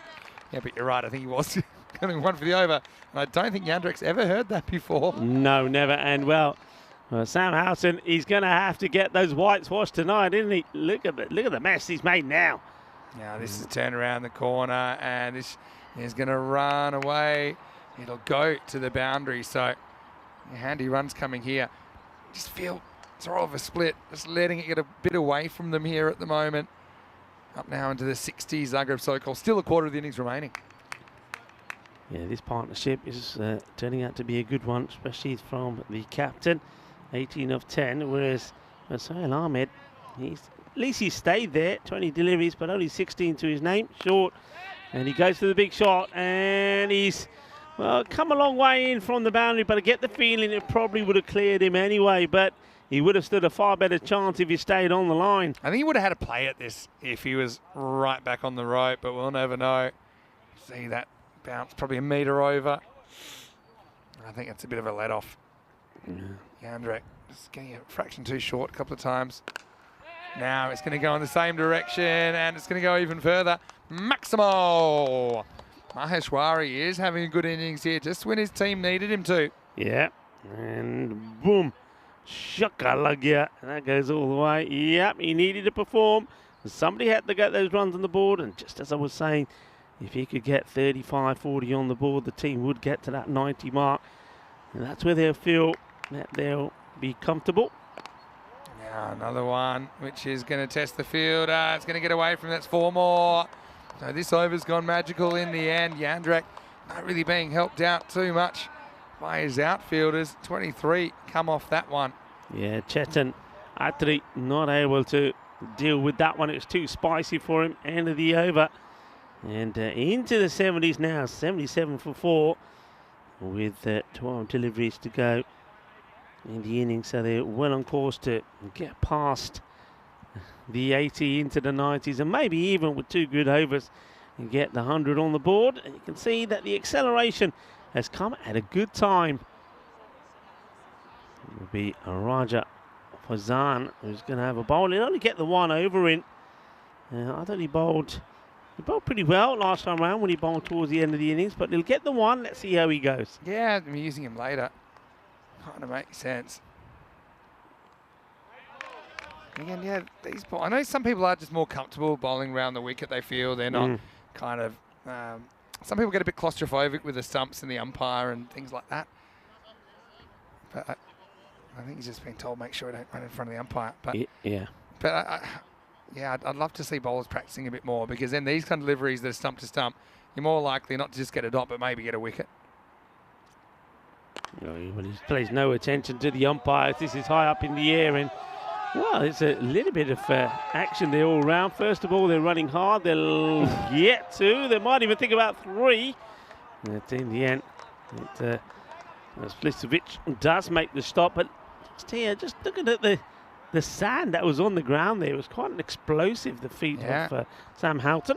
Kind of a sign it's been drying out. You know, remember it's quite kind of boggy at the start of the day with the dew. Yeah, he's got to be careful where he runs there. I've seen the umpires already had words with him. With Fazan, he needs to make sure he doesn't run in the middle of the pitch.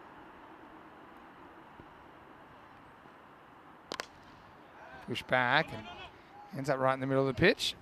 Anyway, this time it'll just be a single. Yeah, this innings has kind of gotten out of control pretty quickly for Oliver Split, hasn't it? Now it looks more like they'll be chasing something around the high 90s. Yeah, they were 32 for 4 at the 5-over mark, so you can see how important this partnership has been, and it's going at a good rate as well. Definitely take one here. But look at the running here from Sokol. I mean, he's only just got past the halfway point and now walked into his crease. He's got to run harder, and his team's certainly not helping themselves in trying to push on with the score and double up when they've had the opportunity to.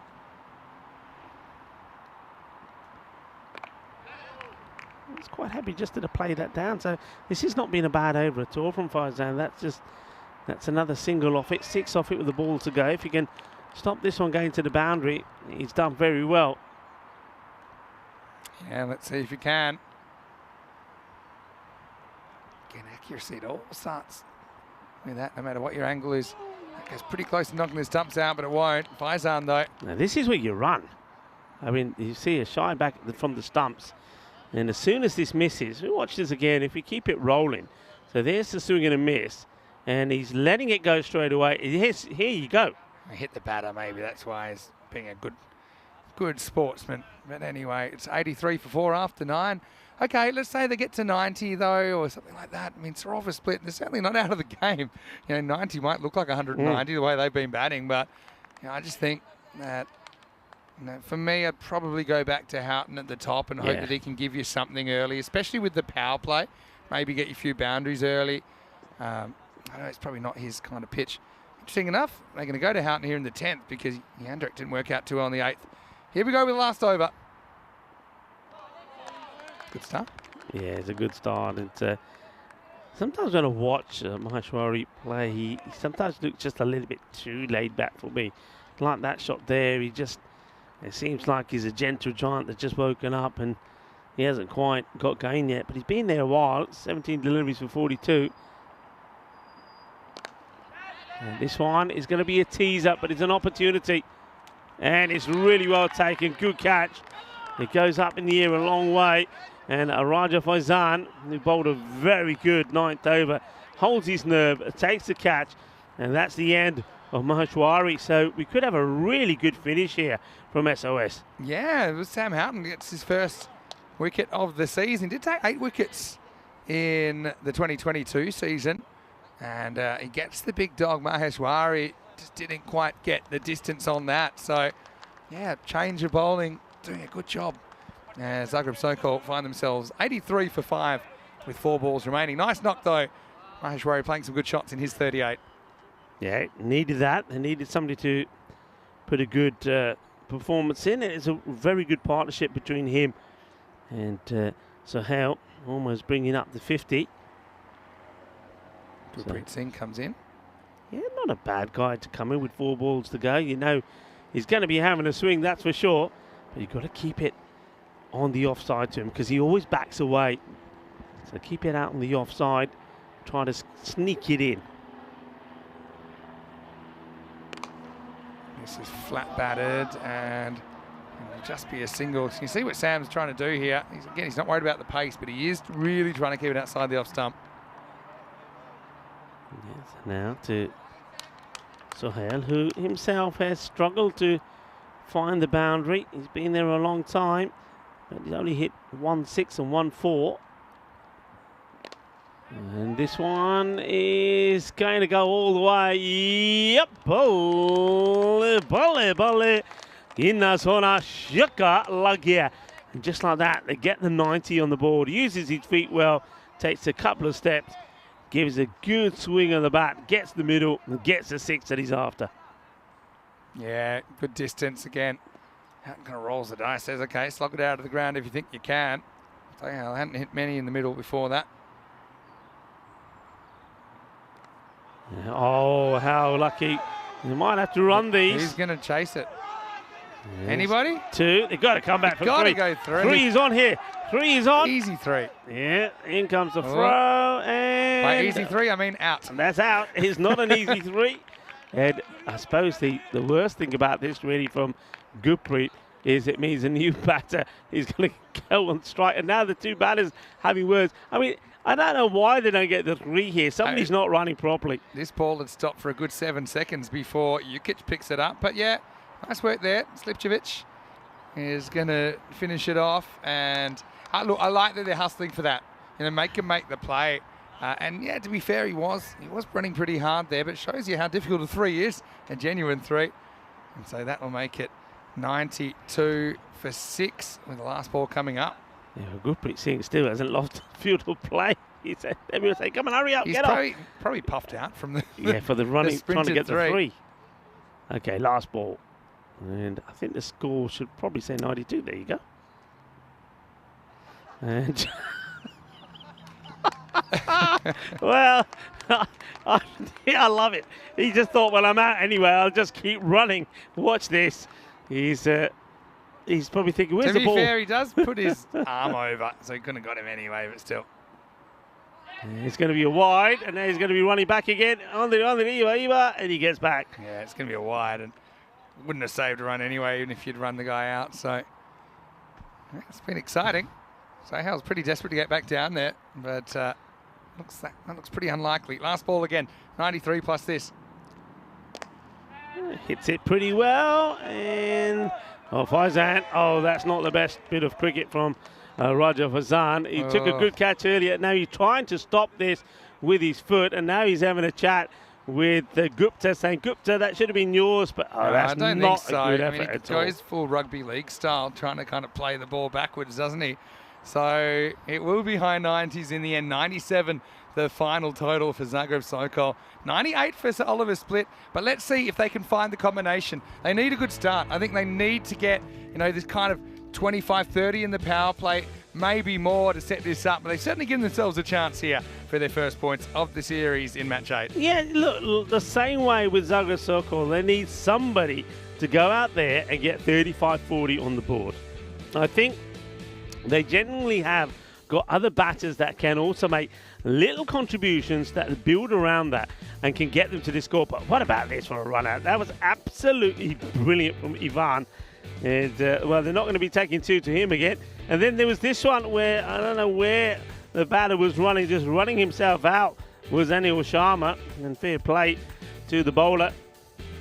And Gupta just picked it up and said, okay, if you're going to run out your crease, I'll get you out. But then we saw some good hitting there from Aman Maheshwaria. I mean, he had to play a good captain's innings, and he did. And he found the middle of his bat pretty well. This one was sliced up in the air. And on this occasion, we did see a nice catch from Raja Faizan, but he didn't finish the innings well. There's a bit of the hills have eyes about this run out as well. If you look at the background of it, I like that hustle, though, to go for every extra run. And as it was, we had a few hijinks in the end. Yeah, just would have been wondering where that ball was. Sohail Ahmed, but yeah, rightly was sent back. But this was an overrun that Faizan was pointing fingers, but maybe he should have pointed his fingers towards the ball and tried to turn that into a catch, or at least tried to keep the ball in front of him. And the final score, 97 for 6, Zagreb Sokol. And Sir Oliver Split will need 98 for victory. 38 for Maheshwari. He made such a big difference, didn't he? And he came to the crease, 18 balls for his knock. Sohail Ahmed about run a ball pace in the end, 26 off 25 in the number 3 position. Again, the extras continue to be a bit of a hassle for Sir Oliver Split, although they are kind of heading in the right direction. You just wonder if they can get it happening soon enough. And they go to several different bowlers, 7 in total. Wickets for Anupam Singh as well as Atikur Rahman and Sam Houghton with a wicket in the last over. Faizan bowls the 9th though, and so he's not able to get a second over. He only conceded 6, and he's one of the better performers. But I liked Gupta as well. He only conceded 8 off his spell. we will take a break and we'll be back in just a few minutes, and we'll see if Sir Oliver Split can get their first points on the board or whether Zagreb Sokol will get their first win out of day 2. See you after the break. Vinny Sandy, Mr. Maximo and Rico Full. We'll see you shortly for the closing of day 2 right here in Croatia in the European Cricket Series.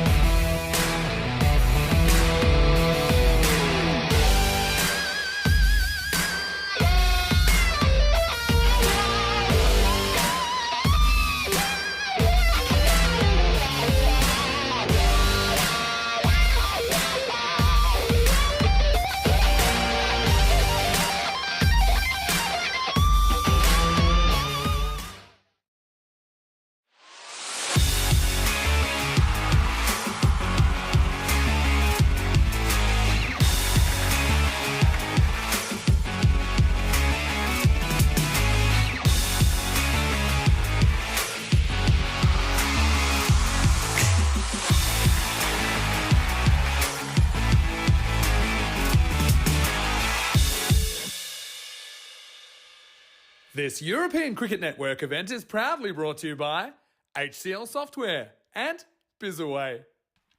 Hello, cricket lovers, and welcome back to Croatia. Time for the last innings of the day, and it's a pretty interesting one at the moment.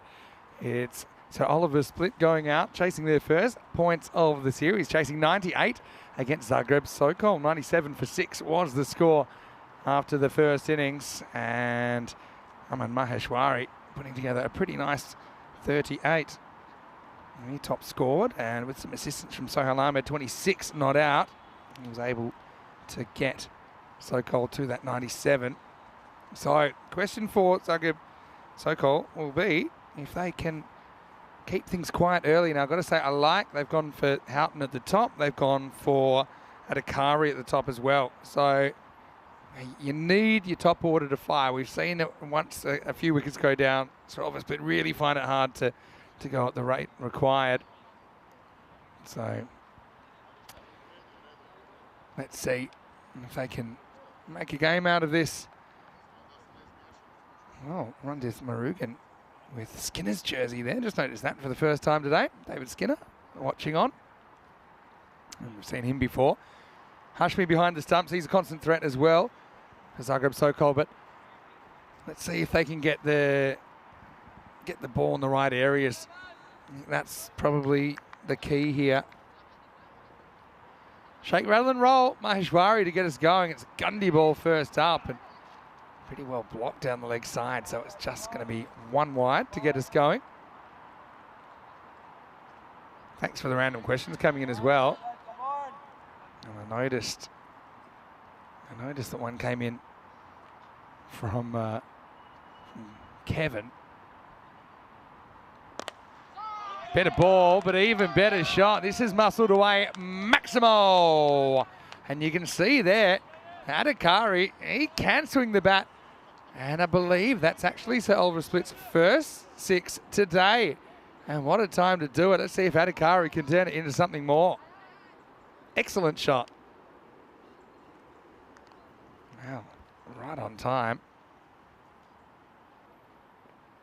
Now gets one that I think was probably too high. Yeah, it is called a wide. Down the leg side anyway. So it's probably a wide on 2 counts, but yeah, just have a look at the height. Yeah, that's high for me anyway. So, yeah, okay. This is promising.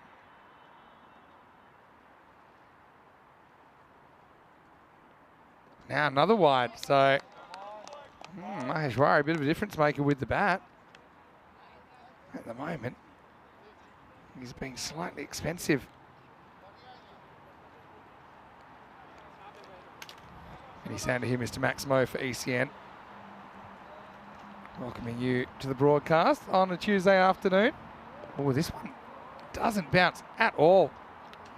And the second bounce is after the crease. I think it's pretty much after the stumps. But Maheshwari has had these balls come up and almost knock batter's heads off as Rico Full comes back into the ground. Well, after a very strong start, Adhikari had something to think about that time. Yeah, it's first time really we've seen that today. A few times yesterday the ball didn't come up on occasions.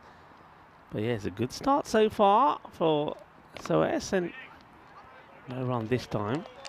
So Maheshwari, the captain of Zagreb Sokol, trying to finish the over well. But how about that for a big 6? And, yeah. Remember, we went for many an innings where they weren't able to get a boundary, so that's a good one today for them. Positive intent. And well, this time it goes for Corey, who likes to call the Hollywood shot as he starts to walk down the pitch, but it's been well directed. He gets bat onto it. He'll take the single. So let's see how Houghton does. I think we do need to see him at the top of the order. And if he can get himself in, and he's got time as well. That's the other thing. You've got time. You've got 10 on the board already, so it's what you need. You get 10 from here on in, you win the match. That's why it just doesn't look right as he starts to come in, so he pulls up, has to go back to his mark.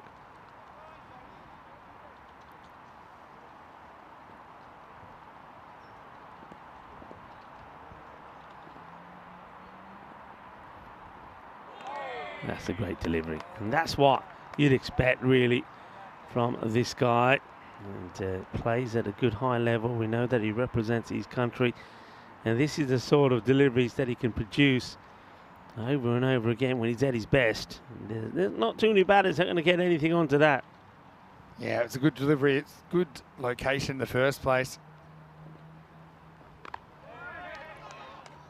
You just see that, pardon, Rico, but Yeah. you just see that Houghton's not as comfortable on the back foot. He likes to get forward, he likes to drive, so this pitch is causing him a few problems. I think that are they trying to say that that's another one for the over? That's not that high. That's got to be the over. They're gonna call it. It's gonna be a second high delivery. No. Yeah, No. What is up with his tiptoes? What do you think? No, it's definitely not. I Yeah, think well, Sam, I mean, he does look like he could slam dunk a basketball. He's saying, yeah, umpire thinks that it's above his shoulder in the batting stance. So I don't think it was. I really don't think it was. If that was, then didn't seem like it. I think in the end that I think they're going to decide it's fine. I think. well, Yeah, JJ. I've got that as the end of the over. So I've got 10 with that loss after 1. Yeah, I think that's right. I mean, it was a spicy delivery, but I don't think it was one that was going over the shoulder. It was more into the rib cage, which, as you mentioned, Vinny, Sam Houghton's not that comfortable playing. 120 matches now since the golden ball. And, well, could we finish with one today? Could be that sort of score, you know, here. It's not a bad delivery. And the good here is he's been good here today. I've liked the bowling of Aman.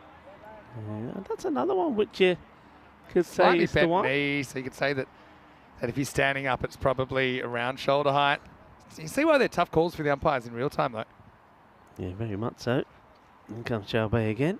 And look at the batters moving all over the place, but doesn't do himself any favours. You've got to have a good firm pace. So this is another one at similar sort of length. Let's see how this goes past. So once again, it's around about the shoulder, not quite over. So bowling a good length here, Chalbay, which the batter's not able to get anything on. Oh, well, this one may go all the way. It's going to be a result, is it? And, well, he backheels it over the rope for 4. And that's not good from the fielder. Once again, going with it with his feet. Only just misses the stumps. Just watch here. He gets there, and then he backheels this over the rope. It's a great touch if there's someone behind him, maybe to beat the offside trap, but still gets through two Sokol players, doesn't it? First he got through Hashmi. Tough one on the second bounce. Wide ball, I think, yeah. And called straight away by the umpire, JJ. So they're getting the runs that they need, even when they're not coming off the bat. So that's a good sign here for SOS. Pop it on his back. Chalbay looking to get another good over in.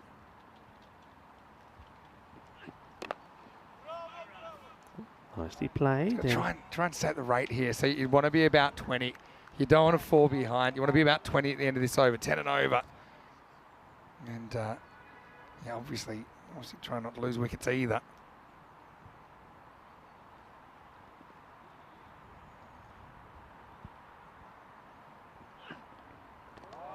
And another wide, so and then thrown away. The batter's not quite alert to this.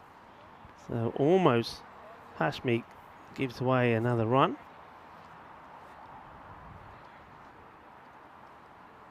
Just trying to finish the over well. Remember, 2 off the over, but there was the 4 byes as well. So 6 have come off this over so far. Oh, that one's been absolutely crunched. That is a biggie. What a hit, what a strike. Well, that is sweet. Out of the middle of that bat, sweeter than a bowler. Rasmalai. Well, he may swing and miss at a few, but when he connects, they go a long way. That's a cracker. It's exactly what they wanted, really, isn't it? Exactly what they wanted. And yeah, that was powerfully struck. Yeah, and you know what I'm going to say, folks? That's why you don't bowl all these wides. If it weren't for the wides, this over would be done and dusted already. So let's see if they can capitalise on the other extra delivery. Well, maybe not this time, but they'll have another chance because it's yet another wide. So 9 off the over, but you've got to add the 4 byes as well. That's exactly what they needed. So staying ahead of the game for the moment here. It's the start they needed. If you can finish the power play around about 35, you'd be more than happy.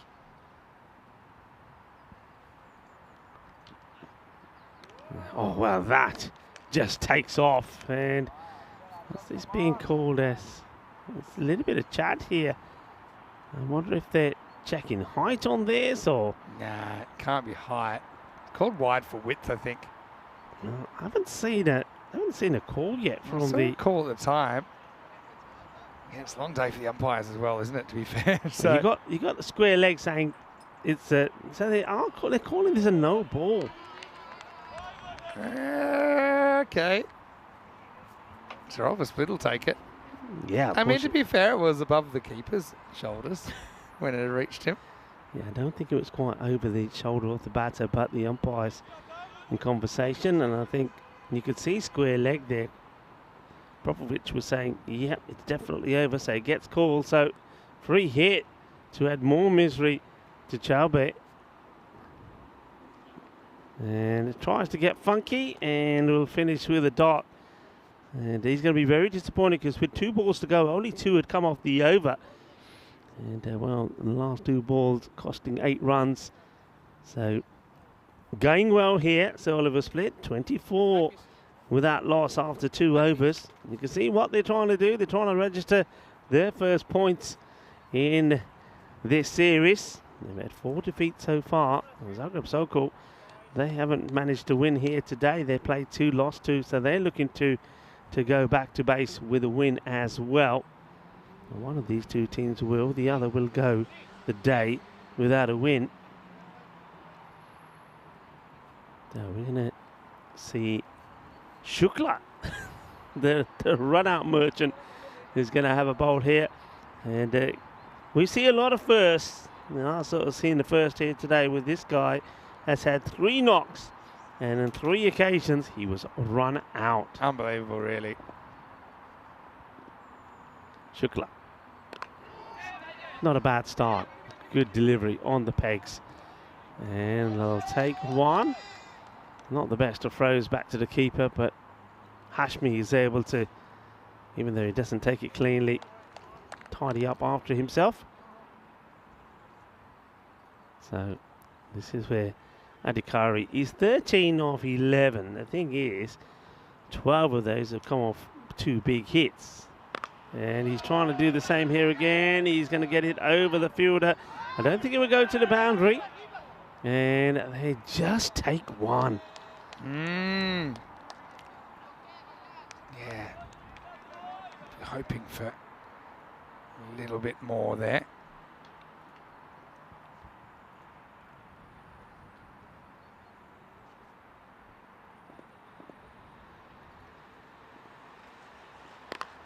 Well bowled, and yeah, that's disappointing for me. I mean, Shukla is the first to get there, do the fielding himself, but I mean, count how many bodies you got out there. You've got 5 men out on the offside, all sort of huddled pretty close to each other. There should never be a run there. You've got Christopher Osborne there. He's got to be up at least another few metres. That's going to be a wide, so more issues and more valuable extra runs that SOS are not going to say no to. But yeah, just push Osborne up and stop giving those singles away. Got a very wide 3rd man back as well on the boundary. So trying to get through this power play, and then you can split the field. It's a big hoik from Adhikari, the dot ball. So once again, we're in a stage where if they can finish the over well here, then this over belongs to Zagreb Sokol, and they'll just help the rate to go up a little. But they haven't been able to do that. Chobe wasn't able to do that in the last, and this one could be a wicket, and it's a really soft dismissal. And he's absolutely, well, he wants some love, the Shukla, as he knows where the cameras are and says, I've got me man, but he doesn't get not too much joy really from his teammates, but it is a good wicket to get, as it's the first, and Adhikari, who has smashed 2 big sixes, will fall for 14 of 14 deliveries. Yeah, disappointing that he kind of ties himself up there, doesn't he? Adhikari is one guy that looked like he could get him home, and he's going to have to walk. Well bowled there to Shukla. To say he's bowled quite a tidy line, so 28 for 1. He'll be looking to finish the over well.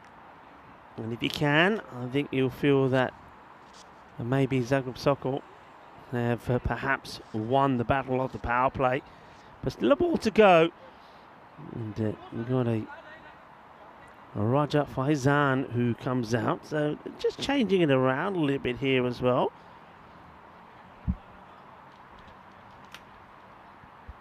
So Shukla looking to close the over well.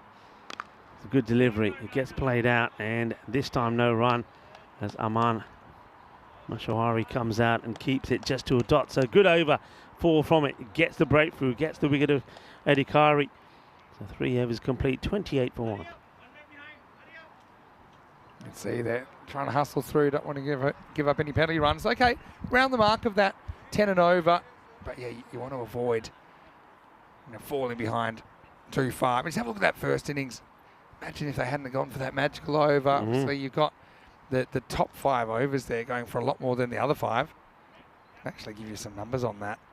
So if you go back to that first innings, if you just look at the lowest scoring overs, then it's going to be something really, really low.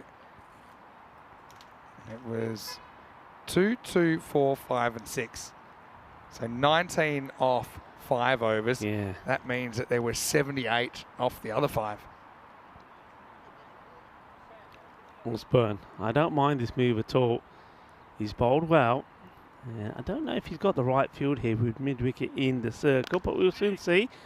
It's a good start. I like that man there, and he is a lot closer. You see the difference. Osborne coming on to bowl here now. That means that the man who's in his spot is a little bit braver, he's a little bit further up, and he's not allowing any signals. And this is just a little paddle from Houghton. It's interesting that I don't know why there was no intent to smash this, because mid-wicket's inside the circle. Why he hasn't gone for the full shot and try to hit over the top of him, I'll never know. So he's just quite happy just to paddle it away and give the strike to Faizan, who now gets a good bit of bat on this to chase this on. It looks like it's just slowing up. They will come back for a couple. So they'll take 2. I wonder if Houghton sees that Raja Faizan is there to go after the spin, and quite happy to give him the strike. You can see that the captain now just moving a few things around in the field. 30% chance at saying. Smart batting. They'll take the wide, they'll take whatever extras that come their way, and well, extras are, well, they're quite thankful for them so far. That's 13 now they've had, 8 of them in wides. Nicely played. Job to be done for the sweeper. It's a wild throw from Aman Maheshwari. They won't take any extras from it, so they'll keep it just to the 1. So Sam Houghton, let's see how he goes about things here. Like I said, the last shot he played, he wasn't really interested in striking the ball hard. He was quite happy just to dab it in some space. There probably will be leg buys. Yep, signalled.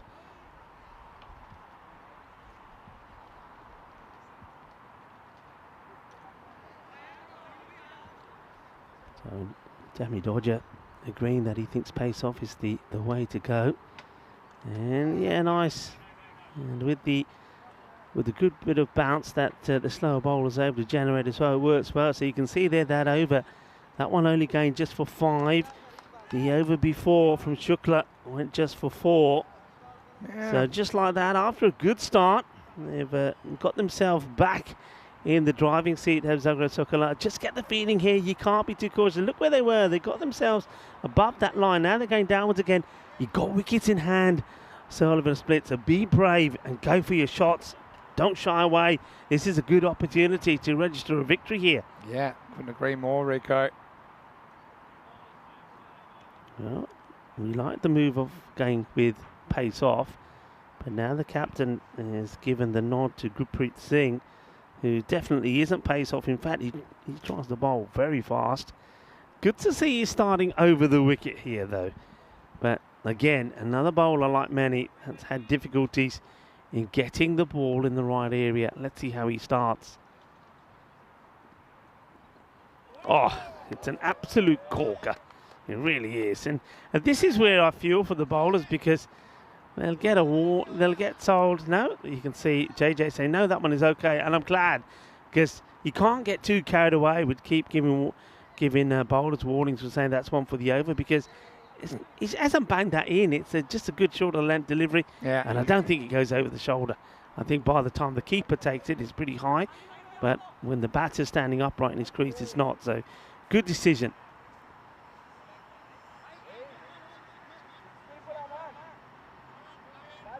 So a slight delay here. This is kind of an important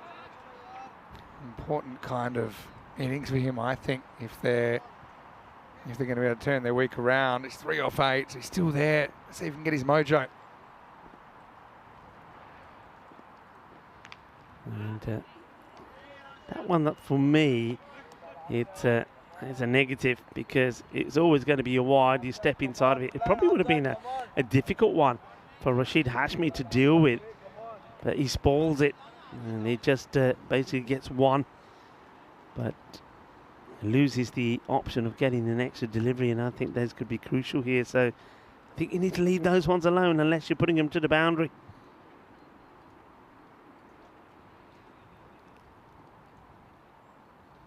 Faizan gets his opportunity. Well, that one will be a wide, so good pace, as we have seen from Gurpreet, but he needs to keep that radar good. So makes his way back to his marks. Got to stay focused. They've got to stay switched on. It's sort of had its 50-50 for me here. So 2 good overs that went in the way of Sir Oliver Split, and the last 2 have gone very much in favour of Zagreb Sokol. And that's well bowled. Gets this one to carry through nicely. And okay, what's happening here? And all sorts of weird and wonderful gestures from the umpire. So is that the one for the over? I guess that is. Yeah, one for the over. That's what's being told here. I suppose I agree with that one. Oh no, that's been signalled a free hit now. I don't know what's going on. I didn't see the one for the over earlier. So this is the free hit, and it's fired badly down the leg side. Yeah, I didn't see the signal for the last delivery, and I could see JJ saying, no, it's not. And now all of a sudden, it stays a free hit. So getting a bit baffled here by some of these decisions from the umpires, I have to admit. Maybe we're just not seeing him clearly here. So Gurpreet, he can't bowl any more short deliveries. It's still a free hit, by the way. And well, this one is high up in the air. Keeper is after it. They should be thinking to gain a couple. Somebody does take the stumps now. Well, a good throw here. Could be in trouble, but it's not a good throw. And that's just going to be a couple. So, thing is, though, what I will say is, I know the pitch is bouncy, and we have seen quite a lot of short deliveries. But at the same time, I don't know why we haven't seen a lot of Yorker deliveries. Why aren't bowlers getting the ball up there? I mean, it's one of that. And somebody like Gurpreet, he's got to be capable of getting that ball full up there. So, and that's it. Thank you very much, Gurpreet. Somebody is listening to me. So there you go. We often talk about the commentator's curse. Well, that's a commentator's kiss. And that's exactly what I'm talking about. You don't have to go for the short delivery.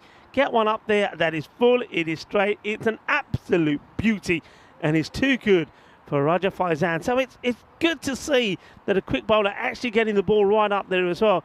And he knocks him over. Jagade Bhatte, says Gurpreet Singh, and that is a great delivery. Yeah, and you called it, Rico. Had to make the adjustment, and then does. So still Plenty of work to do here. And they've just fallen behind in this cricket match, haven't they, at the moment?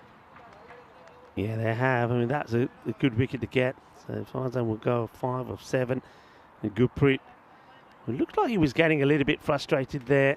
I think some of those calls, I think the way, I suppose we're maybe not understanding them, I think the bowler doesn't as well, especially when he gets called a no ball for the short one. And I think especially when the bowler's not really banging it in, sometimes I think maybe you have to take into consideration the way the pitch is and just have to say, look, he's not really banging this in. It's like that one there now. So you may find they'd call that a no ball, and they will, because they'll say that was over the shoulder. Now, I'd like to have a look at this again, but I think we're having a few issues with our monitors. And, well, I'm sure I saw the square leg JJ saying that's a no ball, but I've not seen anything. So there we go here. So that is hitting him on the shoulder. So he's in the crease, hits him on the shoulder, but it's not over the shoulder. And this is where, so for me, the way I interpret the rules, that is, and you can see Gurpreet saying the same. He said that's hit his shoulder. So, yeah, I don't think that's a correct call. Yeah, I don't know what you think people... I don't think it's a correct call. It's an objective call. I mean, this is the issue with these kinds of things. And certainly on this pitch, it's causing the umpires to have to make those calls more often than they normally would. Yeah, but when it's hitting him on the shoulder, and it's definitely one, you can't really call it. So he does well, Gurpreet. I mean, fair play to him. Still, even with all of the no balls and all the other issues that he's had, I mean, what we've had here, we've had 2 no balls and 2 wides. But in terms of runs on the bat, only 3 have come off it, and that's why the over's gone for 7. Can he finish it well? 41 for 2, coming up to the halfway point here now. And that's a good delivery. That's that Yorker again. So he's got it, and I'd like to see him use more of it as well. That is the end of the over. Atri, he does get the single. So the score 42 for 2 at the end of 5.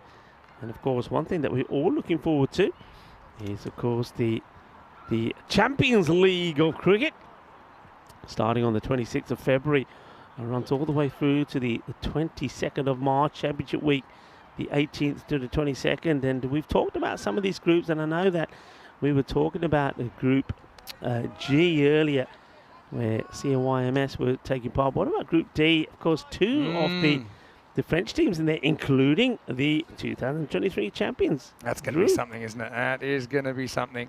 And also 26th of February, of course, Championship Week, 18th to the 22nd of March. And the big news there, no days off anymore. Osborne, rare miss from him as it goes down the leg side.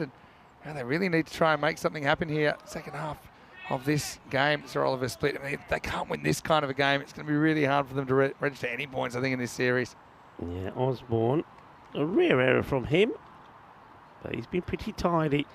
Got to go after him, though. You've got to go after him. You've still got wickets in hand. You're at the halfway point. You're needing over 11 and over, so got to start playing a few shots. Houghton, again, you see, he's quite happy just to get to the pitch of this, push it away. I suppose if you got 2 batters very similar to Sam Houghton out there, and you're thinking, hey, we can do this, just chip away at singles and put away the bat ball, that's fine. But, of course, you need to have confidence in the other batter to do the same. Atri probably not the same type of batter. You see, he now gets given a strike, and straight away that's a dot ball. So that's where that's not working for Sam Houghton. We've seen him do that a number of times. Look, he's on 5 of 10 deliveries. So he's really got to take a little bit more ownership here and go for some big shots himself. This will be a wide from Osborne. Tries to get the quicker ball in. Oh, the number of extras. Once again, we've said this several times. If it weren't for the extras, that's now 21 in extras. 13 wides. This one goes through the batter. And of course, the other thing I'm thinking is, of course, when there's loads of extras, so they've already had, just in wides alone, an extra 2 overs. So the time, are they going to get in time? And I'm thinking already, I don't see how they're going to make it. They've only got, according to the clock there, just about 12 and a half minutes up in the air. Should be taken and will be taken. And I think that might have been a bit of an ice cream cone there from the fielder, but he takes the catch. Osborne gets the wicket, and Atri will go. But more importantly, is another dot ball. Yeah, nicely done as well. So Yeah, Osborne again gets it right. Got to search around that off stump. And that will be yet another wicket going down. And right now it just hasn't been a good time, has it, for Oliver Split with the bat, chasing double digits, making hard work of it. We've got to give credit also to Osborne. He gets his spots right there. Yeah, Anupam Singh comes out to join Houghton, and Singh is not one to hang around. Thing is, though, he can't. There's no point, for example, in playing an innings like what Adhikar did earlier, who made 14 of 14, including 2 sixes. I think if you're going to go, you have to go for it. Sharma taking the catch there, and so we're going to miss. Really good bowling for Osborne when he gets the ball in that sort of off stump channel. He's been very difficult to get away. So well bowled. Great spell actually. 1 for 9 with the ball to go. And this one gets played away and should test the fielder, who remarkably gets a foot on it and saves the boundary. It'll just be 2 runs. Yeah, well, we have seen some of the foot fielding, probably because it's not necessarily easy to dive, especially this area of the ground with a few tree trunks around there. It's not necessarily an easy landing for you, but he does enough and takes us to the end of the 6th over. It's 48 for 3. Yeah, 48 for 3. So the rate, I said a moment ago, it was around about just over 11. It has now crept up to 12.5. Anupam Singh, he certainly will have a go, but yeah, I'm a bit miffed to what I'm seeing at the moment from Sam Houghton. I think he needs to start to play more aggressively. At the moment, he seems to be quite happy just to stroke the ball out. And I think when you're playing your 5th match and you've lost 4 on the spin, there's got to be some more urgency here. As we see Sohail Ahmed take the ball, see if he can get a good tidy over in here. But I think another quiet over, that doesn't go for over double figures, and they put themselves in a position they're going to find it very difficult to do.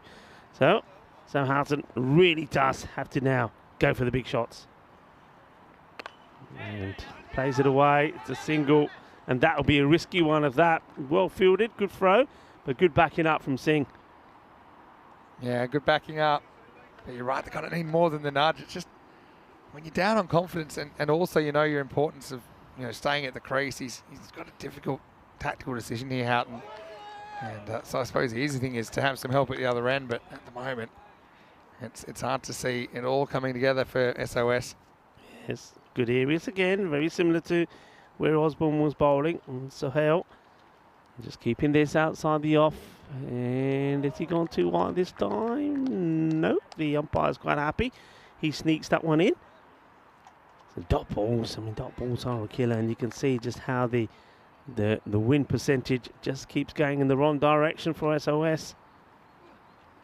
And I like the way he goes for this, but missing out on it. Interesting that Hashmi is deciding to stay back as well. We've seen him do really good standing up, and he's staying back, and I wonder if that's just a conscious effort of the way things have gone in the last match, where there was a few byes that went past him, and now he's not. You see, like here, we would see him normally standing up. This is really good bowling. It's just no pace on it. He's getting a little bit of movement away, but he's teasing the batter outside the off. The batter desperately looking at the umpire saying, come on, give me something. But when you're backing away and he's off balance, and now he's going to go, and it's the same old story. Don't back away. And Singh backs away. Sohail Ahmed gets this one through, gets a wicket, and this over is really going to hurt Sir Oliver Split, because they've only just got the 1 run from it, and that's the end of the over as well. 1 from 1, and they were there with a chance up until then, but look where he ends up seeing. Look where he goes from here. It goes all the way down. I know it stays a little bit low, but if you're playing across the line like that and not going forward, you're not going to get to the ball. I think that's clever bowling from Sohail as well. He knows exactly what he's trying to do. And at the end of the 7th over, 49 for 4. Here's a look at what's coming up tomorrow. Of course, I won't be here. I'm going to be handing over the reins to Vinny Sandhu. And we're going to see the Chiefs in action first time. They're making their debut. And, well, Sir Oliver Split, they've got 2 matches back-to-back with them first up. They need to try and get something over the Chiefs. And then we're going to see a battle of the 2 new teams on debut as well, where the Warriors will take on the Zagreb Chiefs as well. So plenty of action coming up tomorrow. And, of course, Mini Sander will be here to talk you through all the games. Yeah, I'll be here, and who knows, might have a couple of special guests. I wonder if Lucas Stubbs is watching. I was actually going to seek him out to do a bit of commentary for us. Luca has helped me out before, but one way or another we'll be here. This is an up and under job, and just out of the outstretched arms of Chowbei, who then hurls it in. It'll be a hard run too for Houghton, but yeah, he's certainly in a tough spot at the moment. I want to say thank you though. He did give me a T-shirt from his company, Out to Sea Split. Oh, did he? Because I'm always giving him some free plugs, just because it looks like a lot of fun. So for some, maybe I'll get on the boat next summer. What do you think? Yeah, sounds like a good idea. It's nicely played, but it's just a single once again. So is that during the summer season, I guess? Yeah, and it was quite a clever little T-shirt because it had kind of your dietary intake on the back. It kind of said fun. 100% of your recommended daily intake, and then the bit that made me laugh, as this is called wide pretty harshly, was regrets 0%. But having watched some of the promotional material for Out to Sea Split, I have a feeling that maybe a non-zero percentage of people may have some regrets about how much they've consumed on the tours. But it looks like a lot of fun. So yeah, thanks to Sam. I think I might as well take two here, and it's good hustle. But now already we're talking kind of 17 and over required. Not easy. Yeah, not easy, and well, Aman not finding it very easy to do the fielding work with the one-hand pickup. Misses it and allows the batters to get two. So Gupta goes back on strike. It's a good delivery. Gupta will always try and play on the onside. We saw him earlier. I mean, hits the ball pretty well if it's on his pads, but anything like that, a good heavy length, he's finding it difficult to get to because he doesn't come forward. He doesn't cut to the pitch of the ball. You see he waits for it, just waiting, and then swings in hope. It's another dot, and maybe he also is in danger of losing his stumps if it's a good pitched up delivery. But the only issue for me here is the time. Look at the clock here. So they've done, in fact, very well, thanks to some good tidy overs here. That one, well, that's his shot, and this one will go all the way. Shaba, manos arriba, Víctor, porque eso es 6 carreras. Shukla, he goes for a big 6 of his last, but still is way below what they need. The 50 comes up, and the score moves on to into the 60s actually now. 61 for 4 at the end of 8, but from here on in they need basically around about just under the 20 per over, so this becomes all or nothing this over from Sokol Ahmed. So Ahmed, he knows that he could seal a victory for his side here. That's an important one. Keep an eye on the time as well, so as long as there's not too many wide balls and extras, he should be okay. So you can see there we're just under the 4 minutes. They've done really well to get themselves back into this, but that's all about the bowling of Osborne. He bowled quickly, and Sohail's first over was quick as well, and also Shukla. So they really have got their team out of a rut, because after the 5th over from Gurpreet, which once again was a long one because of all the wides and no balls, they were under a bit of pressure to make it in time. Okay, got to go 2 here. He said there's 2 there straight away. And the power of making up a decision early. Houghton does get 2. So yeah, you look at what they might end up with here, maybe 70s. Just those couple of overs in the first innings. Always something kind of getting in the way of Sir Oliver's split. Yeah, they started well. They'll be disappointed after such a good start that they got, that they've lost their way a little bit. They've also been handed so many extras as well. Don't forget that. I mean, that's 23 extras now. 15 of those in wides, 3 no balls and 4 byes as well. So, I mean, if you're not able to get a win with so much charity coming your way as well, you just wonder how they're going to do it. High up in the air is a catching opportunity. Aman Mashwari takes the catch. He does well here actually, because he never really sets himself with a good base. He's always on the move. So though it looks pretty straightforward, it's not an easy catch. And Aman, he does take it. There's the captain, and helps Sokol Ahmed pick up his 2nd wicket, and that will be the end of Sam Housen. He'll go for 10 of 16 deliveries, so he just hasn't been able to click today. And you can see that's the end of a disappointing man. Houghton makes his way back. He knows that today it just hasn't happened. He just hasn't been able to find the sort of form that we know he's capable of producing. And Maheshwari taking the catch, and Sohail Ahmed picking up another well-deserved wicket. That's good delivery, nice and full. It's behind you, they say, and the umpire springs into action to stop the ball hitting the stumps. And then he can't pick it up, probably because he did get clocked on the shin earlier. He's still in a bit of pain, I think. Propovic. Oh, well bowled. Really good delivery. You can see that the captain now, Mate, due kick, trying to get acceleration in, but I think he's coming too late. The opportunity was there. This is pretty full. It clonks Osborne. Oh, running into trouble. Could what be a run out. out this will be. And it's going to be gone. Is it? Well, they're going to go upstairs and He's out. check. But what about this? With the boot of Osborne getting it back to the bowler. And I thought could have gone to his own stumps, but he goes the longer way. Yeah, boots it back to the bowler. So I thought he could have gone that in. He said, nah. I'll tell you what, he's got the bails off in a flash here.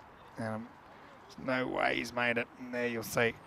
And a wry smile from the umpire at square leg. But that kind of sums it up for Oliver Split, doesn't it? Yeah, it certainly does. Gupta will have to depart. And it was also the end of the over. So it's all happening. The Gupta will go for 8 or 5 deliveries, a bit of a mix-up. But yeah, I mean, sometimes when things are going your way, well, it didn't go their way early on when they lost 2 matches to the Assassins, but that one, Osborne a little bit slow getting down, but he puts his big, I reckon, a size 9 in the way. It comes off it, goes to Ahmed, who gets the ball quickly through to Hashmi, and Hashmi does the rest. So, well done, nicely done.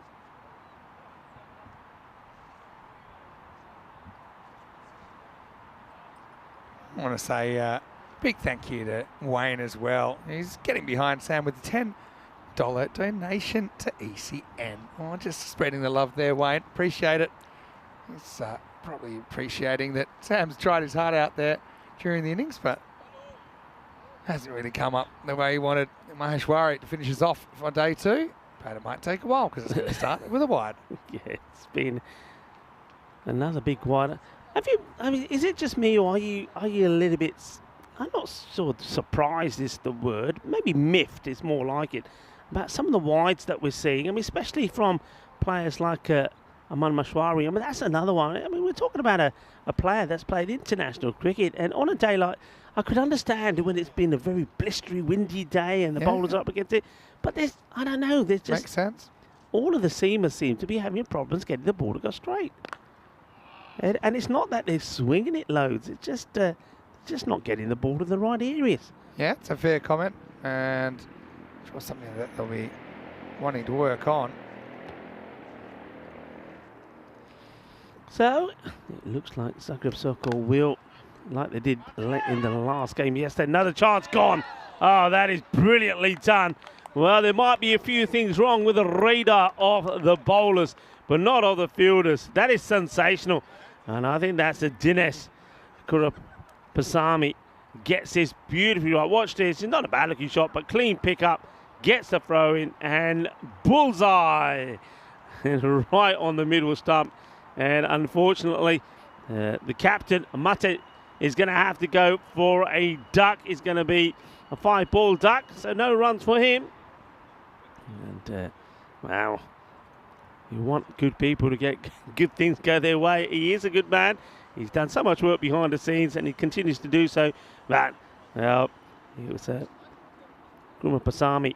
He's got his radar switched on. Direct throw knocks him over, and it's going to be a duck for Mate. It's another wicket down, 65 for 7, 4 balls to go in the innings. And, yep, they need to have the right batters on strike here because Zandrek needs to be the man on strike. I think that is the correct, yeah, that's right, because don't forget, so Mate was a run out, running to the non-strikers then. So the new batter has to be there, which is Ivan. So it's going to be Jandrick, the left-hander on strike. Who's had he's been a find for SOS with his bowling. Oh, he's not. Well, I thought he wasn't ready. I thought he was actually backing away here. Love it. I thought he was actually backing away and he wanted to play the reverse Malachi. Brilliant. Innovation. I'll give 10 points for innovation, 1 for execution, because he did get a run for it. Yes, watch this. I thought he was walking out of the way. Yeah. Put that with the rest.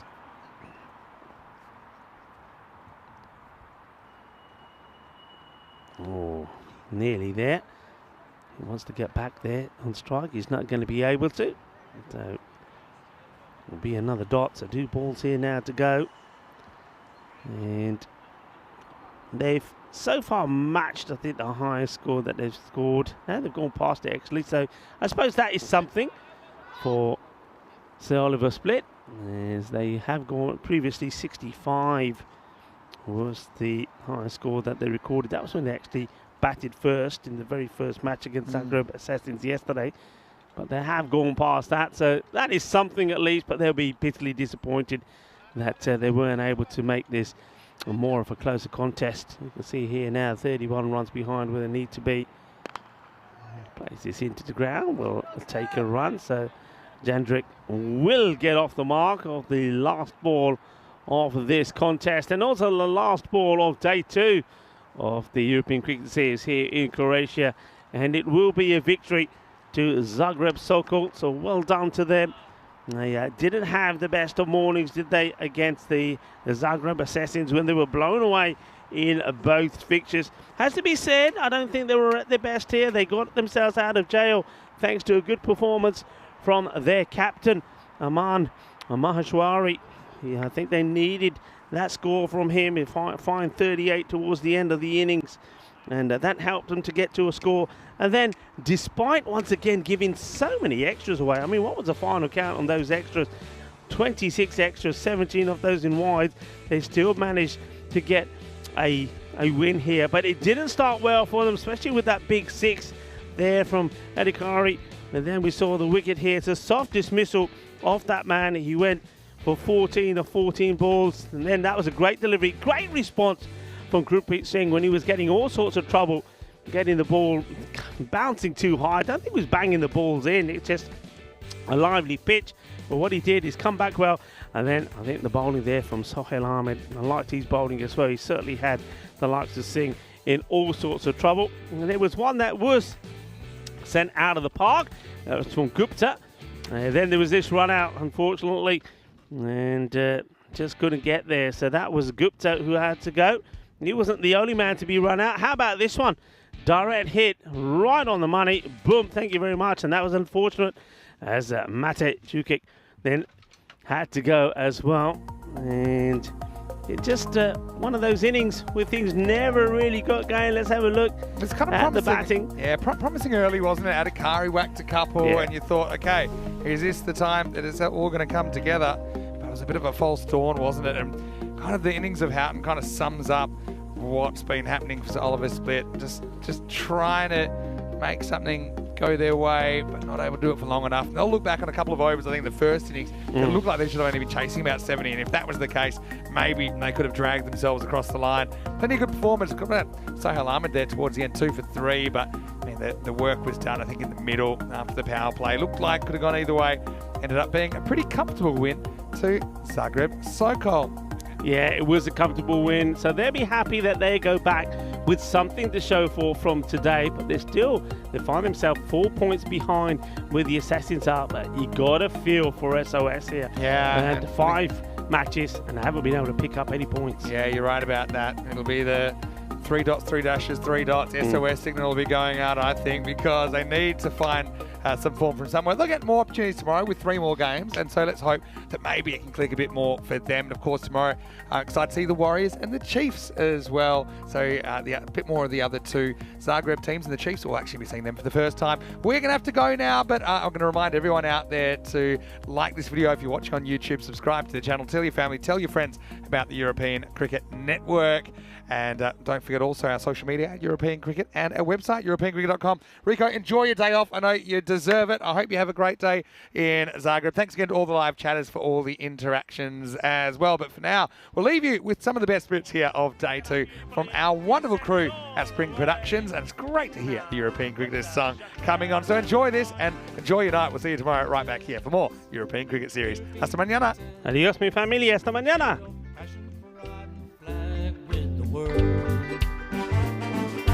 Cricketers, European cricketers, time to cheer and show the world what you got.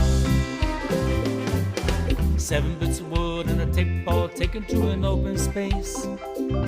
With a swing and a hit, the ball goes flying in the field and makes his chase.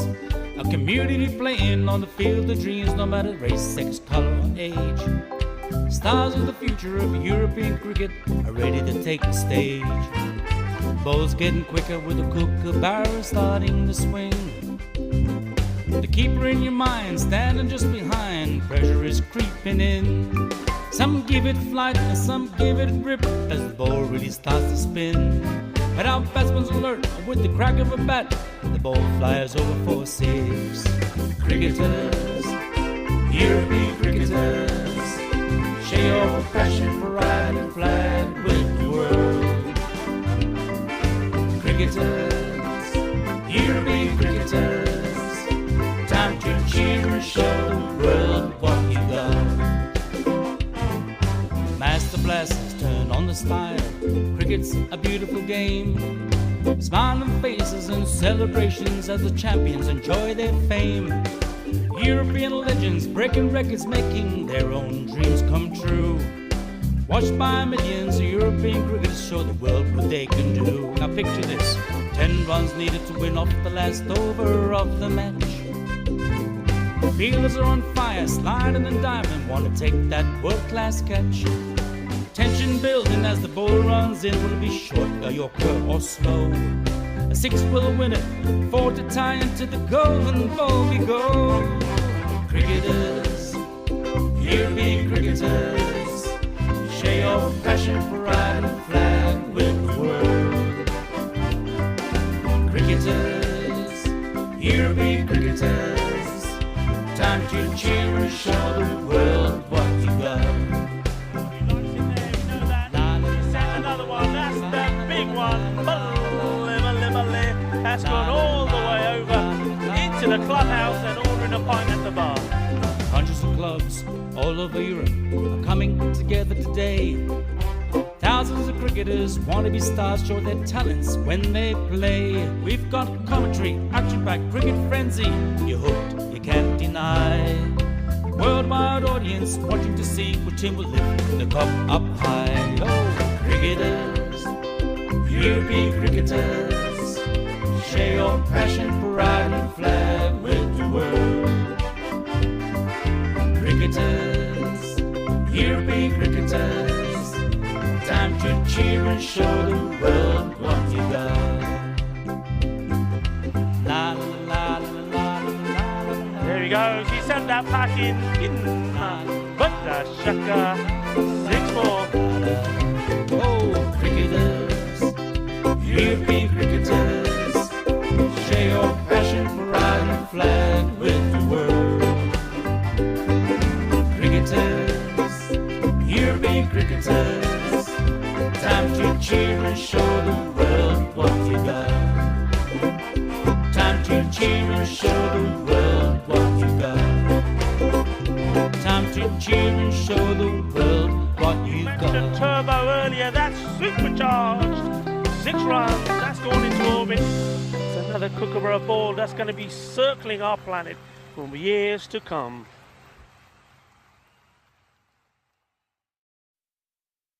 Lower ball, but he's picked that up beautifully. He sent it all the way. Ginna, but the shaka, that was nice. Cricketers, European cricketers, share your passion for riding flag with the world. Cricketers, European cricketers, time to cheer and show the world what you got. 7 bits of wood and a tape ball taken to an open space. With a swing and a hit, the ball goes flying in the field and makes his chase. A community playing on the field of dreams, no matter race, sex, color, or age. Stars of the future of European cricket are ready to take the stage. Ball's getting quicker with a kookaburra starting to swing. The keeper in your mind standing just behind, pressure is creeping in.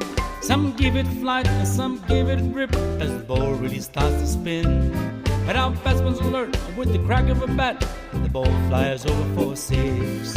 Cricketers, European cricketers, share your passion for riding flag with the world. Cricketers, European cricketers, time to cheer and show the world what you got. Master blasters turn on the style. Cricket's a beautiful game. Smiling faces and celebrations as the champions enjoy their fame. European legends breaking records, making their own dreams come true. Watched by millions, European cricketers show the world what they can do. Now picture this, 10 runs needed to win off the last over of the match. Fielders are on fire, sliding and diving, want to take that world-class catch. Tension building as the ball runs in. Will it be short, a yorker, or slow? A 6 will win it, 4 to tie into the golden ball we go. Cricketers, European cricketers, share your passion for riding flag with the world. Cricketers, European cricketers, time to cheer and show the world what you got.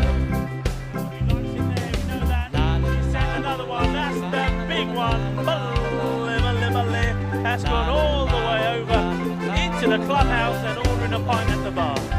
Hundreds of clubs all over Europe are coming together today.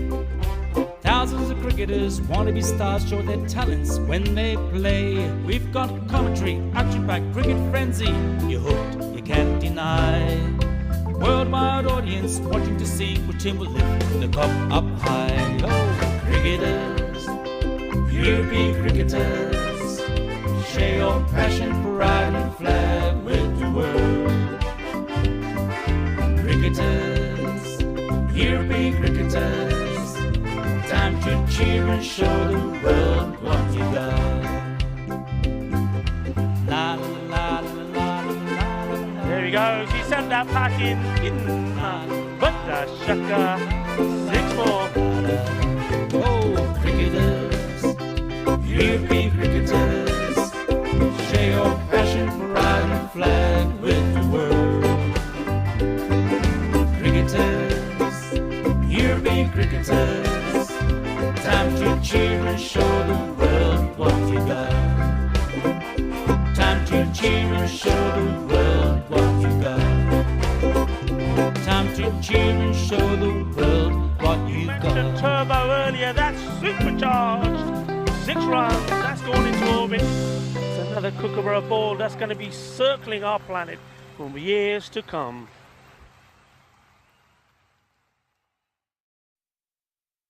So a ball off, and he's picked that up beautifully. He's sent it all the way. Ginna, but the shaka, that was nice. Cricketers, European